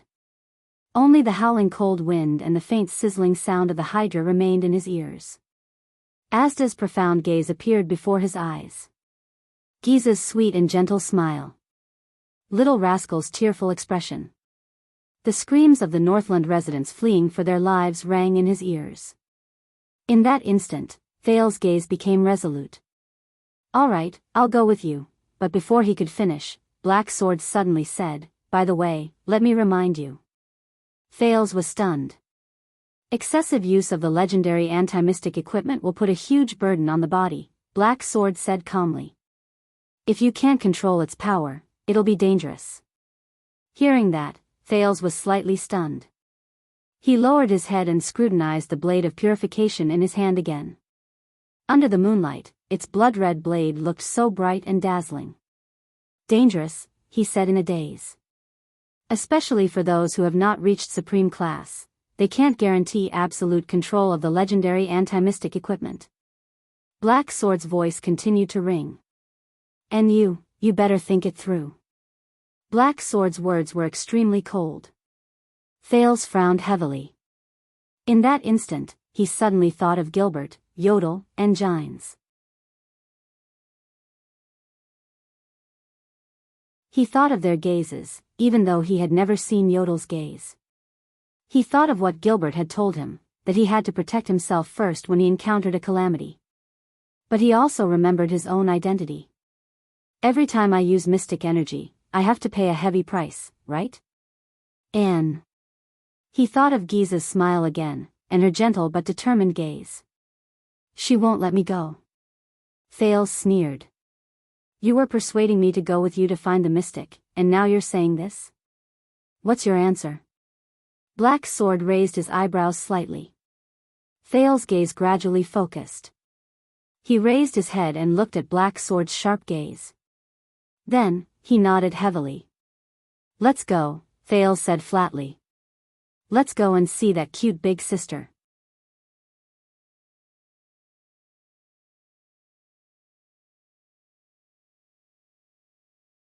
Chapter 177. Black Sword stared at Thales' determined face for a very long time. Not bad. Finally, Black Sword nodded slowly and flashed a very ordinary smile. You are indeed a jade star. At that moment, Thales was shocked and his eyes widened. He tightened his grip on the blade of purification in his hand. You, Black Sword shook his head with a faint smile. Ah, if I still can't guess your identity at this moment, how can I talk about finding a mystic? Prince Thales.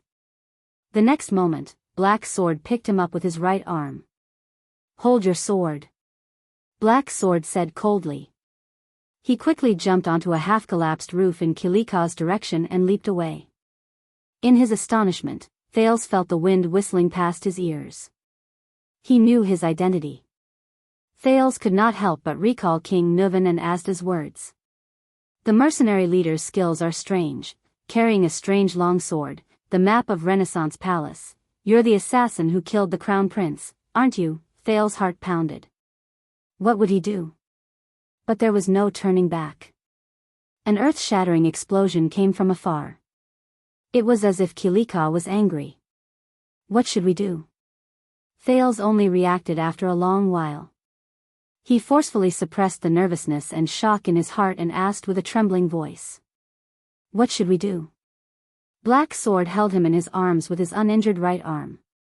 His feet did not stop and he continued to advance with his weakened body. The blood mystic. The second prince frowned. That person.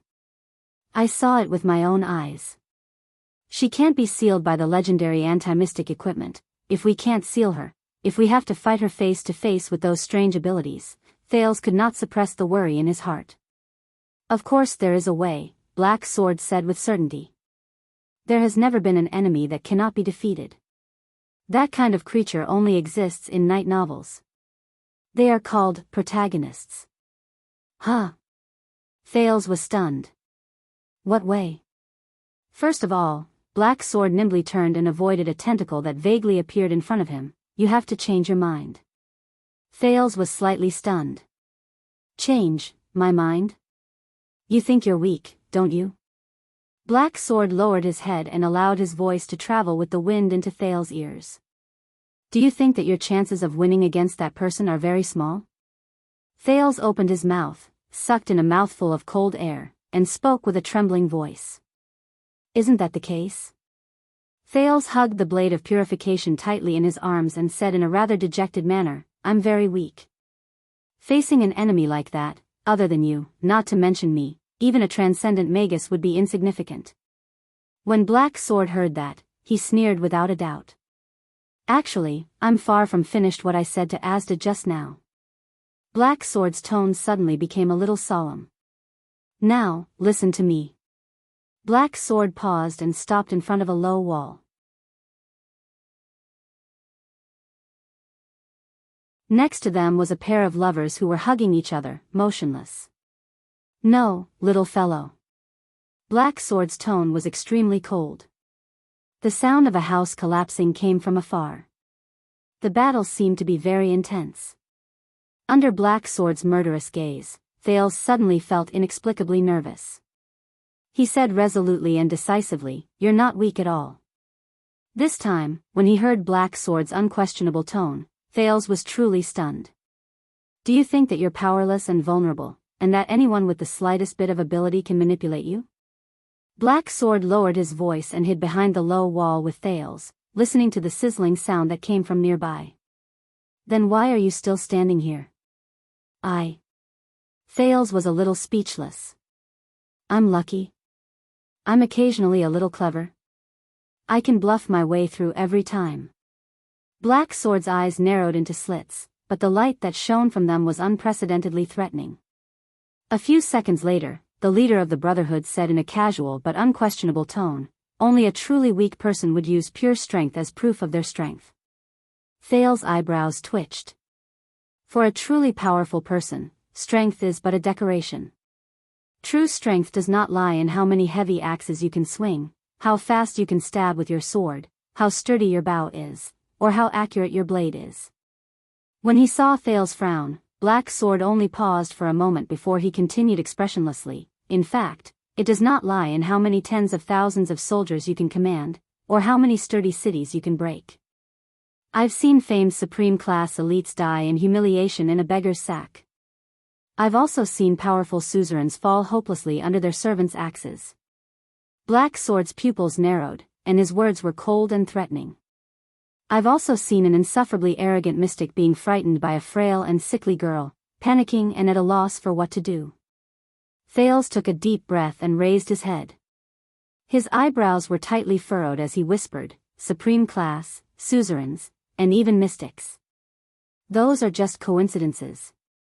Under very rare circumstances, coupled with some impossible luck, they only have the chance to die in the hands of the weak." However, as Thales spoke, his voice slowly became weaker.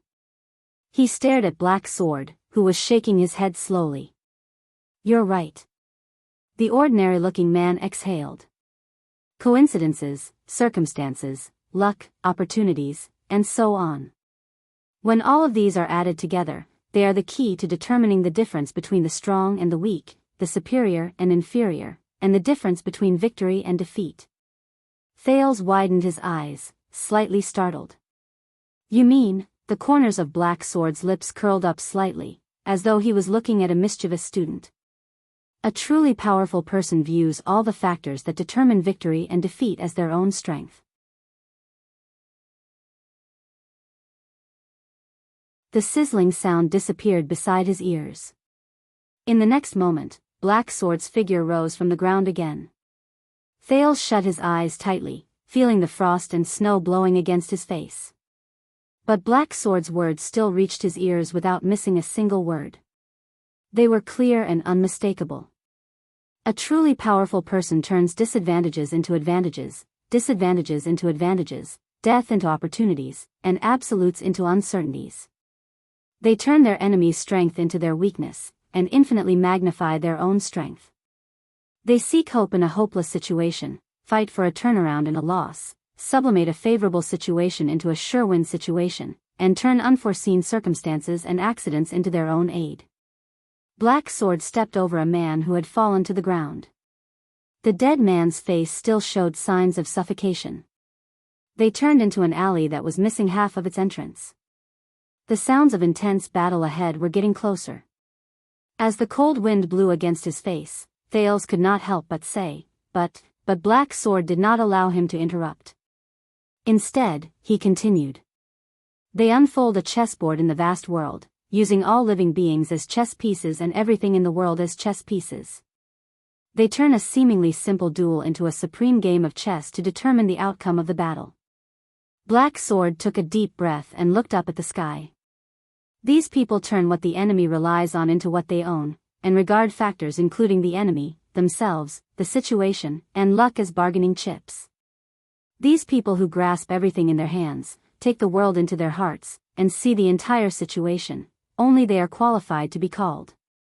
Black Sword lowered his head. The profound meaning in his eyes made Thales subconsciously freeze, and he quietly listened to him finish. "A true powerhouse." Kilika's sizzling sound could be heard clearly, and it was even getting closer. There was a moment of silence between the two of them. Only the snow that scraped against their faces reminded them of their situation. Thales slowly opened his mouth.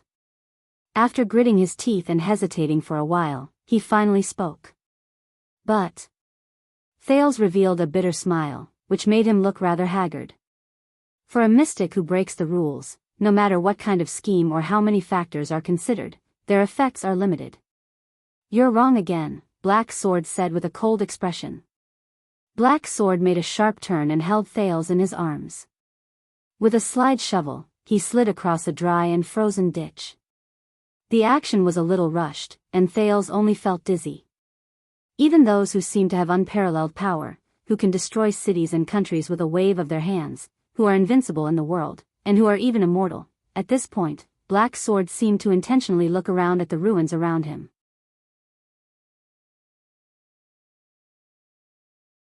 But Thales could only squint and try his best to reduce the impact of Black Sword's movement on his sense of balance.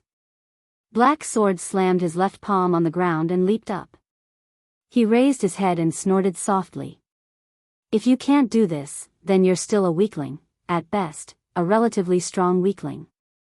The Hydra in the distance was already right in front of them. It was clearly visible. Didn't it notice us?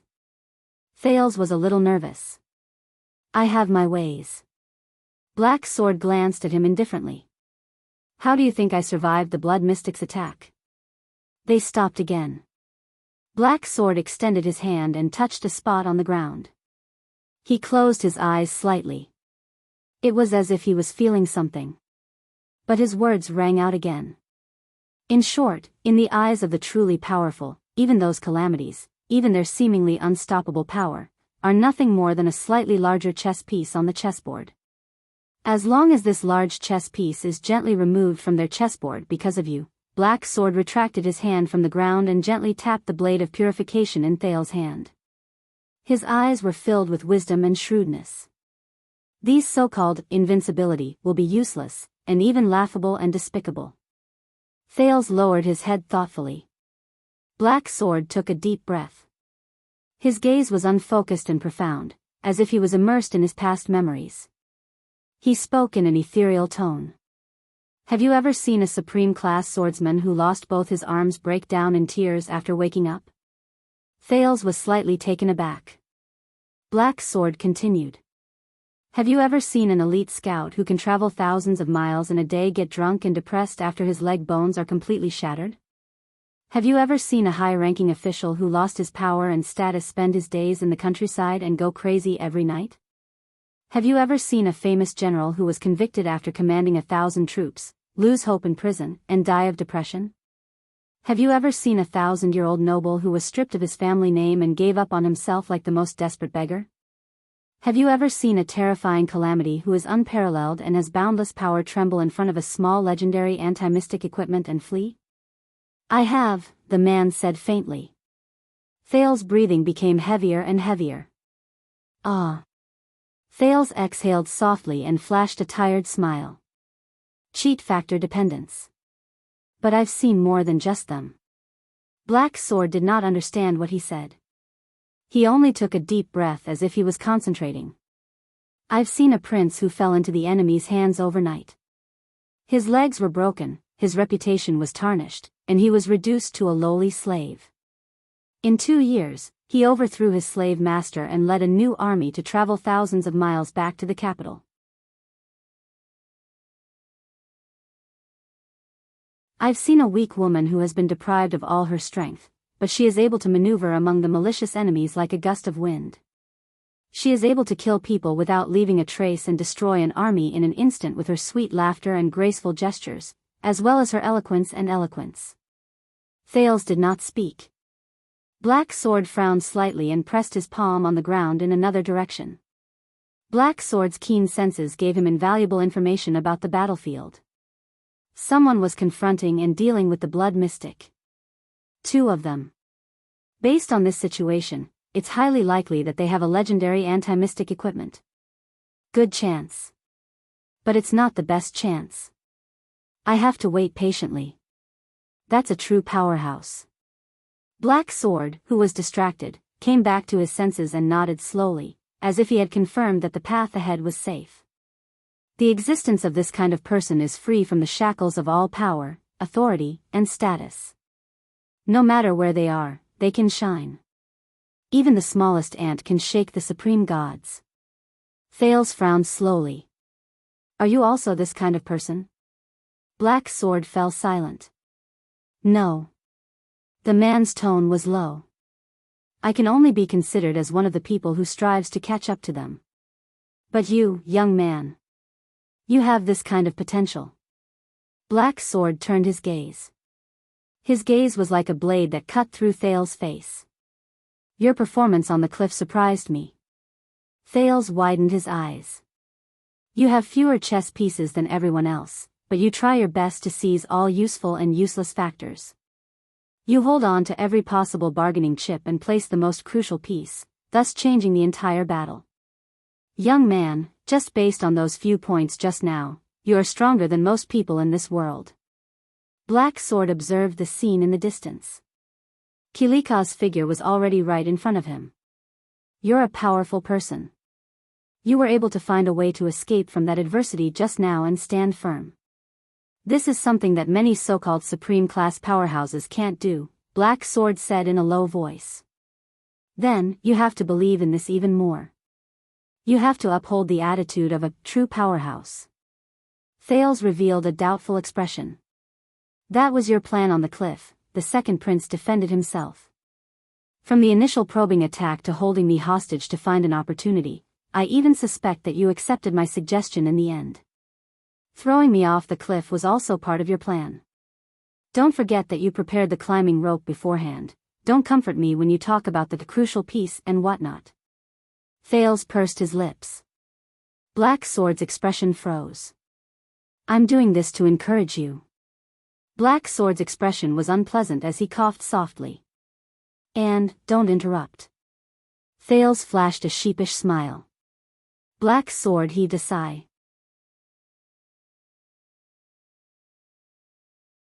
A man's furious roar traveled into his ears from Kilika's direction. Thales was a little hesitant. He wanted to stretch his head out to look at the scene outside, but Black Sword unceremoniously pulled him back down. In comparison, those who regard pure power and authority as a single factor that determines victory and defeat as the supreme scripture to distinguish between the strong and the weak, are long outdated. The era of knights dueling one-on-one has long passed. Sadly, in this era where crossbows can pierce through armor, horses' hooves can crush flesh, catapults can break city walls, and mystic guns can roar, most people still think of the ridiculous era of knights. They see battles as comical shows where two people arm wrestle on a table. Black Sword revealed half of his head and observed the outside world. His eyes shone with a brilliant light. Most people still think of the ridiculous era of knights. They see battles as comical plays where two people arm wrestle on a table. Their pitiful vision is locked on their wrists and muscles, on their bodies, on the table, and on their arm wrestling wrists. Black Sword smiled disdainfully. Just like you right now, your vision is locked on the mystic's inextinguishable myth and unparalleled power. What else can I do? Thales retorted, a little unconvinced. It's not as simple as a big chess piece, it's a big chess piece that can smash through the chessboard. Then work harder. Black Sword cut him off coldly. Let it smash through the chessboard and into the ground. Thales was a little stunned. Is he quibbling? Remember, from what I see, you are not a weakling. Black Sword lowered his head. His tone was very serious and frightening. Never have the doubt that I'm not strong enough. That's for the weak. How did the humans defeat the ancient orcs when they were at an absolute disadvantage? How did they win the battle of eradication? Black Sword's eyes shone with unprecedented determination. Isn't it clear enough? Thales stared blankly into Black Sword's eyes, those determined, cold, but extremely clear eyes. Northland military sword style. Thales said subconsciously. Black Sword's expression changed. What? I remember now. Earlier on the cliff of the sky, when you charged towards Asda, it was the Northland military sword style. Thales narrowed his eyes. The sword style used to defend against the ancient orcs. He quickly raised his head and looked at Black Sword. Why are you telling me this? Black Sword stared at him. The corners of his mouth slowly curled into an ugly smile. First of all, I won't bring along a burden, Black Sword said flatly. Especially a burden who has the potential to be powerful, but is full of the awareness of a weakling, and only knows how to try his luck at a critical moment. This kind of person is the most troublesome. Thales raised his eyebrows in resignation, but he was a little anxious. What are they waiting for?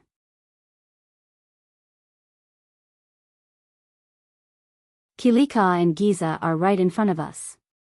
But Black Sword stubbornly finished his sentence. Secondly, only when you change your mind and understand this principle can you make the best use of all your chess pieces. Thales thought of something. He looked at Black Sword, puzzled. Chess pieces? You mean this sword? Thales scratched his head and raised the blade of purification in his hand. Yes. But it's not just this. Black Sword slowly adjusted his breathing. His gaze became colder. You have a strange power, don't you? In that instant, Thales felt as if he was struck by lightning.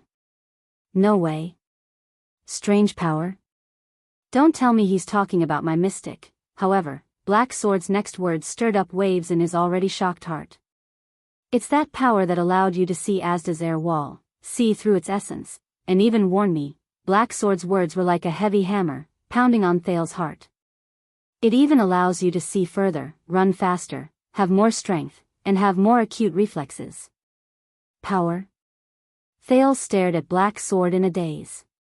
Not mystic energy? Wait a minute, it's that fluctuation? How did he know? It's because of that power that you were able to dodge that tentacle just now, Black Sword said coldly. Thales opened his mouth wide and could not close it for a long time. The silence lasted for a few seconds. You mean? Thales could hear his heart beating faster and his blood surging. He could not help but frown. That power, that's the power of eradication. Black Sword answered his doubt straightforwardly. It's an extremely rare power of eradication. The sin of Hell's River. Thales widened his eyes. His pupils kept shifting between focusing and unfocused. Power of eradication? Hell's River. Hell's River, although I don't know how you obtained it at such a young age. Black Sword took a deep breath and furrowed his brows, as if he was a little disappointed, but there's no doubt that it's one of your most powerful chess pieces. It can even decide the outcome of the battle. Sin of Hell's River? After a long while, Thales came to his senses and said absent-mindedly, "What the hell is this name?" I didn't say that its name is nice. Black Sword stared at his expression, as if he wanted to see flowers blossoming on his face. It just needs to be useful. That's enough. Useful? Thales raised his head and tried hard to adjust his chaotic thoughts. He remembered the first time the fluctuation surged in the birch tree forest. He also remembered the moment when he first saw those strange fluctuations on Ramon's body in Broken Dragon Fortress. I don't even know what that is. Thales frowned. Do you? Sparse rumbling sounds came from behind the low wall. A few seconds passed. Under the moonlight, Black Sword's ordinary face actually looked a little frightening at that moment. In that moment, Thales vaguely felt that Black Sword's expression was a little lonely and sorrowful.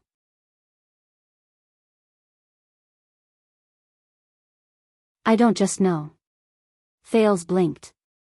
As the Hydra's hissing became increasingly noisy, Black Sword spoke softly. We're more of the same kind. The kind of slaves who are cursed. Thales sucked in a breath in shock. Same kind? Slaves? Wait, that power, but Black Sword did not give him any chance to ask. Listen carefully. The legendary leader of the Brotherhood raised his head and looked at Kilika's terrifying body that was growing stronger by the second. Using the most ordinary and even somewhat dull tone, he said in a low voice, "Before we make our final move, about how to use the sin of Hell's River."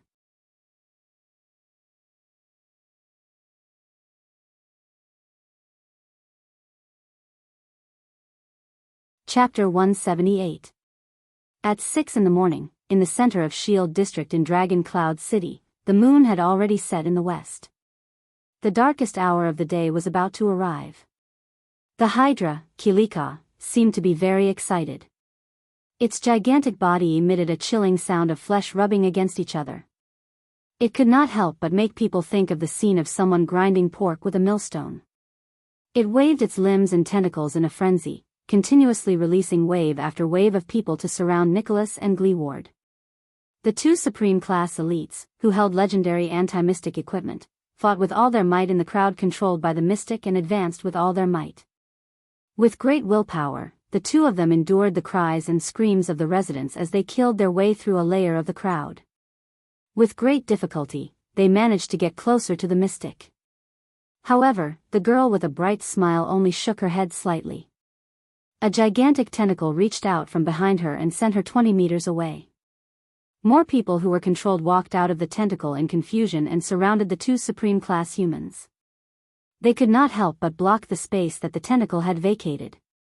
Just a dozen meters away, under an inconspicuous low wall, Thales listened attentively to Black Sword's explanation with shock and astonishment. The power of eradication originates from the untapped potential in the human body. We use special methods, such as specific martial arts and sword styles, to guide it into usable power. Black Sword's words seemed to carry a faint sense of authority, causing people to unconsciously perk up their ears to listen. It can more or less increase a person's abilities for a short or long period of time, or adapt to certain battles. He stared at Thales sternly and fiercely. The forms of existence of the power of eradication vary from person to person. There are many types of power of eradication. Some will form visible light, some will fuse with organs and tissues, some will even circulate around the body day and night, some will be used on special parts, and some will permeate the entire body. Even if it's the same type of power of eradication, when used by different people, there are often great differences. Thales frowned. If there are great differences, how should I teach him? Black Sword seemed to have heard his thoughts. As the Hydra roared from its flesh, he said calmly, but they still have something in common that can be used as a reference. Most of the powers of eradication have a specific form and function at the moment of awakening. Black Sword exhaled. His muscles trembled, as though he was doing his final warm-up. He said, for example, the glory of the stars, which greatly increases nerve excitement and human endurance, the thawing of glaciers, which continuously increases one's resistance to pressure and senses, the Pegasus music, which maximizes the resonance with the external environment, and the death of the sword, which instantly breaks the human body's self-protection mechanism. The people who awaken these powers of eradication will naturally form biases and habits based on the specific forms of their powers of eradication. When Thales blinked, Black Sword changed the topic. But the sin of Hell's River is different. Black Sword's expression turned cold. It is one of the least recorded powers of eradication. Based on my and some of my predecessors' experiences, it comes from the most unbelievable potential of life, Black Sword said slowly. Survival. Thales' heart tightened. He remembered the encounter in the birch tree forest. Serena strangled him in midair. So, the sin of Hell's River exists to prolong a dying life. Black Sword inhaled slowly and adjusted his breathing. It is a final struggle at all costs. He gave the prince a profound look. This is also the prerequisite for us to awaken the sin of Hell's River. It awakens at the moment of death, and it will stimulate all the essence of life. Because of this, it is different from most powers of eradication. The sin of Hell's River does not have a specific form. In other words, it can exist in any form, and be effective. Thales' pupils shrank. Any form of existence for the powers of eradication? Thales' pupils shrank. Any form? He somewhat understood what Black Sword meant. That's right. Black Sword smiled and nodded. He looked at Kilika in the distance. That's right. The sin of Hell's River, Black Sword narrowed his eyes. It's the omnipotent powers of eradication. While the two of them spoke, Nicholas and Gleeward were struggling to hold on. We can't go on like this. With a cold expression, Nicholas chopped off a woman's head with the severing soul's blade. Her terrified gaze before she died made the battle-hardened warrior's chest feel heavy. Then, he faced the next old man with a dazed expression. With the legendary anti-mystic equipment, we won't have to worry about protecting ourselves. Nicholas gently swung his slightly sore arm. He glanced at the corpses around them and could not help but frown. But in the end, we will be exhausted to death. The Star Killer glanced at Gleeward, who had a crazed expression and whose eyes were filled with rage. Or, Gleeward will have a mental breakdown after he reaches his limit. Gleeward roared and brandished his spear. The spearhead slashed through 3 people, but his left arm was scratched by a little girl who attacked him from behind. The civilians of Shield District who were scratched by the spear died under the effect of extermination.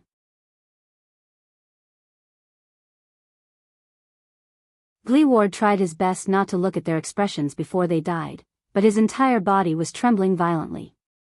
Do you have any way to break through? Gleeward gritted his teeth and took a step back. He was very agitated. Don't tell me that you're actually the kingdom's wrath. We can't break through. Nicholas stared at the girl standing in front of the Hydra and drew a blade.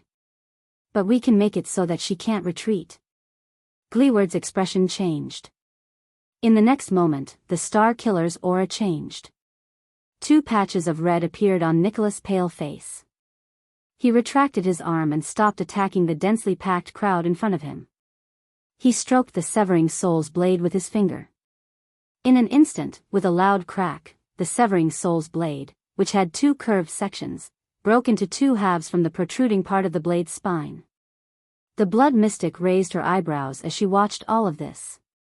She instinctively felt that something was wrong, and the blood-red stripes on her face shuddered. The cut on the blade seemed to be very regular. The Star Killer held the broken blade in one hand and the remaining half of the severing soul's blade in the other. He revealed a mysterious smile. "World break, begin," he said softly. In the next second, Nicholas moved. The power of eradication in his body began to tremble. He turned his body sideways and squeezed past the 3 civilians controlled by the mystic in front of him with unbelievable movements. As they screamed involuntarily, he tapped the ground lightly, stepped on their shoulders, and leaped into the air. If Ida was here, she would immediately recognize that this was the same movement Nicholas displayed when they first met. It was the kind of footwork that allowed him to weave through the crowd perfectly, yet it was impossible to dodge. Giza's expression changed slightly. Immediately, a few controlled civilians bent their knees and jumped like monsters, pouncing towards Nicholas in the air. But at that moment, Gleeward's Soul Slayer pike drew a circle in the air, which was rarely seen. Shik. Bearing the injuries on his shoulders and back from the encirclement, Gleeward roared and swept away all the civilians who tried to stop Nicholas, turning them into lifeless corpses. Nicholas leaped into the air without any hindrance. In that second, he cast a profound glance at Giza in the distance. Separated by dozens of densely packed people, the Star Killer shook his arm. The broken blade let out a whooshing sound in the air as it sliced through the air and went straight for the mystic's face. Giza's expression changed drastically.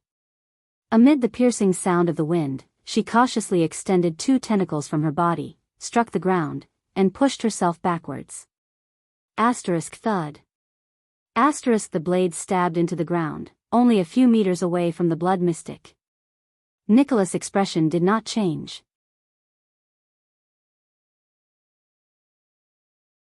He descended from the air and used the broken blade to block an enemy who was about to ambush him from behind. Giza narrowed her eyes and stared at the broken blade on the ground. She did not say a word. However, a second later, Nicholas swung the blade lightly. His eyes shone brilliantly, and he said coldly, "World break completed." The mystic's expression did not change. He did not even look puzzled. But at that moment, Nicholas suddenly let out the most emotional roar he had since the start of the battle. Charge! As if he had received a supreme order, Gleeward opened his mouth and brandished the trembling pike with a ferocious expression. He pierced through the 2 innocent enemies in front of him and charged forward with tears in his eyes. War! As Gleeward roared, Nicholas did not show any signs of weakness. The half-broken blade in his hand shone with a glint so bright that it was difficult to see with the naked eye. In an instant, he slit the neck of a wailing teenager and charged towards the mystic. There's only one chance. Break through. In the blood mystic's eyes, the two Supreme-class mystic charged forward without caring about the cost, injuries, and defense. The dense crowd of dozens of people was crushed by their charge. Giza tilted her head slightly. More people walked out of the tentacles and surrounded the vanguard. However, Nicholas and Gleeward's charge did not stop. Both of them had scratches and cuts all over their bodies, but they burst forth with their most ferocious forms and charged at the mystic at the same time.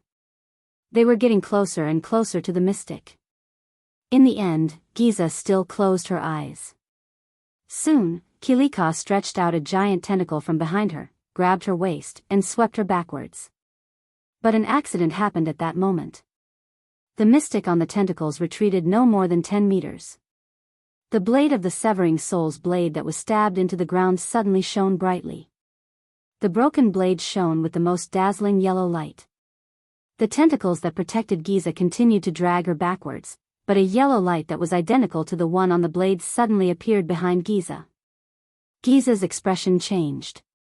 The tentacles were still retreating, but Giza seemed to be held back by an invisible hand from behind. She was forced to a stop in front of a barrier formed by the yellow light. No matter how hard the tentacles tried, they could not drag Giza out of the area of the yellow light. It was as if it had been stuck by something. Giza raised her head abruptly and looked at the broken blade of the severing soul's blade on the ground in front of her. It's that broken blade. There's something wrong with it. Giza did not have much time to think, because in an instant, the two Supreme-class elites broke through the densely packed crowd.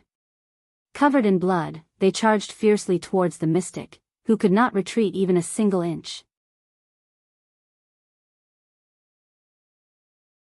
10 meters. 5 meters, 4 meters, 3 meters, the distance between the two of them and Giza was getting closer. Attack! Nicholas roared and elbowed an enemy to his left. Then, he turned around and swung his blade decisively. As blood splattered, he cut down 3 or 4 people, protecting Gleeward at all costs. With tears still on his face and a heart full of resentment, Gleeward swung the fatal Soul Slayer pike and stepped within 3 meters of the mystic. Then, he thrust the pike forward. The yellow light behind the blood mystic flashed faster and faster. It still obstructed her and prevented her from retreating or dodging. The tip of the pike approached the spot between Giza's eyes. Asterisk thud. Asterisk at that critical moment, the body of the Soul Slayer pike was once again gripped tightly by the veteran, Big Leatherbelt, who suddenly appeared beside Giza. Chief Gleeward. Big Leatherbelt held the Soul Slayer pike with a face full of tears. I'm sorry. Nicholas' figure flashed again. The broken blade flew and clanked against metal. In a short period of time, Gleeward was protected so tightly that not even a drop of water could escape. It's nothing.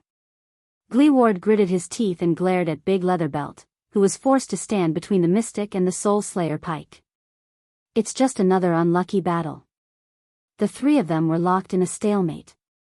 The crowd surrounding the three of them seemed to have received some sort of order. They stopped abruptly and retreated in unison amidst the terrified howls of those who were being controlled. Only then did Nicholas get a chance to catch his breath. He took a step back and leaned his back against Gleeward, who was holding the Soul Slayer pike against the mystic. Giza lowered her head. Her lips moved slightly, and her voice rang in the ears of the two Supreme-class individuals. What is this? The mystic asked flatly. This is the ability of the Severing Soul's blade. Nicholas clutched his chest. He glanced at the blade on the ground, then at Big Leatherbelt, who was blocking the Soul Slayer pike. His expression was unpleasant. With the separated blade as the center, it can isolate an area that is completely isolated from the outside world for a short period of time. It only allows entry and no exit. Gleeward gritted his teeth. His eyes were full of hatred. It's enough to trap you here, bam. Giza narrowed her eyes. She did not seem to mind at all. Without moving her lips, she asked, how rare? It's another equipment I've never seen before. This ability has a terrible name. Nicholas' face twitched a little. In the end, he took a deep breath and said somewhat stiffly, it's called, You Can't Escape. Humph, the blood mystic snorted coldly. It sounds like the work of that B*TCH, blood spike. Nicholas looked at the crowd around him warily. Without batting an eyelid, he nudged his companion behind him.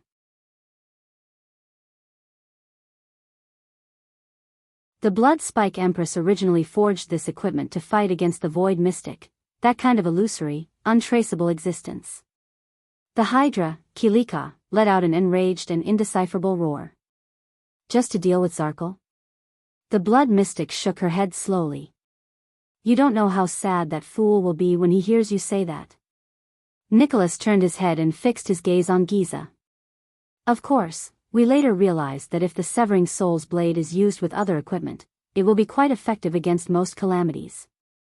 For example, right now, it's You Can't Escape. The Blood Mystic fixed her gaze on them. Her expression became more and more stiff. Game over, bitch. Wielding the Soul Slayer pike, Gleeward's expression was terrifying. He looked as if he wanted to cut the mystic into pieces with his gaze. Do it. Nicholas urged his companion behind him in a cold voice. Let's end this. Are you ready, Big Leather Belt? Gleeward nodded. Staring at his former comrade who was being controlled, anger and reluctance flashed in his eyes. Of course, boss. Big Leather Belt smiled miserably at first. Then, his expression stiffened and he said sorrowfully, I still have a daughter. Hearing that, Gleeward frowned slightly. Shield District is almost completely destroyed. Only a small number of residents in the periphery were evacuated. My daughter is probably, but Gleeward still took a deep breath, gritted his teeth and said, I'll take care of her for you. Tears flashed in Big Leather Belt's eyes. At that moment, he flashed a serene smile. Thank you. In the next second, under Big Leather Belt's relieved gaze, Gleeward's entire body let out a terrifying crackling sound. The Soul Slayer pike in his hand seemed to have the strength of 1,000 kilograms. Trembling, Gleeward's hands, which had been freed from Big Leather Belt, thrust forward. Thud. The Soul Slayer pike pierced through Big Leather Belt's chest, producing a muffled sound of metal rubbing against his sternum. Big Leather Belt's relieved smile froze on his face. His entire body turned into a withered corpse. Rip. The tip of the pike pierced through Big Leather Belt's back again. Then, it pierced right between the mystic's eyes. It came out from the back of her head. At that moment, the mystic opened her mouth wide and trembled, but no words came out. It was as if she was experiencing endless pain. Behind her, Kilika let out a terrifying sizzling sound. His huge body slowly fell limp. The crowd around them stopped moving. Giza's face began to turn black and brittle.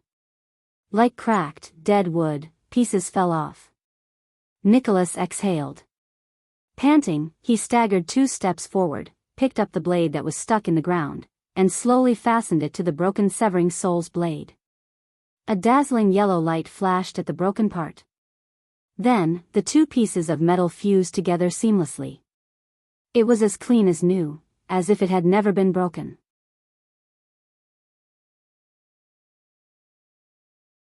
Gleeward closed his eyes. Leaning on the ground with the pike, he knelt down on one knee in exhaustion.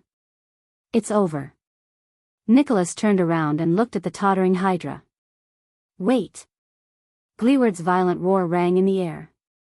Nicholas immediately cast him a surprised and bewildered gaze. What? The Soul Slayer pike is still vibrating. The lame veteran opened his mouth in disbelief. He stared at Giza, who was shattering like broken pottery. With all his might, he pulled the pike out. This isn't her. Gleeward roared in grief and indignation. It's not that bitch. Nicholas was instantly shocked. Under their shocked gazes, the shards on Giza's face fell off piece by piece, revealing a pretty but lifeless gray face. Once the mystic's appearance was stripped away, an innocent girl appeared before their eyes. This is just a civilian. Gleeward roared at the top of his lungs. The battle-hardened Nicholas' expression was cold.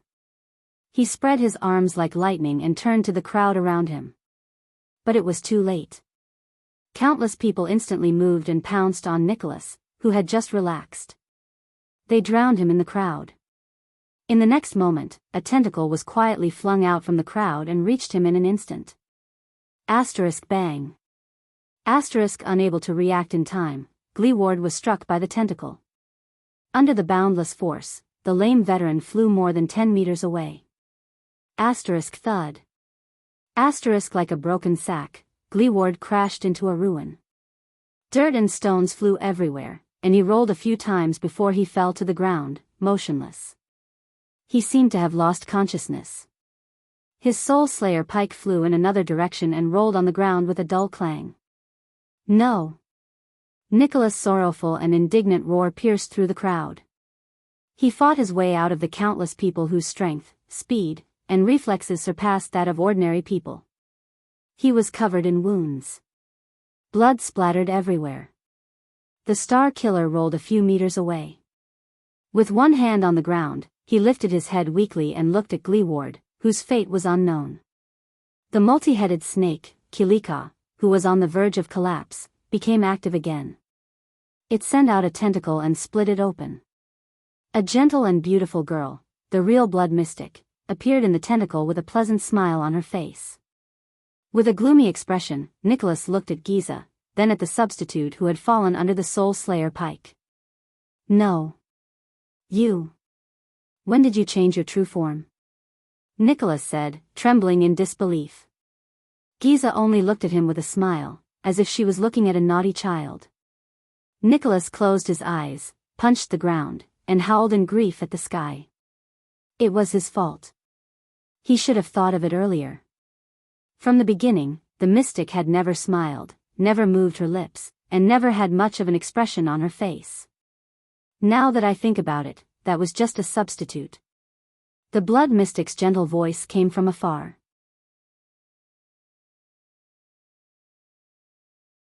Look, it's not that difficult to change a person's appearance with a bit of dead skin tissue, right? Giza shook her head mischievously. It saves my little cuties the danger of being attacked by the Soul Slayer pike, which would affect me. I can also enjoy the wonderful expressions on your faces when you get tricked. Giza giggled as she looked at Nicholas' resentful expression and waved her hand. And I only need to stand in a straight line with the substitute. Even the Soul Slayer pike, which can locate mystics, can't tell whether it's a substitute or the real one. The Soul Slayer pike is out. The mystic narrowed her eyes and looked at Gleeward in the distance. Listen up, this is a lesson from the bitch. At that moment, Giza's expression became extremely cold. Never let your guard down at any moment. In the next moment, countless tentacles and the controlled crowd pounced on the unconscious Gleeward and the injured Nicholas like a raging flood that broke through a dam. They covered the sky and the earth, and they blotted out the sky and the moon. In the end, the two controllers of the legendary anti-mystic equipment were defeated by the mystic. Nicholas gritted his teeth. The hand that held the blade trembled in anger. He staggered to his feet and looked at the enemies attacking him from all directions. He lifted the blade helplessly. The blade sliced through a tentacle and turned it into ashes. The hilt knocked away a wailing child who pounced on him like a hunting eagle. Goodbye, Gleeward. Nicholas felt the blood trickling down his forehead and thought in despair. We failed. But at that moment, the blood mystic's expression suddenly changed. She turned her head abruptly and looked in another direction. There, Kilika's two giant tentacles trembled at the same time. Then, they turned into ashes simultaneously. Giza narrowed her eyes. The legendary anti-mystic equipment? The third one? Soon, the mystic saw the figure who attacked her. It's you? Giza's eyebrows twitched. It was her old acquaintance. Black Sword's figure appeared vaguely in the middle of the tentacle's encirclement. He was less than 20 meters away from her. But wherever he went, the blood mystic's creations of flesh and blood were all reduced to ashes. Remember. Black Sword charged towards Giza with an indomitable will. He whispered to Thales, who held the blade of purification in his arms, we only have one chance. It's time. Thales took a deep breath. His gaze was firm as he nodded slowly.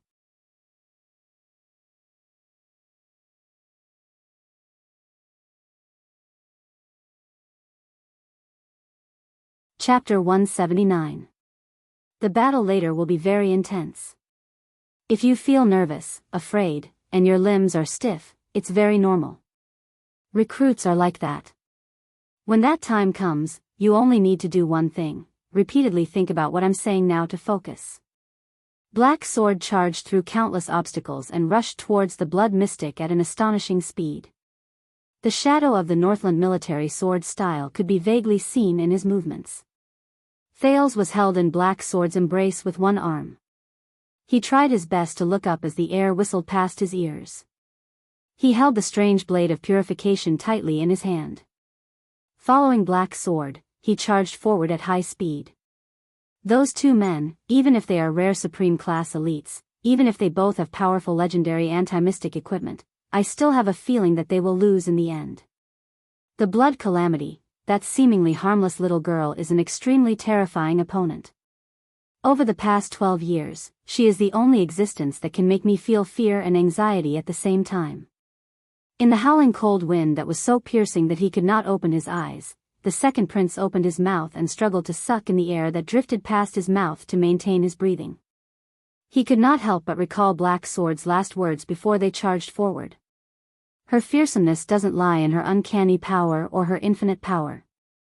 Instead, it lies in the fact that she truly possesses the heart of the strong.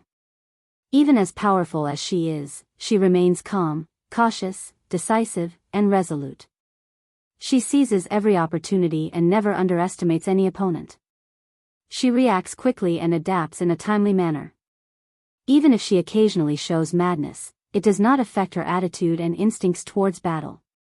That monster has a deep understanding of battle, a perfect understanding, and rich experience. I've only seen it in a few people. When Black Sword took the first step forward with Thales in tow, the prince's mind was blank.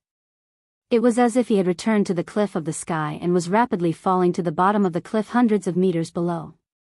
Until the first Hydra's tentacle appeared before his eyes, he heard the terrifying sizzling sound of flesh and blood rubbing against each other. Black Sword calmly grabbed his hand and swung the blade of purification. Shik. The tentacle turned into ashes flew past his eyes. Thales finally regained his breath. A variety of emotions instantly surged into his heart. Nervousness, fear, apprehension, and a little excitement and agitation. We need to understand one thing first. That monster, the Blood Calamity, has never faced us in her true form. Thales thought of this and gritted his teeth. He recalled Black Sword's words over and over again in his mind, digesting the shock and surprise he felt just now. The hurt standing before us is a fake body created from flesh and blood.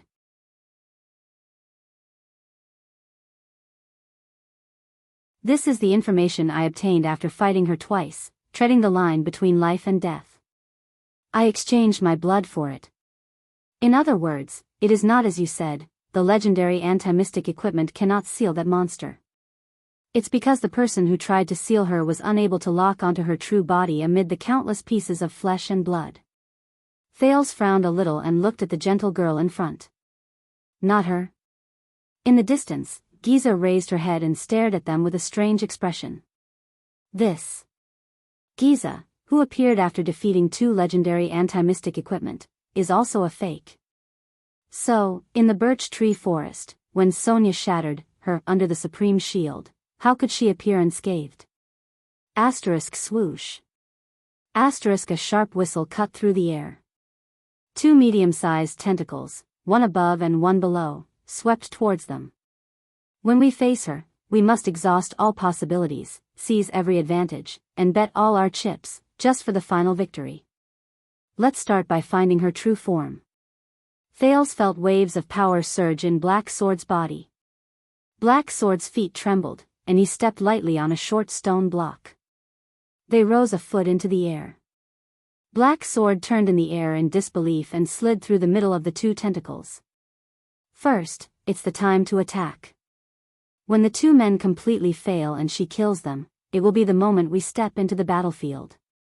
At that time, whether she hesitates, is bewildered, or is simply distracted, it will be a precious, weak advantage for us. Even if it can only save us half a second to charge and get close to her fake body. In the air, Thales looked up and watched as one of the tentacles flashed past his eyes. In the distance, he could vaguely see Nicholas, who had fallen to the ground. The Star Killer fought with all his might, and in the end, he was drowned in the mass of tentacles. There was a piece of tissue that looked like half a tongue in the tentacle. It brushed past Thales' nose and gave off a nauseating smell of blood and acid. Thales suppressed the discomfort in his stomach and throat and forced himself not to close his eyes. He wanted to see his enemy clearly. All possibilities. All advantages. All my chips. He gritted his teeth and repeated Black Sword's words in his heart. Next, it's our offense. Once the battle starts, we will immediately reveal the legendary anti-mystic equipment, which is the natural enemy of mystics. While intimidating her, we will make her immersed in shock and doubt for even a second, which will expose more flaws. We will also attract more of her attention, on me.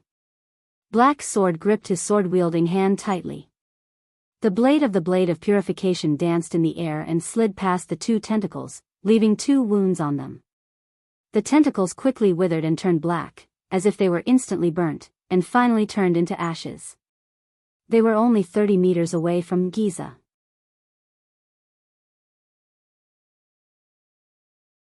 In the distance, the blood mystic, who had been paying attention to them, let out a soft, "Huh?" Giza inhaled slowly. The blood-colored patterns on her face began to tremble slightly. That's right. Aside from the Soul Slayer pike and Severing Soul's blade, the third legendary anti-mystic equipment. What a night full of surprises. The flying ashes stained Thales' face and mixed with the melted snow. In the next moment, Thales felt his entire body freeze. Black Sword landed on his feet. He supported himself with his left hand and regained his balance. He did not lose his momentum and continued to press forward. The oncoming cold wind quickly turned the melted snow on Thales' face into ice crystals. The little prince grimaced and the ice crystals slid down his almost frozen face. A huge tentacle attacked out of thin air. In an instant, it split into countless small tentacles and intercepted the Black Sword from all directions and angles. It looked as if it wanted to stop them at all costs. And they could not avoid it. Thales was already prepared. Black Sword was going to use his blade of purification to carve out a path of survival that would be filled with flesh and blood, and ashes. Then, Black Sword lowered his body and faced the hundreds of terrifying tentacles that resembled snake tongues. The power in his body surged, and he immediately spun around. In his shock and bewilderment, Thales suddenly felt dizzy. We must also carefully consider the direction of our breakthrough. Find a path filled with ruins and obstacles. It will provide us with the best field of vision and cover for our defense, even if it can only cover an inch of our bodies and block one attack. Black Sword chose a rocky road filled with obstacles.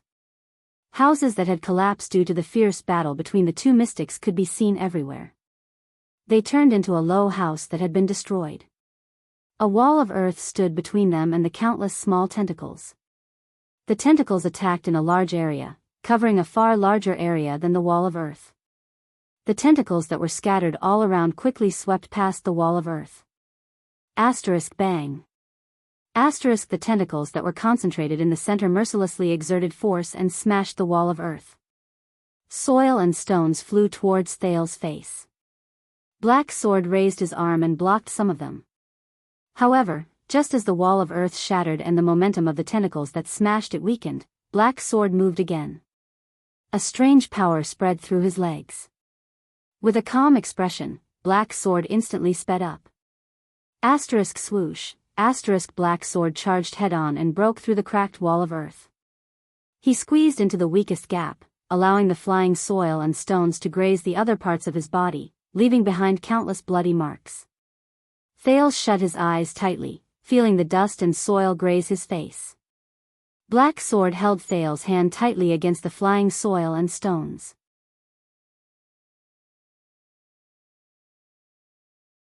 He swung the blade of purification lightly and cut off 5 to 6 small tentacles in front of the wall of earth.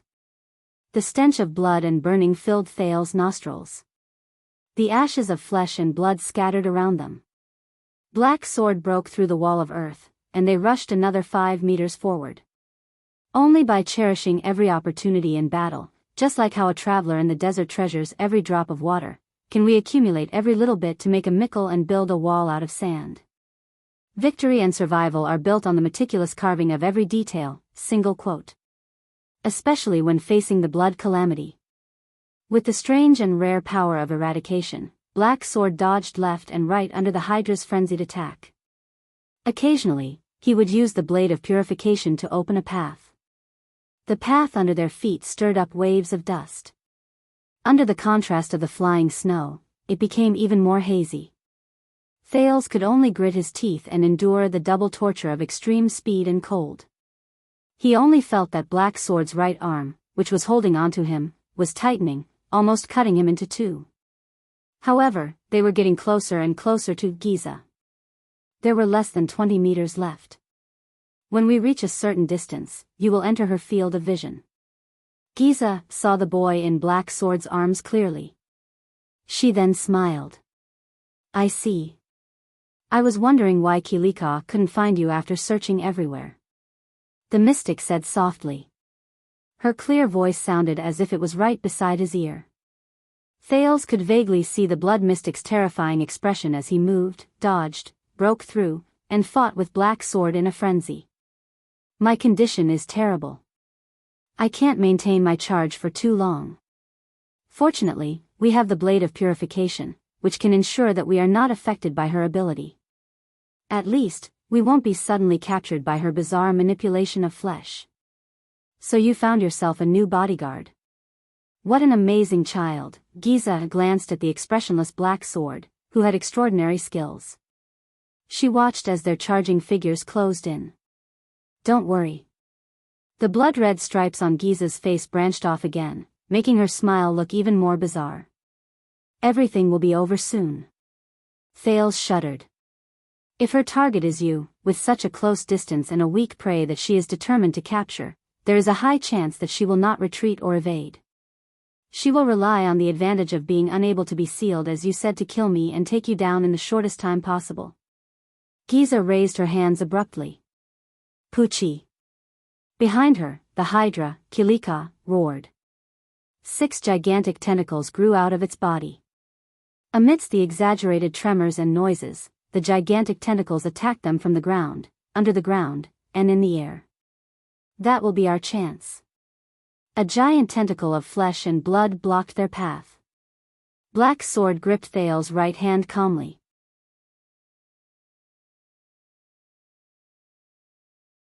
At that moment, Black Sword turned his gaze and looked in one direction with a cold expression. Hiss, the tentacles split open. Countless black monsters with long, narrow, tiny limbs, and hideous spikes instantly sprang out from the flesh formed by the broken limbs. They were the size of a child and were covered in hideous spikes. The monsters landed on the ground and shuddered one after another.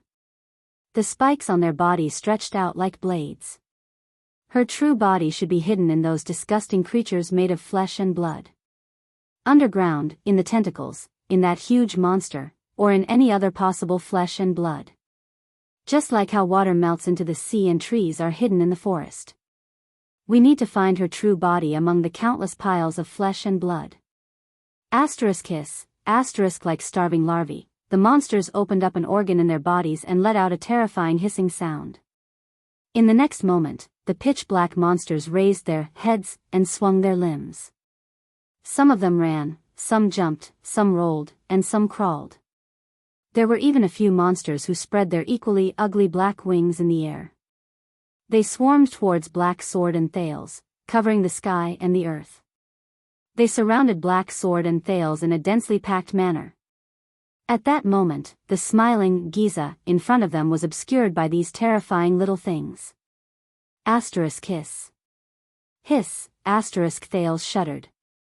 He looked at the horrifying scene in front of him and felt his skin crawl. The blood mystic is extremely good at gaining experience in battle and quickly turning it into combat power. When she encounters enemies and methods she has used before, such as myself, for the second time, she will immediately have a corresponding new method to counter them. This means, using the same move a second time is ineffective against the remaining fighters. Bah, Thales threw away the unnecessary thoughts and tried his best to focus his mind. He was in the most dangerous battle. I can't be distracted. Thales faced the cold wind that blew against his face. He opened his eyes in pain. He felt as if his heart was about to jump out of his chest as he moved at high speed. He bit his lip hard and could only focus by recalling Black Sword's words. The first time we fought, I used tremor, a move I learned from a Supreme Class assassin and modified. I slid her tentacles away. However, the second time we met in the alley, once I used tremor again, she immediately changed her strategy and used a new method. She transformed her flesh and used sharp bone spikes to break the move. Did you see that? The monsters with bone spikes. Black Sword's words traveled into Thales' ears intermittently amidst the sound of the wind. They exist to suppress my tremor. Thales sucked in a deep breath and focused his gaze on the black monsters. They were hideous in shape, but when they were combined with their shocking numbers, Thales felt a chill run down his spine.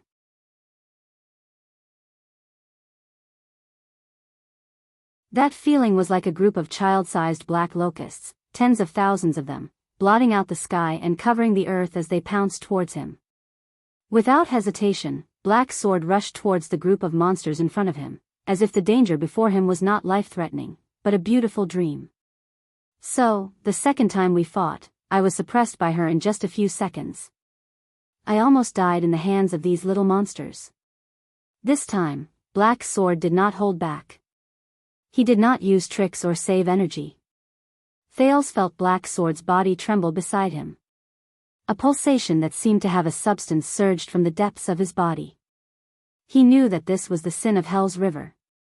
It was the sin of Hell's River that belonged solely to Black Sword, and it was 10,000 times stronger, more skillful, and more effective than Thales' own power.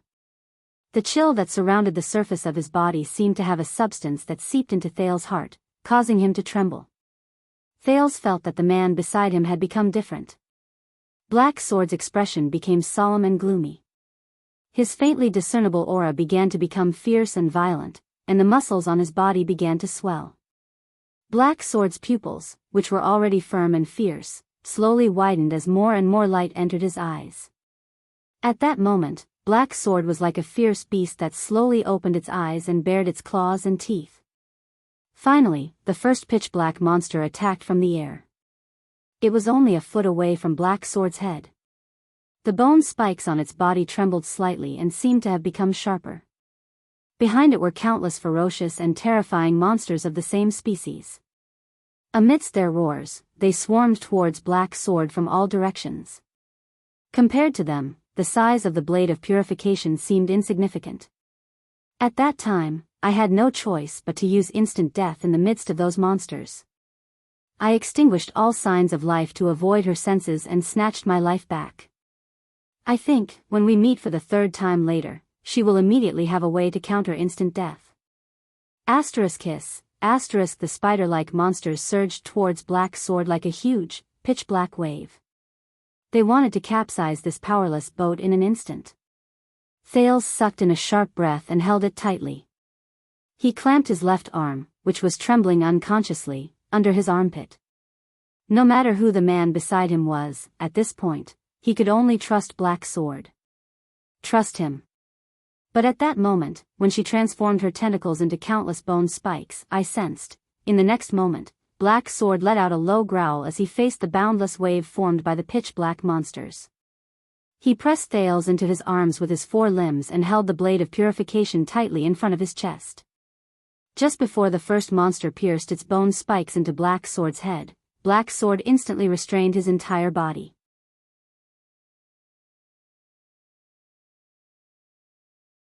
Then, he tilted and fell forward, towards the monsters. He was like a small boat that was capsized in a huge wave. In an instant, Thales felt everything around him spin. The countless pitch-black monsters that belonged to the mystics also began to spin in his field of vision. They were getting closer and closer. Thales was also getting more and more dizzy. Then, a wave that belonged to him surged into Thales' brain in a timely manner and calmed his dizziness. I sensed a vigorous wave coming from a certain direction in the flesh she hid underground. Black Sword's body had long since shrunk into the shape of a ball. He rolled towards the aggressive pitch-black monsters with ferocious bone spikes. They continued to roll forward. In my senses, that wave is extremely obvious. It's almost impossible to hide. Black Sword's right elbow hit the ground hard. Asterisk thud. Asterisk it landed on a low stone block. I believe, that's her true form. I'm sure. In the next moment, Thales felt Black Sword's right arm, which was wrapped around him, vibrate intensely. Asterisk bang. Asterisk a muffled cracking sound came from the ground. It sounded like an explosion in a stew pot. Then, the stone block shattered in an instant. A huge slab of stone strangely rose from the ground. The moment the stone slab flew into the air, Black Sword's tumbling body suddenly stopped. Thales felt nauseous. He saw stars and was about to vomit. Black Sword then stomped his feet on the ground. Using inertia, he formed a sharp angle with the ground and charged forward at an accelerated angle. Black Sword used his muscular right arm to block the huge stone slab. In an instant, it was right in front of Black Sword, and he pushed it forward. This reduced Black Sword's speed.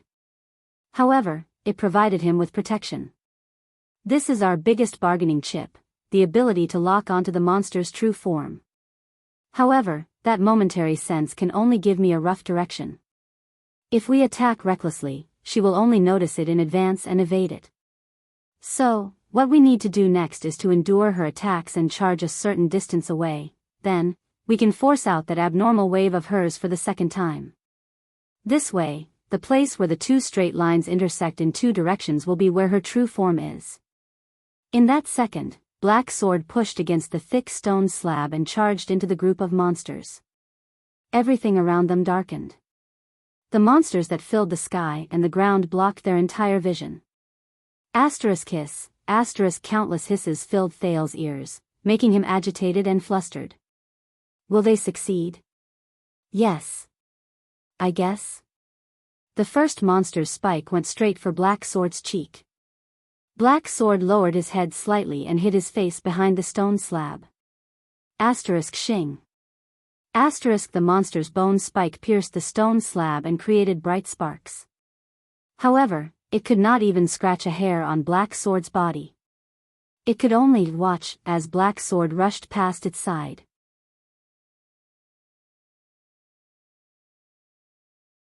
The second monster extended a barbed bone spike and slashed at Black Sword's abdomen, where Thales was. Thales watched the bone spike get closer and listened to the hissing in his ears. His mind was blank. However, Black Sword only moved slightly. The stone slab immediately changed its angle and stuck to his abdomen, blocking the monster's sudden spike. Asterisk bang. Asterisk with the protection of the stone slab, Black Sword continued to charge forward. Countless black spider-like monsters swarmed around Black Sword and Thales like a swarm of locusts. Amidst the sounds of countless stone slabs and bone spikes colliding, scraping, and knocking, Black Sword held Thales, whose face had turned pale and whose lips had turned blue. He lowered his head and pushed against the stone slab as he charged forward wildly. Occasionally, one or two monsters would slip through the cracks between the stone slabs and leave trails of blood on Black Sword's abdomen, thighs, shoulders, and other areas. However, they were all reduced to ashes by the blade of purification that Thales held in his hand, or flung away with extreme speed. Thales kept his eyes wide open. In his field of vision, countless black bone spikes and appendages flashed past his eyes like flowing water. The second time we forced her to transform, force her to release fluctuations, and reveal her true form, is at, the protective stone slab shattered inch by inch under the countless impacts in just a few seconds. Gravel and blood fell from Black Sword's body at the same time. However, at the same time, Black Sword's body trembled. At, *Xing. A black monster's spike grazed his shoulder, drawing out a streak of blood. *Xing. Then, the second one pierced his left thigh. The second time I fought her, I used instant death. However, Black Sword seemed to have lost his sense of smell. His face was ashen. Other than holding Thales tightly in his arms, he did not react to the increasing number of wounds on his body. It was as if he had lost his senses. He charged forward without feeling anything. A skill that extinguishes the vitality in the body for a short period of time, thus disappearing from the enemy's senses. In an instant, Thales felt the man's muscles stiffen. He continued moving, but the strength in his body seemed to have disappeared in an instant. His breathing stopped, his skin stiffened, his movements slowed, and even his eyes lost their luster. In an instant, Thales even felt that Black Sword's figure in his field of vision, he did not know if it was an illusion, slowly became blurry. Thales knew that Black Sword's instant death had been activated. He anxiously stared at the black monsters that were still charging towards them with hissing sounds.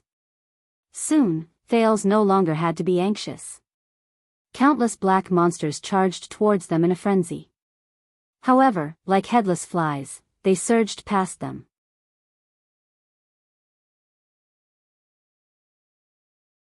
Amidst the terrifying hissing sounds, the monsters that were originally charging in the same direction like a raging wave suddenly became chaotic, like disturbed lake water. Almost every monster froze on the spot and trembled madly. Like helpless children, they continuously looked around them. The monsters started jumping and circling around them, but they did not notice Black Sword, whose movements had slowed down. Black Sword was like an old man slowly crossing a river, but also like a small boat going against the current. He slowly advanced through the densely packed black monsters on the ground.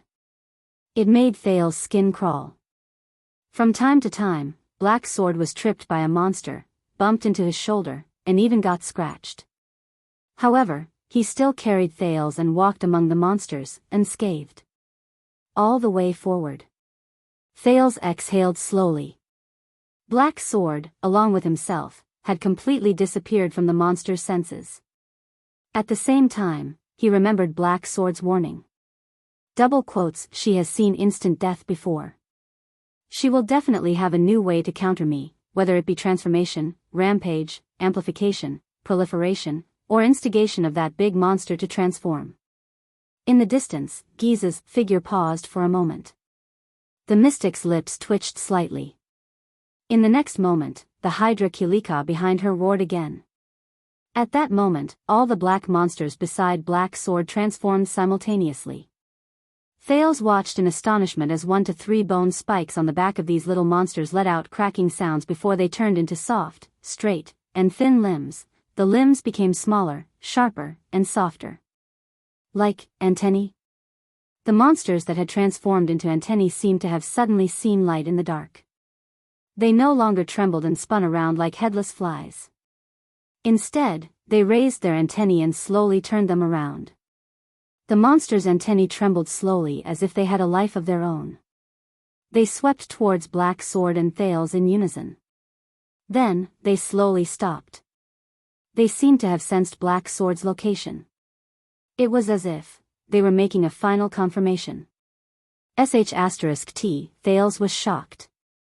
As expected, even though it had only been 15 minutes since their last fight, Giza had already prepared a way to counter instant death. And it seems to be quite effective. He anxiously looked at Black Sword, who was still holding him and struggling to move through the horde of monsters. However, the latter only closed his eyes and moved slowly like a dead tree. Thales was extremely anxious.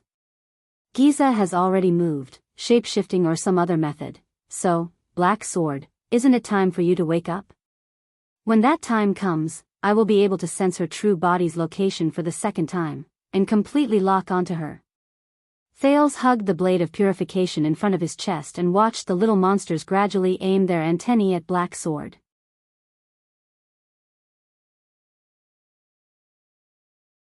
His heart thumped furiously. In the end, he could not help but extend a finger and poke Black Sword's chest. But this time, it was as if he had poked a hornet's nest.